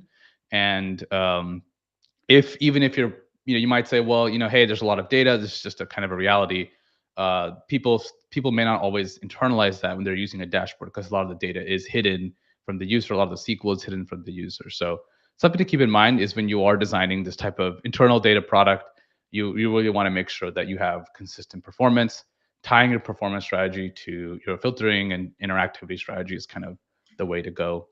The other thing I will mention is for dashboards that are kind of slow changing, you may want to cache them entirely. Generally, our philosophy in Superset is we don't want to do much caching. Some tools have a different opinion there, but we kind of would rather lean on databases, data warehouses that are very fast nowadays, at kind of doing incredibly large data set computation. And so why not lean on the database for this, and only do caching for at a very simple level. So in Superset, we do have a caching layer, but it's only for things like a chart. If you're showing the same exact chart to 1 million people, why hit the database every single time, even if the database can handle it, right? So there's a few cases where if you're showing the exact same thing and the data is not changing that frequently, you may just want to cache it and kind of warm it through the API instead. So for a strategic dashboard that's only changing once a day, once a week, you can kind of avoid doing more than one query. Instead, just cache the entire result. Just looking at my time. So where do dashboards actually fall short? There's a few. So one is causality. Like dashboards, as I mentioned earlier, it's more about getting hunches and hypotheses. It's not about showing a scientific explanation. So in those cases, you really want to do more of a specific intervention, either an in-depth, slower statistical analysis, and then you can still use visualization to understand the data, but it's not going to be in kind of usually the form of a dashboard. And I think dashboards also struggle with truly open-ended exploration. So truly being able to come in and look at any data in the business from scratch, right? Most people are using dashboards created by the experts in the organization, people who are familiar with the data. But it's much harder to kind of do completely open-ended exploration, where you just expose the full fire hose to people and hope that they kind of are able to do the analysis and dashboarding that they need to. It's much more challenging. You do kind of need more of a traditional workbench environment instead of a curated dashboard. So I think approaching the end of my time. So I just wanted to leave everyone here with a few more resources. So this is kind of just a taste as I see it. So there's a great post by an acquaintance of mine and their friend Amelia called "Run Your Data Team Like a Product Team." So this is a great post on just, hey, treat your data assets like a product, and treat that team also like a product team, which is it's a pretty kind of fresh take. The big book of dashboards is a nice big color 400-page kind of giant book, literally on dashboards.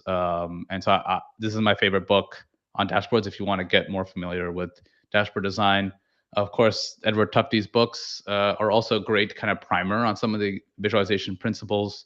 There's also a recent post I did want to mention on Stack Overflow by the Observability team called "Stop Aggregating Away the Signal in Your Data," which kind of highlights the importance of having multiple views into the same data side by side to identify some outliers and certain types of signal that you can't get when you purely aggregate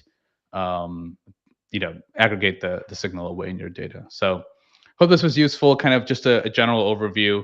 I'd love to take some questions now.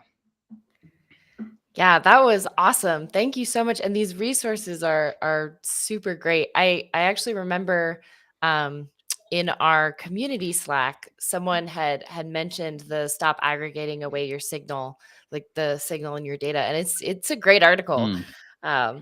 I also love how you described dashboarding, like with the curated experience. I've not heard that way of describing dashboards before, and yeah, that really, I don't know, that like sunk in for me.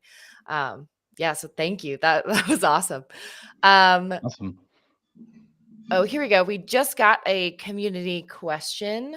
What is the capability for extended programmable charts with Superset? Programmable charts. I'm curious what they mean by that. I think my video is lagging. I think this happened last time too. I'm curious what they mean by that, but in terms of extending, you can build your own chart plugins. So that's kind of one way people get around any existing charts limitations potentially. And at the end of the day, all the charts are they're just generating SQL on users' behalf. So there's a no-code interface where you can come in and put different types of filters or kind of where clauses and things like that. And that also makes them a little bit more dynamic. I don't know. I hope that answers your question, but if you have a follow-up, I'd be happy to answer that too. Yeah. And I would love to ask one more question, because I think we do have time. We have a little bit of time. But I would love to know kind of like what you feel makes Timescale and Superset like a compelling pairing for dashboarding and data intensive dashboarding. Yeah, for sure. I think the biggest thing is there's a few things. So I think one is definitely just the performance. So like Superset's origins are very much in time series visualization. Like over 70% of the charts I think are some type of time series chart in Superset. So the roots are very much in this kind of slice and dice time series focus. And so that pairs really well with Timescale, because I mean the performance that I've seen from Timescale has been very impressive. And again, not a Timescale expert, but just with the little that I've learned and I've played with, the fact that I can kind of guarantee that I'm not going to be querying raw data. That's kind of the name of the game for having fast dashboards, is to always hitting something that's a little bit more optimized. And I think that's really important. And the fact that it's really easy to do so, I think is really big. And the second one is that time is just like everywhere in Superset. So even if you're doing a discrete chart, the tool will still ask you, do you want to filter the data on a specific time range? And so almost most of the queries that are Superset's generating on the user's behalf, there is kind of this implicit orientation around time. And so if all of those queries are going to benefit from the kind of aggregates and other optimizations that Timescale is doing, then that's just going to make most of the charts and dashboards that people use in Superset just load all that much more quickly. Yeah, that's awesome. Yeah, thank you so much for coming on and giving this talk. This was super cool. It looks like we do have another question. But I guess I think we might have time to actually answer it too. Nice. More questions. Yeah. So I like the analytical, operational, strategic breakdown that you did. Are different technologies commonly adapted for each? It seems like they map roughly with OLAP, real-time, predictive. Yeah, that's a great question. I think it honestly depends. I think if you're a very large company, you may have very different teams and products driving each of these. I think in a lot of organizations, though, as long as you have data in a database and you have some type of BI tool or visualization tool, you can definitely do all three of these in kind of most BI tools, and it'll work great with most databases. So I don't necessarily think, unless it's specifically a competitive advantage for your organization, I don't really think it's really necessary. And one thing I will clarify is even though strategic is framed as progress towards the future, I don't really see it as predictive as much, because I think that's kind of a different thing entirely. And I think in general, dashboards kind of very much live outside of the domain of predictive modeling for the most part. It's kind of what I mean by progress towards the future. It's more just like showing the current progress, but kind of towards the future, towards a future orientation.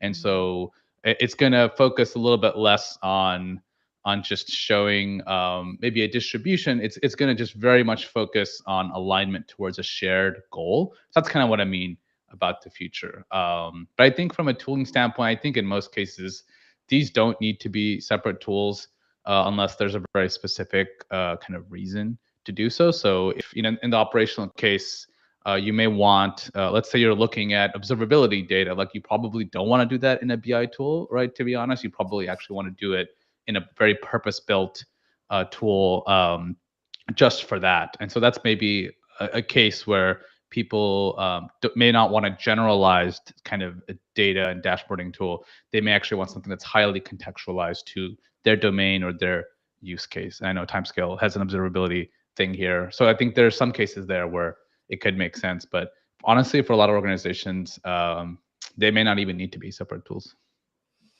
Awesome. Yeah, these are great questions. Thank you all for asking them.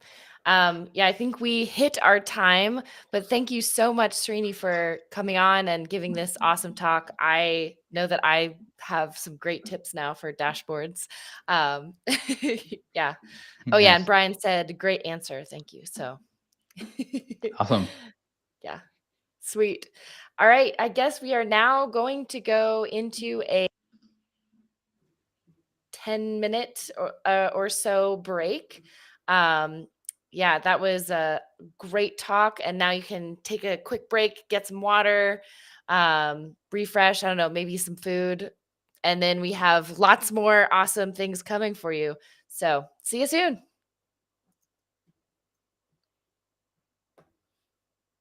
Oh, still.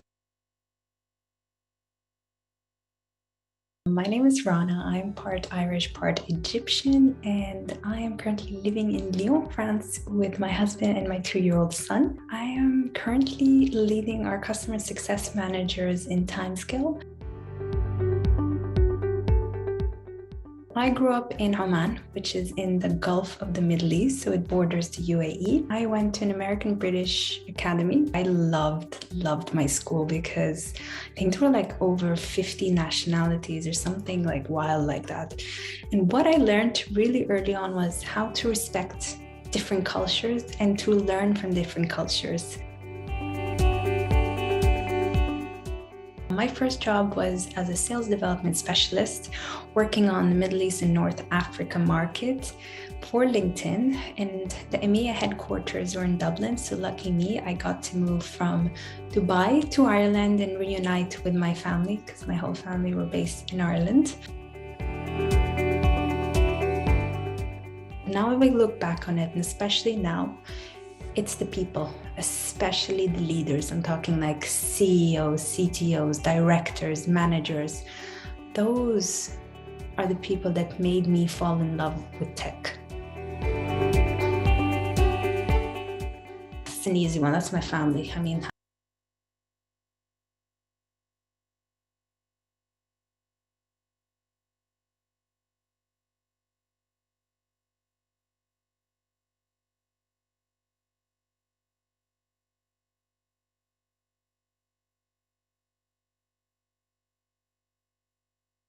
Presenting to a customer, presenting during a big company meeting, make sure that you prepare and you give it your 100% and you walk away happy with what you've done. Don't get caught up in the narrative that she's your competition or she's out to get you or she's going to backstab you. I think as women, what we need to understand is that we are there together. We should really unite and support each other and uplift each other. We're very lucky because we're living now and working in a world where that lens on women has completely changed. And I think it's important that we come together and unite and fuel this new healthy narrative. I debated whether I wanted to talk about this or not, but I think it is an extremely important topic that we as women need to get more comfortable speaking about. So it's a bit of a taboo topic, but I'm going to go there. The challenge that I've experienced is having multiple miscarriages while working at Timescale. I came out of it on the other side, and I'm very lucky because I had the right support system around me. That was my family and my manager. What I learned was that, first of all, it is absolutely fine to be vulnerable and ambitious as a woman at the same time. It is important that when you need help, you actually say it. Don't try to play that tough person, because that's what I've been trying to do my whole life. And I learned that to say, hey, I need help, put your hand up and speak to your manager. I was very lucky because I felt safe enough to speak to my manager at Timescale and tell her what I was going through and tell her what an impact it was having on me personally. And she's an amazing leader. She leads with compassion. She really listens. She told me, take some time to yourself. Let me know what I can do to help you. Same with my family. And with all things in life, time heals wounds. My superpower is communication. And I think, once again, coming back to, I'm very lucky because I had the right support system around me since I was a child till now. And my father, my mother, my teachers, my sports coaches, everyone recognized that I was good at that I was good at public speaking. I was good at listening and then, reiterating what that person said in a different way so that it really reached everyone. So they really nurtured that in me. To really channel my energy. I went through a very rebellious time when I was younger. My poor parents had to deal with that. I wish that I channeled that energy, channeled it through my creative art, or channeled it through going to the gym and weightlifting, or, found something to really channel it. And just be present in the moment. This is an easy one. My son, my 2-year-old son. I am extremely blessed to have a little one walking around this earth. I'm so proud. I believe that all the small and large or big steps that you take in your life lead you to where you are. So if any of that were to change, I don't think I would be here sitting right now doing this. So I wouldn't change a thing. I would relive my favorite memory with my father. I miss my father so much. I can't even put into words how much I wish he was here. But my favorite memory with my father is him taking me and my older brother. My younger brother wasn't around at the time, wasn't born yet. He took us to swimming lessons.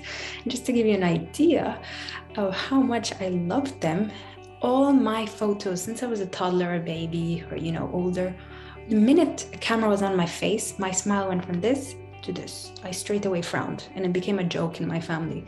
But during the swimming lessons with my father and older brother, I am smiling in every single photo, and that's because it was the best time. I wish I could go back and live it.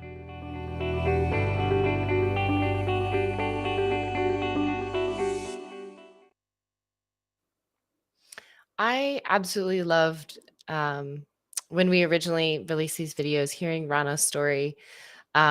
Just such a beautiful story, and hard things and such good things that she shared. So just want to give another shout out to Rana for participating in the Women's Day talks that we had, and how much we appreciate and value her. So want to just get that in because she's awesome. And before we jump into the next talk, I do want to give another reminder that we have our Slack and forum for Timescale, and it's a great way to get involved in the Timescale community and ask questions.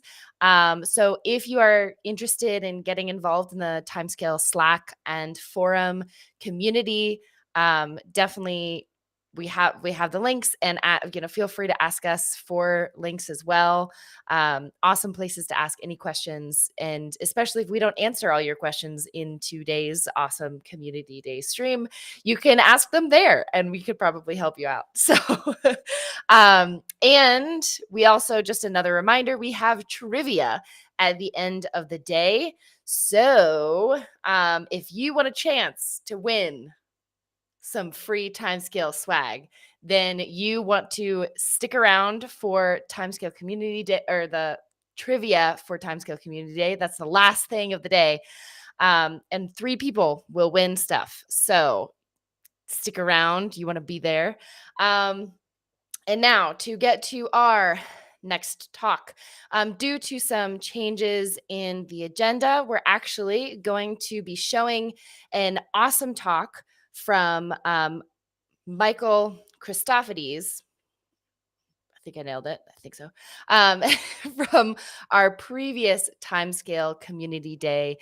His talk was on explain, analyze versus explain for whenever you're using Postgres. And it was an excellent talk. So of course we had to show it again. And so we won't be taking questions at the end of this video, but yeah, just sit back, relax, and learn some awesome stuff about explain versus explain, analyze from Michael Christofides. Yeah.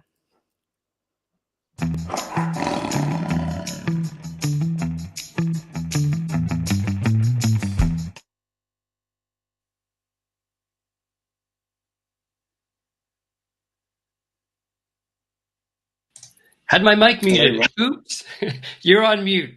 Right? It's like the, I need my shirt. I think they have those now, right? Like the you're on mute shirts. Michael, welcome. It's a pleasure to see you. Thank you. Good to see you, Ryan. Yeah, likewise. So, Michael is the co-founder of 𝗵𝗽𝗁, which is a tool for, bringing powerful insights to your Postgres explain plans, which I know personally, and honestly, the reason I first connected with Michael maybe close to 2 years ago, because it's really a confusing area for a lot of developers. He previously worked at Redgate, a company that I knew from my previous life in SQL Server. It's a UK company that develops tooling, and he worked there as a product manager. And a connection we just made last week as we were talking, I didn't know this, that Michael has a long history in music as well. I know it's how he met his partner, and we were talking. My daughter was playing violin downstairs, and I said something, and I noticed a violin in the background, and that's really cool. What you get to know and learn about people as you connect. So, Michael, it's a pleasure. It's always been a pleasure to connect with you and see your heart for the community. So, today we're going to talk about explain, analyze. And I love, you even said this could be a 3-hour talk in and of itself, right? Yeah, right. I'm hoping to do the first 20 minutes and a kind of a beginner's guide, kind of a 0 to 60, give people some practical tips for getting started. But yeah, that's the aim. That's awesome. Let's go for it. And I'm just going to sit in the passenger seat and see where you go. Brilliant. Let me just share up. Let me know if this is not coming through. You should be able to see a beginner's guide to explain, analyze in front of you. Wonderful. Yeah. So thanks so much for the kind introduction, Ryan. I think he's covered pretty much all of this, so I might be able to skip ahead. But yeah, the last few years I've spent quite a lot of time looking into explain and looking into explain, analyze specifically. So yeah, hoping to give you the condensed 20-minute version of the getting started guide. Awesome. So we are going to start with just some basics. So what is explain? What's the difference between explain and explain analyze? We're going to go through a simple process that I recommend using when reviewing these query plans. Then we're going to look at some tools that can help you with some of those steps, and I'm going to point you at some places to do the next, beyond the basics, a little bit more theory as well, where you can learn more. Awesome.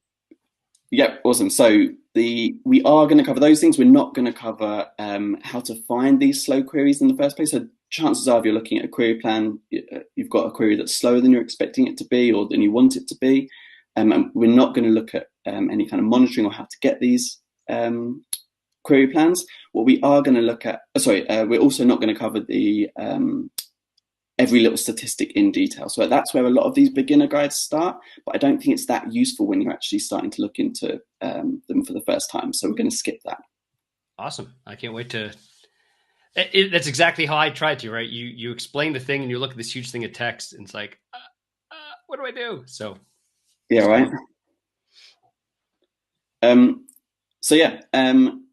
Explain, as Ryan is very familiar with, if you put that in front of your query, you'll get back, you might get back a wall of text, but what that is a query plan. So it's Postgres' execution, it's plan for how it would get you that data or execute that query. Explain, analyze. Analyze is technically a parameter for explain. So the idea is that it will run the query in the background, and instead of returning the data or doing the operation, it will gather statistics on those for you, measure the timings, that kind of thing. So super helpful for performance stuff. So I was going to take people through an example. We're going to use this example quite a few times through this, so you'll get used to it. But yeah, super simple one. We're going to run explain on a select star from table T and ordering that by a column name. We're going to read these inside out, so kind of top to bottom to top. So we start at that first indentation where that little arrow is, looking at a sequential scan on table T, and then you get quite a lot of information, but the most interesting to start with is the estimated number of rows that are going to be returned by that sequential scan before it then is going to sort that data in order to satisfy the order by name condition, and again return all 200,000 rows. So that's its plan. There its estimates. And then with explain analyze, I'll show you in a second, you'll be able to see the actual runtime data as well. So a lot more information. And again, starting bottom to top, which we'll go over in a moment. But execution time there, we get how long it takes to run. So 346 milliseconds, that is. Planning time. So these are actually quite a useful way of thinking about the difference between explain, analyze, and explain as well. So explain, analyze will run in roughly the amount of time for the execution time plus the planning time put together, whereas explain, you'd get that back much quicker in approximately the time it takes just to plan the query. If that makes sense. Complete sense. I've never thought about that. That makes complete sense, of course. Yeah, well, the explain doesn't report the planning time, interestingly. You can get it to with a different parameter, but yeah, it could do if it wanted to. So importantly, then the extra information you're getting here, I've put the most pertinent stuff in bold. So working bottom to top, the sequential scan you can see has got now an actual time, and it's the second of these two statistics, the one after the two dots that's the total time that's most useful. So that's 60.296 milliseconds to return actually 200,100 rows. So a little bit more than the estimate that we saw a second ago. And then moving backwards, you can see that the sort operation also gets that additional actual time and actual rows data put in, as well as a bit more information about how Postgres did the sort. And in this case, it used an external merge algorithm, which took place on disk rather than in memory, and how much disk that used. So yeah, a lot more kind of performance data, and starts to give you an idea of what exactly does happen when it runs it. Yeah, for sure. Awesome. So explain and analyze is super useful. These are only going to come up every now and again, but I think it's worth covering a couple of quick caveats. It can underreport or overreport the amount of time in some circumstances. So if you are in one of those circumstances, I thought I'd explain why that could be. So with explain and analyze, you're only getting the time spent on the server, and you're not getting, for example, so if your query returns a lot of rows, it's not actually transmitting those rows to over the network to a client. So if you're seeing a much higher time in your client than you see in explain analyze, that might be the reason. Equally, if it is over-reporting the amount of time taken, so you're seeing a faster time in your application or your client than you're seeing in explain analyze, you might be suffering from the observer effect. By measuring timings, you're actually causing a little bit of additional overhead. But on modern systems with fast get time of day calls, it's very rarely an issue as far as I can see. I think maybe on like Docker, that kind of thing, but it's not something I've personally seen much of. Yeah, that's interesting. Even based on David's talk just before this, and in our work in time series data, which is always generally a lot of data and a lot of rows, and you think about things like downsampling and some of those exact reasons why, knowing how to understand what's going on in the query so that what you really need to return, you don't necessarily even need to return 200,000 rows, right? Maybe that's not what actually needed to happen, and you didn't realize that's what was happening under the covers. So yeah, exactly. But yeah, a lot of the time, actually doing operations on those 200,000 rows, you're going to still see performance problems. So quite a lot of the time, let's say you've got a missing index or a really slow sort, that's still going to show up, even if the timings aren't quite what match the real world timings. You might still be able to spot the main problem through explain analyze, even if the timings don't match up perfectly. Yeah, for sure. Great point. Cool. All right. Well, let's look at what's your process?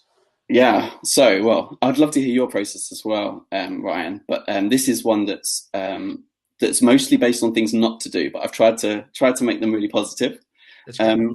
So yeah, the first and most important, I think, is to run explain analyze on as realistic a data set as you can. I'll go into the details of that in a moment, but the second point is to get as much information as you can. So there are other explain parameters as well as analyze that I recommend making use of. Perfect. As we've briefly touched on already, it starts at the bottom and work your way up or inside out. Then this is the crucial bit that I think a lot of experts forget, even, and I sometimes am guilty of, is to work out what the most expensive parts of your query are first before trying to look for problems that you maybe have learned to look for. So yeah. Oh yeah, I mean the number one there, I would just say from my many years of just application development and working with teams, it's like a universal law for some reason in development that developers are almost never using a database that is close to or mimics what's actually being served in the real world. And how many hundreds of times you're like, but it worked on my machine. Well, of course it did, because you had 100,000 rows, and production has 100 billion, right? So there's got to be, that's a great point to better understand how the planner's working, statistics and so forth. So. Yeah, exactly. And it can lead to days of wasted time if you don't. Yeah, for sure. Cool. Right. So, do rush me if I'm running out of time at all. Doing great. So number of rows is especially important. So yeah, I understand that it's not always possible to test on the actual data. Getting, especially with in terms of respecting people's privacy, getting real data is not necessarily the goal here, but the number of rows is especially important. And that's because, as we'll see in a moment, Postgres is using the estimates for those numbers of rows in order to choose which join algorithm or sort algorithm it uses. And it can even, I think this trips people up quite a lot. If you've got a tiny table on your development box, then it might do a sequential scan, even if there's a good index it could use, because it's just so easy to do and efficient to do it that way. Yeah. So yeah, it can even affect scan choices. So yeah, that was the first point. I think where I made a lot of that point for me, which was great. And then so the second part is to get loads of information. That the process I'm going to teach you here will help you skip a lot of it. I think sometimes people get put off by requesting all of this because it will give them a big amount of data back. But if we can skip to the most important parts, getting this information will help us diagnose the issue once we get there. So as well as explain, analyze, and this is kind of in order on how important I think they are, but yeah, buffers, a lot of people think should be on by default with analyze. I tend to agree with that, but it's not, so you have to request that separately. I think settings could be on by default as well. That's super helpful. So settings and verbose both help you, but they especially help anybody that isn't familiar with your system to help diagnose issues. So if it saves you getting the query plan again when you're seeking help. So yeah, they're particularly helpful. And then one thing that's not an explain parameter, but does put more useful information into it is set track IO timing on, which, as the name suggests, tells you how much time was spent doing IO. Oh, wow. I don't think I've ever turned that on. Good call. I don't want to keep, this is how I work. I love just having the conversation, so I apologize. But could you just really briefly talk about buffers? This is honestly one of the things I suggest to every single person I ever show. Can you just like quick summary of why that's important? Yeah, so timing's really good for, so explain and analyze will give you timing. There is a timing parameter and you can turn that off if you need to, but it's on by default. And that will tell you how much time is being spent in each operation. And when you're tuning queries, you're generally trying to focus on how do I make this as quick as possible. Yeah. But there is another element to it, which is kind of efficiency. So it's normally quickest to do it in the most efficient way, but Postgres does now have some tricks to do, so you can, for example, parallelize queries. Now that might do quite an inefficient scan, for example, but because it's able to use a bunch of workers, it comes back faster, so it might opt for that. But the buffers will tell you the amount of data being read and written, and that's another measure of efficiency that you don't get from timings alone. And I think that's hugely valuable without even mentioning that it can tell you, give you an idea of whether there's a caching problem, whether maybe like you're cache limited, you're reading a lot of data that's not in Postgres's shared buffers, for example, or you're writing data to disk, which we will see in a second. It will give you temp data read and written as well. That's great. Thank you. Yeah, those are awesome points. And you know, the analogy I always use, it's generally, not always, I mean, there's always an exception, right? But it's generally faster or more efficient to not do work, right? So if you can measure not reading pages to satisfy a query because half of them get thrown out in a filter, wow, you know, you've done something to improve the efficiency of what's going on there. So cool. Yeah. Keep going. Absolutely. Cool. So third point is to start at the end. So we saw in that example that the planning time's there, and as is the execution time. The reason I recommend this is query plans, especially as you get more complex analytical queries, they can get quite long, quite lengthy, and you could spend a long time looking through it and then only realize right at the bottom that the problem was one of these three things. Either it could be planning time dominated, and there's a few reasons for that. Could have been spending a lot of time in triggers, which wouldn't show above. And the other thing that can catch people out is just-in-time compilation, which there are sometimes clues in the query plan for, but I recommend checking that total time at least, just to make sure that's not half of your execution time. Because if any of these are more than half of execution time, there's very little point looking into the rest of the query plan to work out what's going on. Man, great points. So yeah, quick, that can save hours. But yeah, cool. This is the meat of it though. Once you're familiar with those things, they'll become second nature. You'll have shortcuts for running explain, analyze with all of the parameters, and you'll be working on your dev box that's got loads of data on it. So this is the bit that's probably most useful on an ongoing basis, is to either find a tool you like or work out how to tell where the majority of the time's going, or what's doing the majority of the work in your query plan, or whether it's a lot of quite expensive things and this is actually quite a fast way of doing the work you're asking it to do, and maybe you need to rethink the solution. Okay. So yeah, the thing that catches people out though with this one, and this is where I think tools can be particularly helpful, is a lot of the stats include the timings of the operations below them in the plan, or to their children effectively, if you think about it in nesting. Not only are they inclusive children, but they're also a per loop average, so a mean. So look out for the number of loops, look out for the children times, and you'll be good, or have something else calculated for you. That's great. So we're going to look at that. This is the example, Ryan. So this is the same sequential scan and sort that we were looking at before, but buffers as well.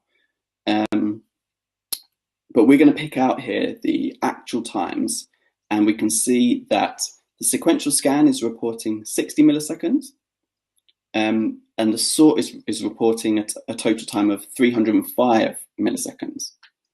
Now, if we subtract the 60, because it's inclusive of its children, that's about 245, 246 milliseconds spent sorting alone, which is a lot more than on the sequential scan. So we can already tell that the sort is the majority of the time being spent here. And if this was a more complex query plan, it would be easier to focus in on that alone and maybe discard whole other subtrees that are relatively fast. Yeah, that's great. Nice. So yeah, once you've calculated that, once you've worked out where the time's going, only then think about kind of the next steps on how to speed it up.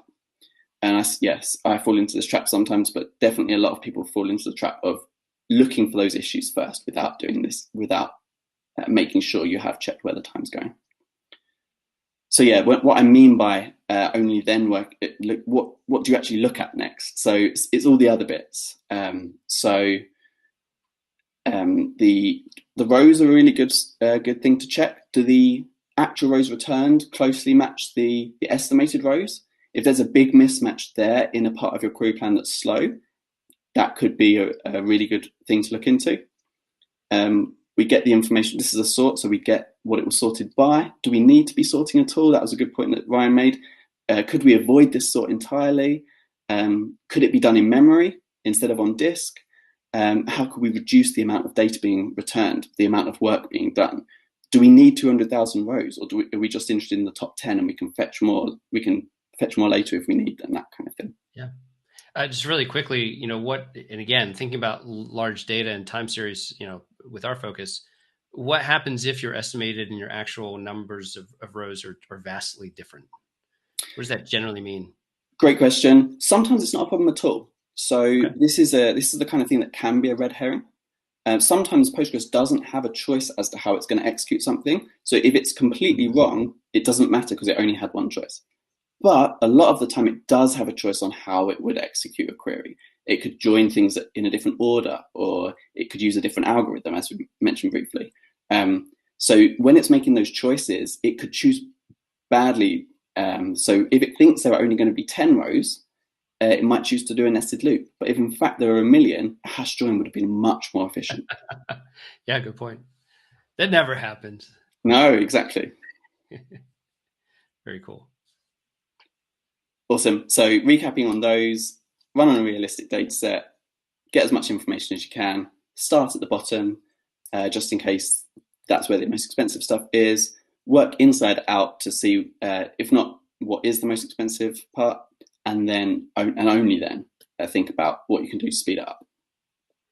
Michael, just these 5, and I know we're going to talk about tools here for just a minute, but this is such a great quick recap. I can't wait to share this short video with just everybody that asked, where do I start? This is such a great way to just begin thinking about plans and Postgres queries. So thank you for laying this out. Very cool. Well, that's super kind of you. It was tough to get it into 20 minutes. Sorry about that. I know you worked hard on it. So thank you. All right, so let's talk about tools a little bit, because obviously I get the plans. I know I need help. What do I do next? Yeah, so there are way too many tools to mention here to help visualize these. A lot of IDEs have them inbuilt, but I'm going to mention and show you 3 here because they're quite different ways. These are one of them I work on, the bottom one there, so I'm definitely biased. But the top 2 we really like, and there's a couple of big strengths of those that people might be interested in as well. So I was going to show you all 3 and give you an idea of how you can use those to help with the process I mentioned. So yeah, this is the first one that I've said is I've coined as expert friendly. A lot of people mentioned, or a lot of times when beginners are asking for help from experts on the mailing list, or people need a hand with something, they'll share a link to this, which is super helpful. Two things that it does really well: preserve the text format on the right, so people that are used to reading text format explain plans can still do so without it getting in the way. And then the second thing it does is it helps with trying to work out what's the most expensive part. So that step, I think, was that step 4. It does that by color coding. So it's doing the timings on the left. So that 245 on the left and the 60, they're the per node timings that we were calculating earlier. So it does that for you. It does the row estimations as well. So it's saying we're pretty much bang on, a little bit under, but not a big deal. And then it's showing you in red that there was an operation on disk that we saw, and how many megabytes of disk space that was using. Okay. So red bad, orange medium, yellow okay, or not so good. Yeah, great. The next one is Dalabo. So this is a lot more visual and is based on a really cool tool that was built by a guy called Alex Tatiant. So you might be familiar with Tatiant's PEV as an alternative, but this is they've officially called it PEV2, which is nice. This uses the exact same color coding. So orange being not so good and yellow a little bit less bad than that. So it's trying to give you an idea of where the biggest problem might be. You can imagine on a bigger query plan how this would look. But crucially, actually, this is the same query plan as we were looking at earlier. So these two accept text format and JSON format query plans. Very good. And one thing that I think people really like one of the things people really like in this tool is this visualization on the left. I've got it there done. I've selected time, so you can see the per node operation times. You can also select buffers, costs, all sorts in there as well. Awesome. So that's really useful for getting a quick idea of where's the time going. Okay. And this, a third way of visualizing these, this is the tool I work on, PG Mustard. You can see on the right-hand side, we focus first on the timings. So that bar across the top will show you a breakdown of those per node times. So you can quickly see if there's one dominant operation or lots of medium-sized ones and which ones they are. Very good. And then we've tried to preserve that text format layout, so the indentation, as well as calculating the number of rows being returned at each stage if that gets tricky. And then the one thing I think we're doing that's a bit different to everyone else is the trying to help you with that step 5 as well. So once you've worked out where the time's going, what can I do about it? So we try and give those tips on the left-hand side. Yeah, very good. I think you're right. All these tools are good options. I found you because I was looking for a little bit more help and happened upon PG Mustard, I think 2 years ago, maybe. And so it's just great to see the community building tools to help where there is a need, right? Yeah, absolutely. Yeah, exactly. Great. So yeah, it was funny that we connected pre-Timescale as well. It was pretty cool seeing your journey. I know. Awesome. So I'm very aware this was like a super basic guide and there's loads more we can cover. But in terms of where to learn more, the Postgres docs, as usual, have a pretty good section on this. It's quite theoretical and actually not as deep as you'd imagine, but still a really good starting point. And then there's a thought blog post that I recommend, specifically on Explain Analyze, and a really good roughly hour-long talk by Josh Burkus that he gave a few times. But if you get these slides, there's a link to it there as well. And yeah, that's the best intro that I've seen, at least in terms of the next steps. And then, yes, that last one is a glossary of terms that I put together last year, or at least I was the primary author on, and spent a lot of time documenting every operation, every field type you could come across in Explain, or nearly everyone. So that's you might see that pop up on Google search results every now and again if you're looking at what things mean. It's awesome. I'll say when I run into community members who need help with Explain, I often send them to your website, particularly this Explain side, because I think you've done a great job documenting. From my background, SQL Server, we call them, I think, operators, and in Postgres, they're called nodes, right? Depending on who you're talking to. I remember I had a conversation early on, and so what do you mean by an operator? I'm like, well, the thing, the node, and just knowing how to talk about them. It is not the same from database to database. It really depends on how the planner was designed. to interleave that data when you're doing queries and joining. And so it's so helpful to have a framework to talk about it. So I really appreciate that you've put that together and what you've done there. But that's really kind. Thank you. This is great. I love having like 5 quick points of how to like dive into the problem. That's what this is all about. That's just so much this is about. And your patience in helping people has just been really appreciated. So thank you. That's good stuff. Awesome. Anything else that you kind of think want to share about the community in general, or just what you see?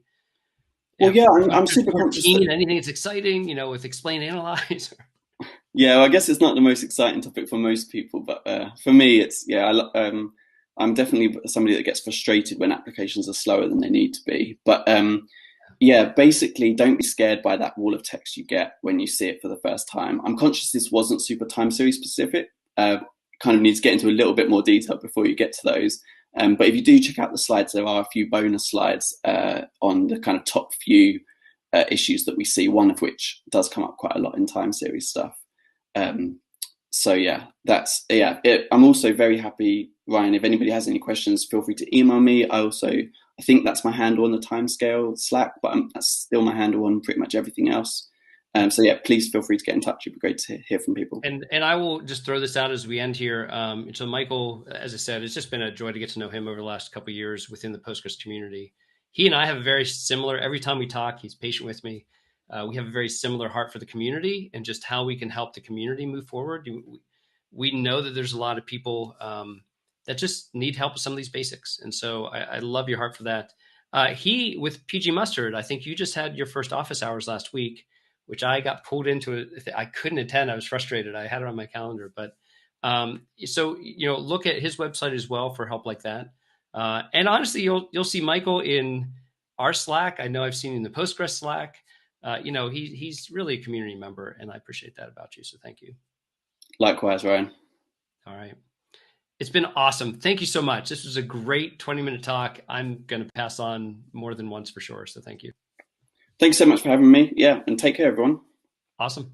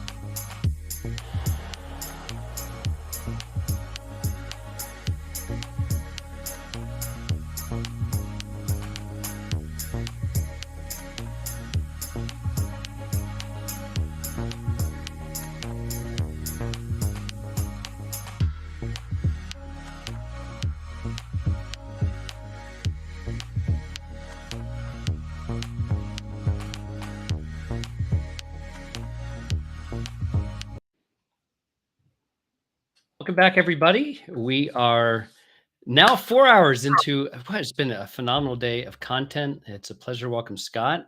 We're going to get to your talk in just a second, which I love the title of, Scott. Good work. I just wanted a couple quick reminders as we're getting near the end of the day. We have a couple more talks to go. One is that there will be a little trivia at the end, opportunity to win one of, I think, 3 or 4 swag packs. I think 3. It'd just be great to have that involvement. So please, are you guys okay? I see a message about hearing. Scott, can you hear me okay? I can hear you. Yeah. Can you hear me? Great. We're good. I can. So we'll move on. So stick around for that. If you have any questions about the talks today that we didn't have a chance to answer, obviously feel free to reach out to our to the people giving the talks, to the presenters. We have community, a Slack channel for Timescale. We also have a new forum that is public, and you're welcome to join and ask questions there.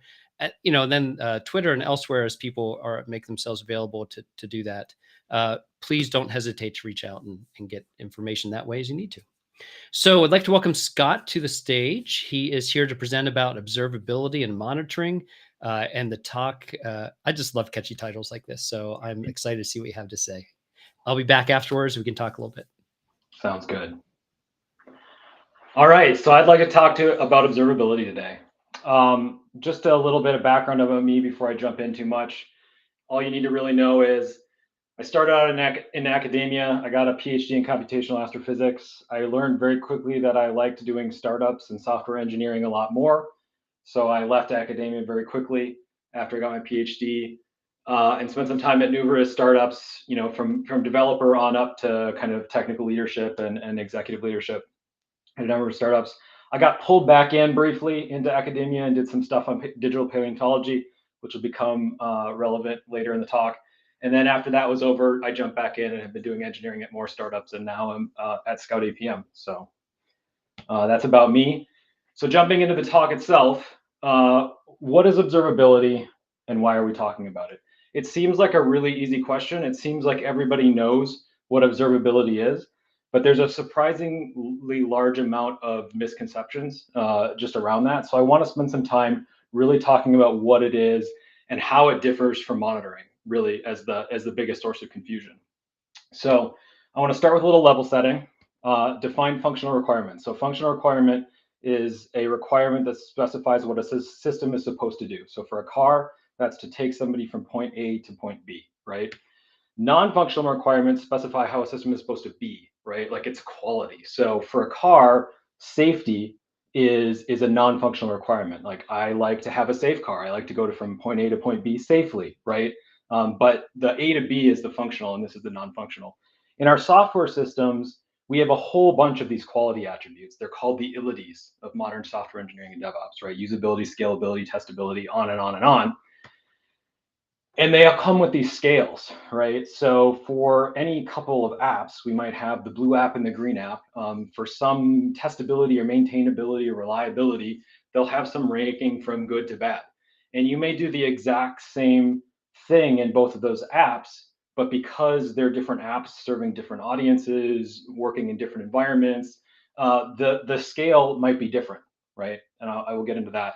But then, talking about observability, it's just another one of these ilities. It's just another ility we're adding to kind of the nomenclature and the space of software engineering. And specifically, observability is about being able to measure the internal states of a system from the outputs.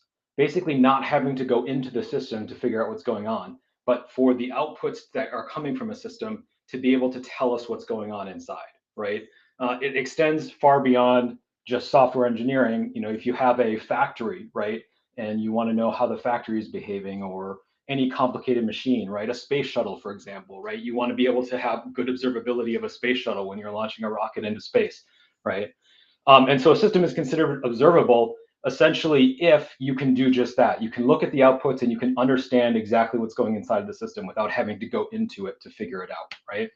So it has a quality scale, just like all of the other ilities, from bad to good. And bad observability would essentially be that you have no outputs, or the outputs you have don't provide any transparency into what's going on in your system. Whereas the excellent side of it is going to be the outputs you're getting out basically tell you everything that's going on. It makes it completely transparent. It feels like you're right there, right? So, oops, sorry about that. So if I monitor outputs, is the system observable? And this is one of those questions to really ask, to think about in terms of identifying the difference between monitoring and observability. So if I monitor outputs, is the system observable? Well, how good are those outputs, right? And that's what observability is. It's about how good are those outputs? What are those outputs? Whereas monitoring is much more of the action that you're doing with those outputs, right? So there's that distinction there that is really important. So I'd like to time travel for just a second back to the early 2000s, right? And back in the early 2000s, consider this simple PHP app. And basically I've got it down here. It's like 3 lines of code. And basically all it is you go to a page, and based on the path of that page, it shows you an image, right? Really, really, really simple app. I actually remember one specifically like this. It was one of those kinds of early days where you would take like a digital image, probably with like a digital camera, and then you'd upload like gaming. So like, pre-Twitch, you would just throw your images up there, and so people could see what was going on and share kind of social gaming stuff in a very old school way. But those apps existed, and they were just so simple that you could put a little bit of monitoring on top of them. So server monitoring in this case, maybe a little Apache log monitoring for kind of a couple of dimensions there. And what you got out of it was a relatively observable system, right? Those 2 pieces of monitoring put you pretty high up there. And the reason for that is the user experience was basically identical for everybody, right? And because it was so simple and it was the same for everybody, you could basically get an observable system out of that. And then you could take a little bit of manual testing, like go to the page and see that it loads an image, right? And you could kind of make it to the point where I've got a fully observable system. I know what's going on in my system, right? And if you think about it as covering your system and covering those pathways, it was very simple for a human to just do test that it works, test when it doesn't work. I know my app is functional, right? So that's kind of the era where we started as an industry, as a collective, thinking about what we would call monitoring and what that idea of traditional monitoring is.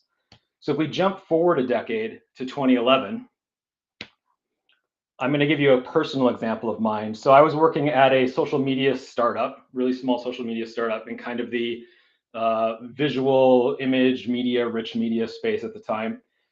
And I had been doing digital paleontology, so I had all these assets of dinosaurs doing all kinds of cool stuff from all of that work. And we actually licensed that work to the social media companies so that we could use it in promotions and do some of that kind of stuff. And so it caught the attention of National Public Radio here in the US, and particularly the people at Morning Edition. And they basically said, hey, so far we haven't really done much with our website. We'd like to do more interactive content. We want people to jump from the radio broadcast that we're doing to the web and see more rich media off of that.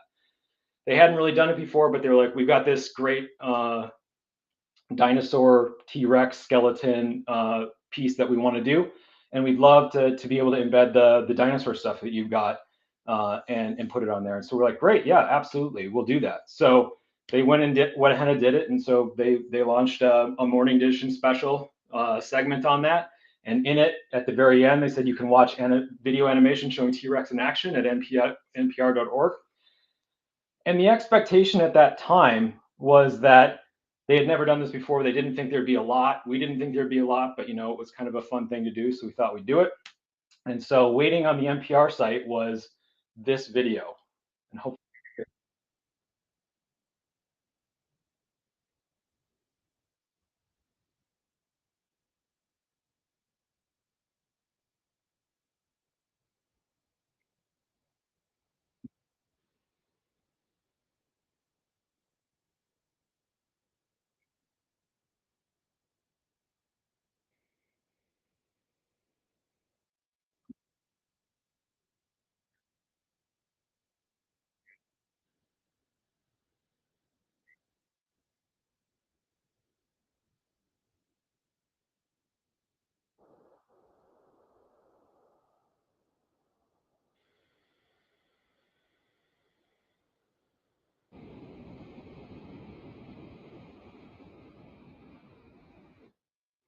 Anyway, so that was the video that was on the site. So just to recap, there was a radio show and they talked about T-Rex. You'd have to go to the website to see the video. You'd have to launch the video, and you'd actually have to watch the educational content to get to the point where T-Rex would strut to staying alive. So there were a number of hops there. We put it in as just kind of a fun thing to do. We just thought it'd be a joke that a few people would see, but it turned out to go relatively viral. So NPR launches Morning Edition very early in the mornings on the East Coast. We were a West Coast based startup at the time. And so we were up, the engineering team was up really early in the morning just to make sure everything went out without a hitch. And we saw a lot more traffic than we were expecting to see. But from our monitoring perspective, everything actually looked great. Everything looked inbound and all that kind of stuff. So we're like, hey, we did it, success, we can call it, we can go back to sleep. And then we got a call from NPR saying, hey, we're seeing some issues on the site. It's bouncing people, stuff's going on. It's not working as we expected. And so this was a panic moment for us and our team at the time.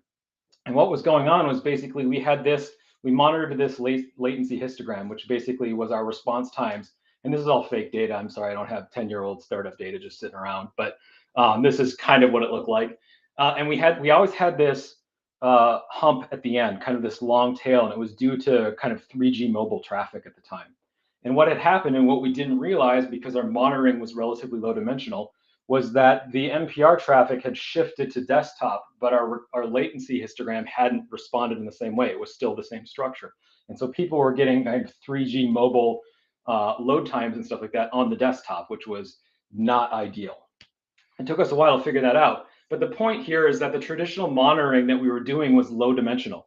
We were treating every experience the same, even though the desktop and the mobile experiences were different, right? And as that traffic shifted, we didn't know what it was looking like. So really quickly, what actually happened was we were using essentially a denial of service prevention system in our application at the time that would block and throttle spikes of traffic. And because NPR launches in very specific regions at very specific times, there were these really short periods of spiking traffic. So it was actually throttling the traffic, even though our app was able to handle all of the volume we were expecting. And so what we ended up having to do was to go in and essentially rip that out live while we were kind of launching this thing out and get it in place so that the performance would return to where we expected it to be. But we didn't know that. We didn't see that. We had to have an aha moment, a guess moment to actually say, oh, this is what's going on, because it just wasn't obvious in the monitoring we were doing because our system wasn't as observable as we were hoping it to be. There's a really great section of Werner Vogel's reInvent developer keynote from 2020 that talks just about exactly this, about how monitoring is not observability. And so if anybody's curious and just really digging into it and kind of their perspective from the modern cloud providers, it's a great piece to talk about. But monitoring is really that subset of observability, right? It's part of that observability piece, but it's not sufficient in of itself. And the reason why we get confused is because the same way I showed you the early PHP app to a decade later to kind of now is that systems evolve from simple to complex, right? So a telephone in the 1900s versus a telephone in the 2020s is totally different, and it's a lot more complicated, right? And so those system qualities, those ilities, as you apply them to kind of the early telephone to now are completely different in terms of what we think good and bad are. And that's kind of the same way it behaves for observability and what monitoring was. In those early simple apps, that monitoring gave you just about good enough observability, but it doesn't for the more complex systems that we're building today. So, we could have in doing that kind of monitoring in that simple PHP app from the beginning, we'd have really good observability, whereas you do the same stuff today and it won't be considered good because that complexity has changed. And that was this idea of everybody having this simple use case, which was never quite true, but it wasn't a bad approximation. But it's not a reasonable one anymore. It's nothing like what we're doing today, right? And so if you think about monitoring as kind of that tip of the observability iceberg, it's that piece that you're doing. You can have, like in the case of the NPR example I talked about, you can have that monitoring, but with observability, what you need is more. You need that granularity. You need that additional data that's going to help you dig in and say, okay, desktop and mobile experiences look different. And if I look in the East Coast and I say, Boston, New York, and DC, I can see that the latency is really high versus not those three areas, right? And I can dig in and I can actually understand what's going on and drill down to that. And you can use monitoring for those pieces, but you can also use different types of access to that data, observability data, to really understand your system and what's going on there. And I've given this talk a couple times, and one of the questions I've gotten in the past, so I thought I'd just bring it up right now, is, but this is only a few dimensions, so let's just add monitoring for those, right? And I think that NPR example is a perfect case. When I was at that startup, we did that NPR specific piece. NPR is a very specific way of it rolling out and all those issues. We were never going to have those same issues again. So we could have in a retrospective said, hey, let's add desktop and mobile or this and that, like as our dimensions. But you're essentially protecting against the problem you've already had, not the problem you're going to have in the future. And that's where you really need to be thinking forward. So that's kind of what that looks like. I like to think about it this is that people have just keep doing more monitoring, right? Bring on those dashboards, more and more and more of those. And if you go and listen to Werner Vogel's talk, one of the things he mentions there is that, you know, as you get into these complex systems, there's no way you can create enough dashboards for people to look at. And, you know, who wants to spend their entire time just staring at those dashboards, right? What you need to do is be able to understand what's going on in the system when you need to for that specific case. And that's where observability really changes it. So how do we achieve this, right? How do we get to that perfect, transparent, observable system, right? That's what we want. Well, the answer to that largely comes around this high contextual instrumentation. And that comes from kind of four key pieces: logs with detailed debugging information, and they include attributes and context identifiers. So they're tagged and saturated with metadata that you can use to understand those logs in the context of everything else. And then you add metrics on that, right? So those are those aggregated summary statistics. And those include attributes and context identifiers. So they're not by themselves. They live with this metadata that's attached to them, so you can figure out what metrics and where. Spans, you know, tagging time spans of essentially locations in code and processing time in code, and servers and all of that stuff. And again, including those attributes and context identifiers, including that metadata that's going to tell you not just, hey, there's a span here, but how that span interacts with everything else. And then events are those discrete things that are happening, whether it's you know, a call to a database or a connection refreshed or a queue pooling issue or whatever it is. You have those events. And again, you've got those there, and they're included with attributes and context identifiers. They're included with that metadata so that you can understand them you know, collectively as an item. And then you bring all that together in traces, and then it becomes a coherent unit. So I like to think about these as kind of like the atomic model of an atom, right? So you've got your protons and neutrons and electrons, and then you bring it all together with that trace, and that becomes that atom, right? And that becomes that useful piece for that. Let's be a little bit more concrete about this for a minute and go through kind of an extremely simplified example of what I mean by that. So if we start with a trace, so the trace is going to be on the left side. It's going to be the bucket in which we collect everything. It's going to be the unit, that atom of an action in this particular case. So we'll start with a user triggering a front end action, right? And the first thing we're going to do is it'll start a trace, and it's going to add that metadata I talked about. It's going to add some attributes, and those can be whatever are meaningful for your application. So maybe it's the action they're carrying out on the front end. Maybe there's some front end metadata like the version or the page or the route, and then maybe some user metadata. So what is their user ID? Are they on a particular product or plan or device or location or whatever it is, right? So the very beginning, we've created this trace, we've started this action, and we've already attached all this metadata to it, and that's going to flow through. So then that triggers a backend API call, and we add more attributes to that. So in the backend, we add maybe what endpoint was hit, maybe the host, the container ID, that kind of information that's going to tell us what's going on, specifically contextual to that backend API. And then maybe that makes a database call. And so now we trigger a metric, right? And this metric is maybe the call count. So we can figure out how many calls we're making to the database. And maybe it's a specific database query or something like that, right? But the key thing here is that metric now has all of that metadata that came from the attributes of the front end and the back end. So we're connecting all of this together with that trace, right? So you know, we get that database query that triggers an event from a connection established, right? It comes back and logs the database call info there. We keep going, and there's another external service call we're going to make this time. We'll do a call count on that. Maybe it's going out to the billing service or some external service that's not in your purview, right? So now you know you're doing that, and again, you can log that response information. Maybe you can then create that response, and so you've got that span data there about creating that response and how long it took to put all that together to return it to the front end. And then you've got that success event on the back end. The back end has successfully finished this process, and then we get an event that the user's loading status has been updated. Now that you've got the kind of preload in place in this application, you can go back in and then make another call to a different backend, maybe to kind of page results or something like that. Again, this is a really conceptual idea here, but again, you're attaching more attributes. So backend metadata here for this other backend service. It could be a completely different microservice in your system, right? And it makes a query to a different database somewhere else in a different microservice. And you can add a metric for counting the pages that you've done so far with that, and again and again and again, right? And then you finally get to the end of this action, and you've got that metadata you can attach to what actually happened in the end. And then the beauty of all of this together is that context and that trace connects all of this information together, so that you can say, okay, this particular database call was attached to this user action, and it ran on this host, and then it made these page calls and all of these things after that. And that correlation, to be able to correlate all that together as a cohesive unit, gives you a lot more information about, when I look at a log, what does this log mean? Or if I look at this metric, what does it mean? And how can I break it down and look at it by this user or this container or whatever's going on, right?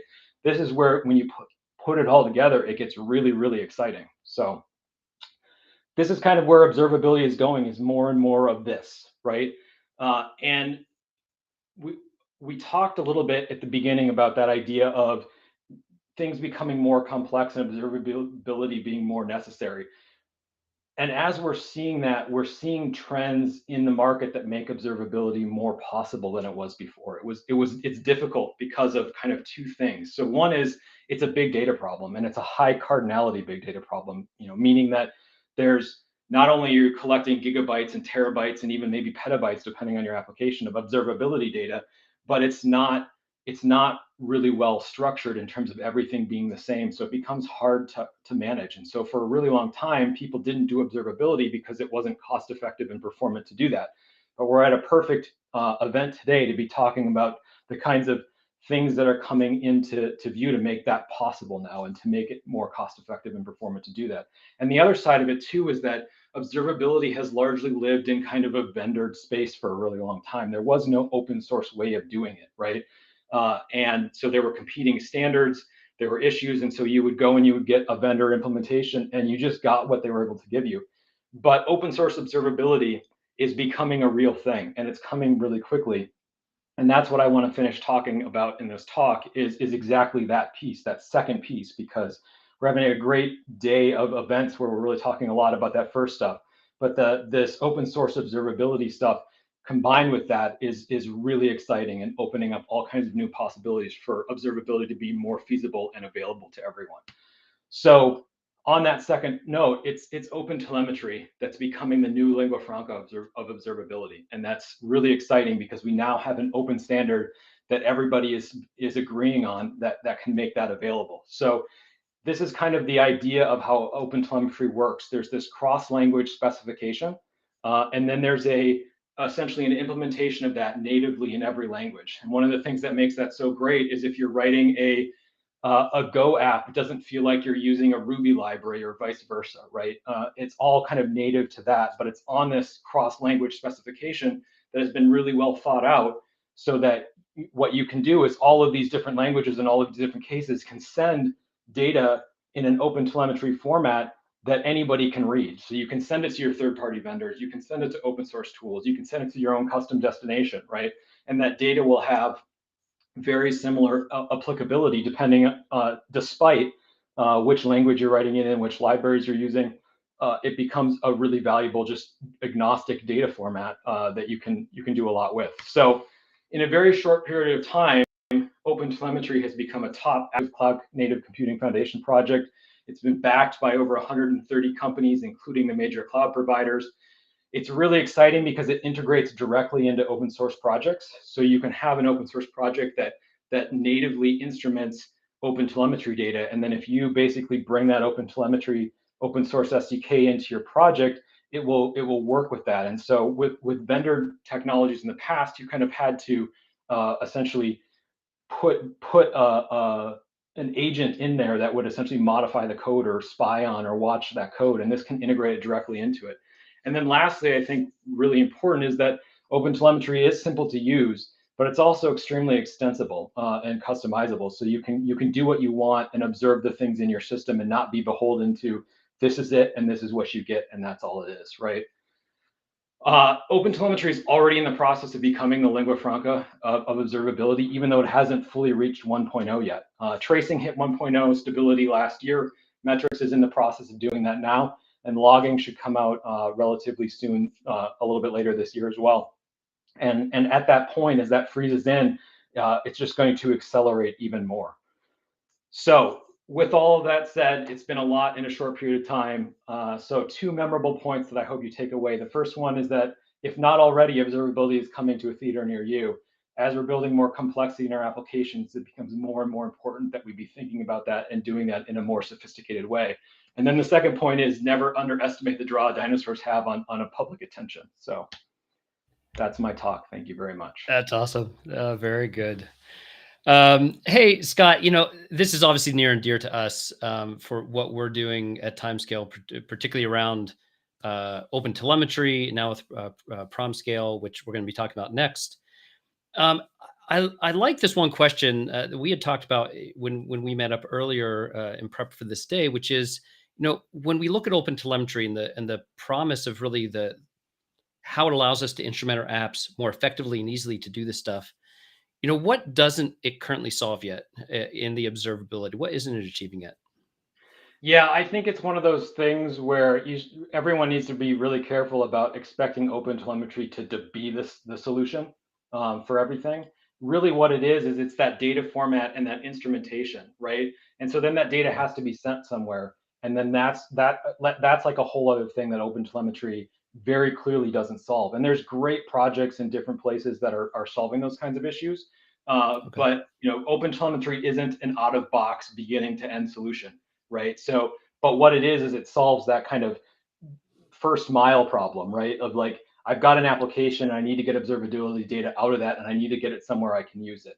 That's what it's good at. And it's not the back-end data store. It's not going to solve the big data problem. It's not going to give you insights and all of those things out of it, right? That's where all of these other projects, whether they're vendors or third parties, will help with that. But yeah, it is really awesome.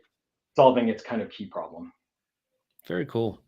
I didn't know that you came from a computational astrophysics background. Yeah. Like, man, you go from that to this is a good way for you to use all those skills, huh? Yeah, absolutely. Objective. Yes. I was doing Scott, a lot of big data before it was cool. Oh, yeah, for sure. That's basically what it was doing. So very cool. Scott, it's been a pleasure. This is an excellent introduction to kind of what's coming, what it is, the confusion a little bit between observability monitoring and just where we're headed. And hopefully we'll just add on to your talk and show a little bit more about what OpenTelemetry is doing. Thanks so much for being part of today. Thank you for having me. Been great. Take care. All right, everyone, we're going to take a few minute break before our next talk with Ramon. I think we're going to show a little video about, and I actually don't remember exactly what it's about, but a little break video for you, and we'll be back in about 5 minutes.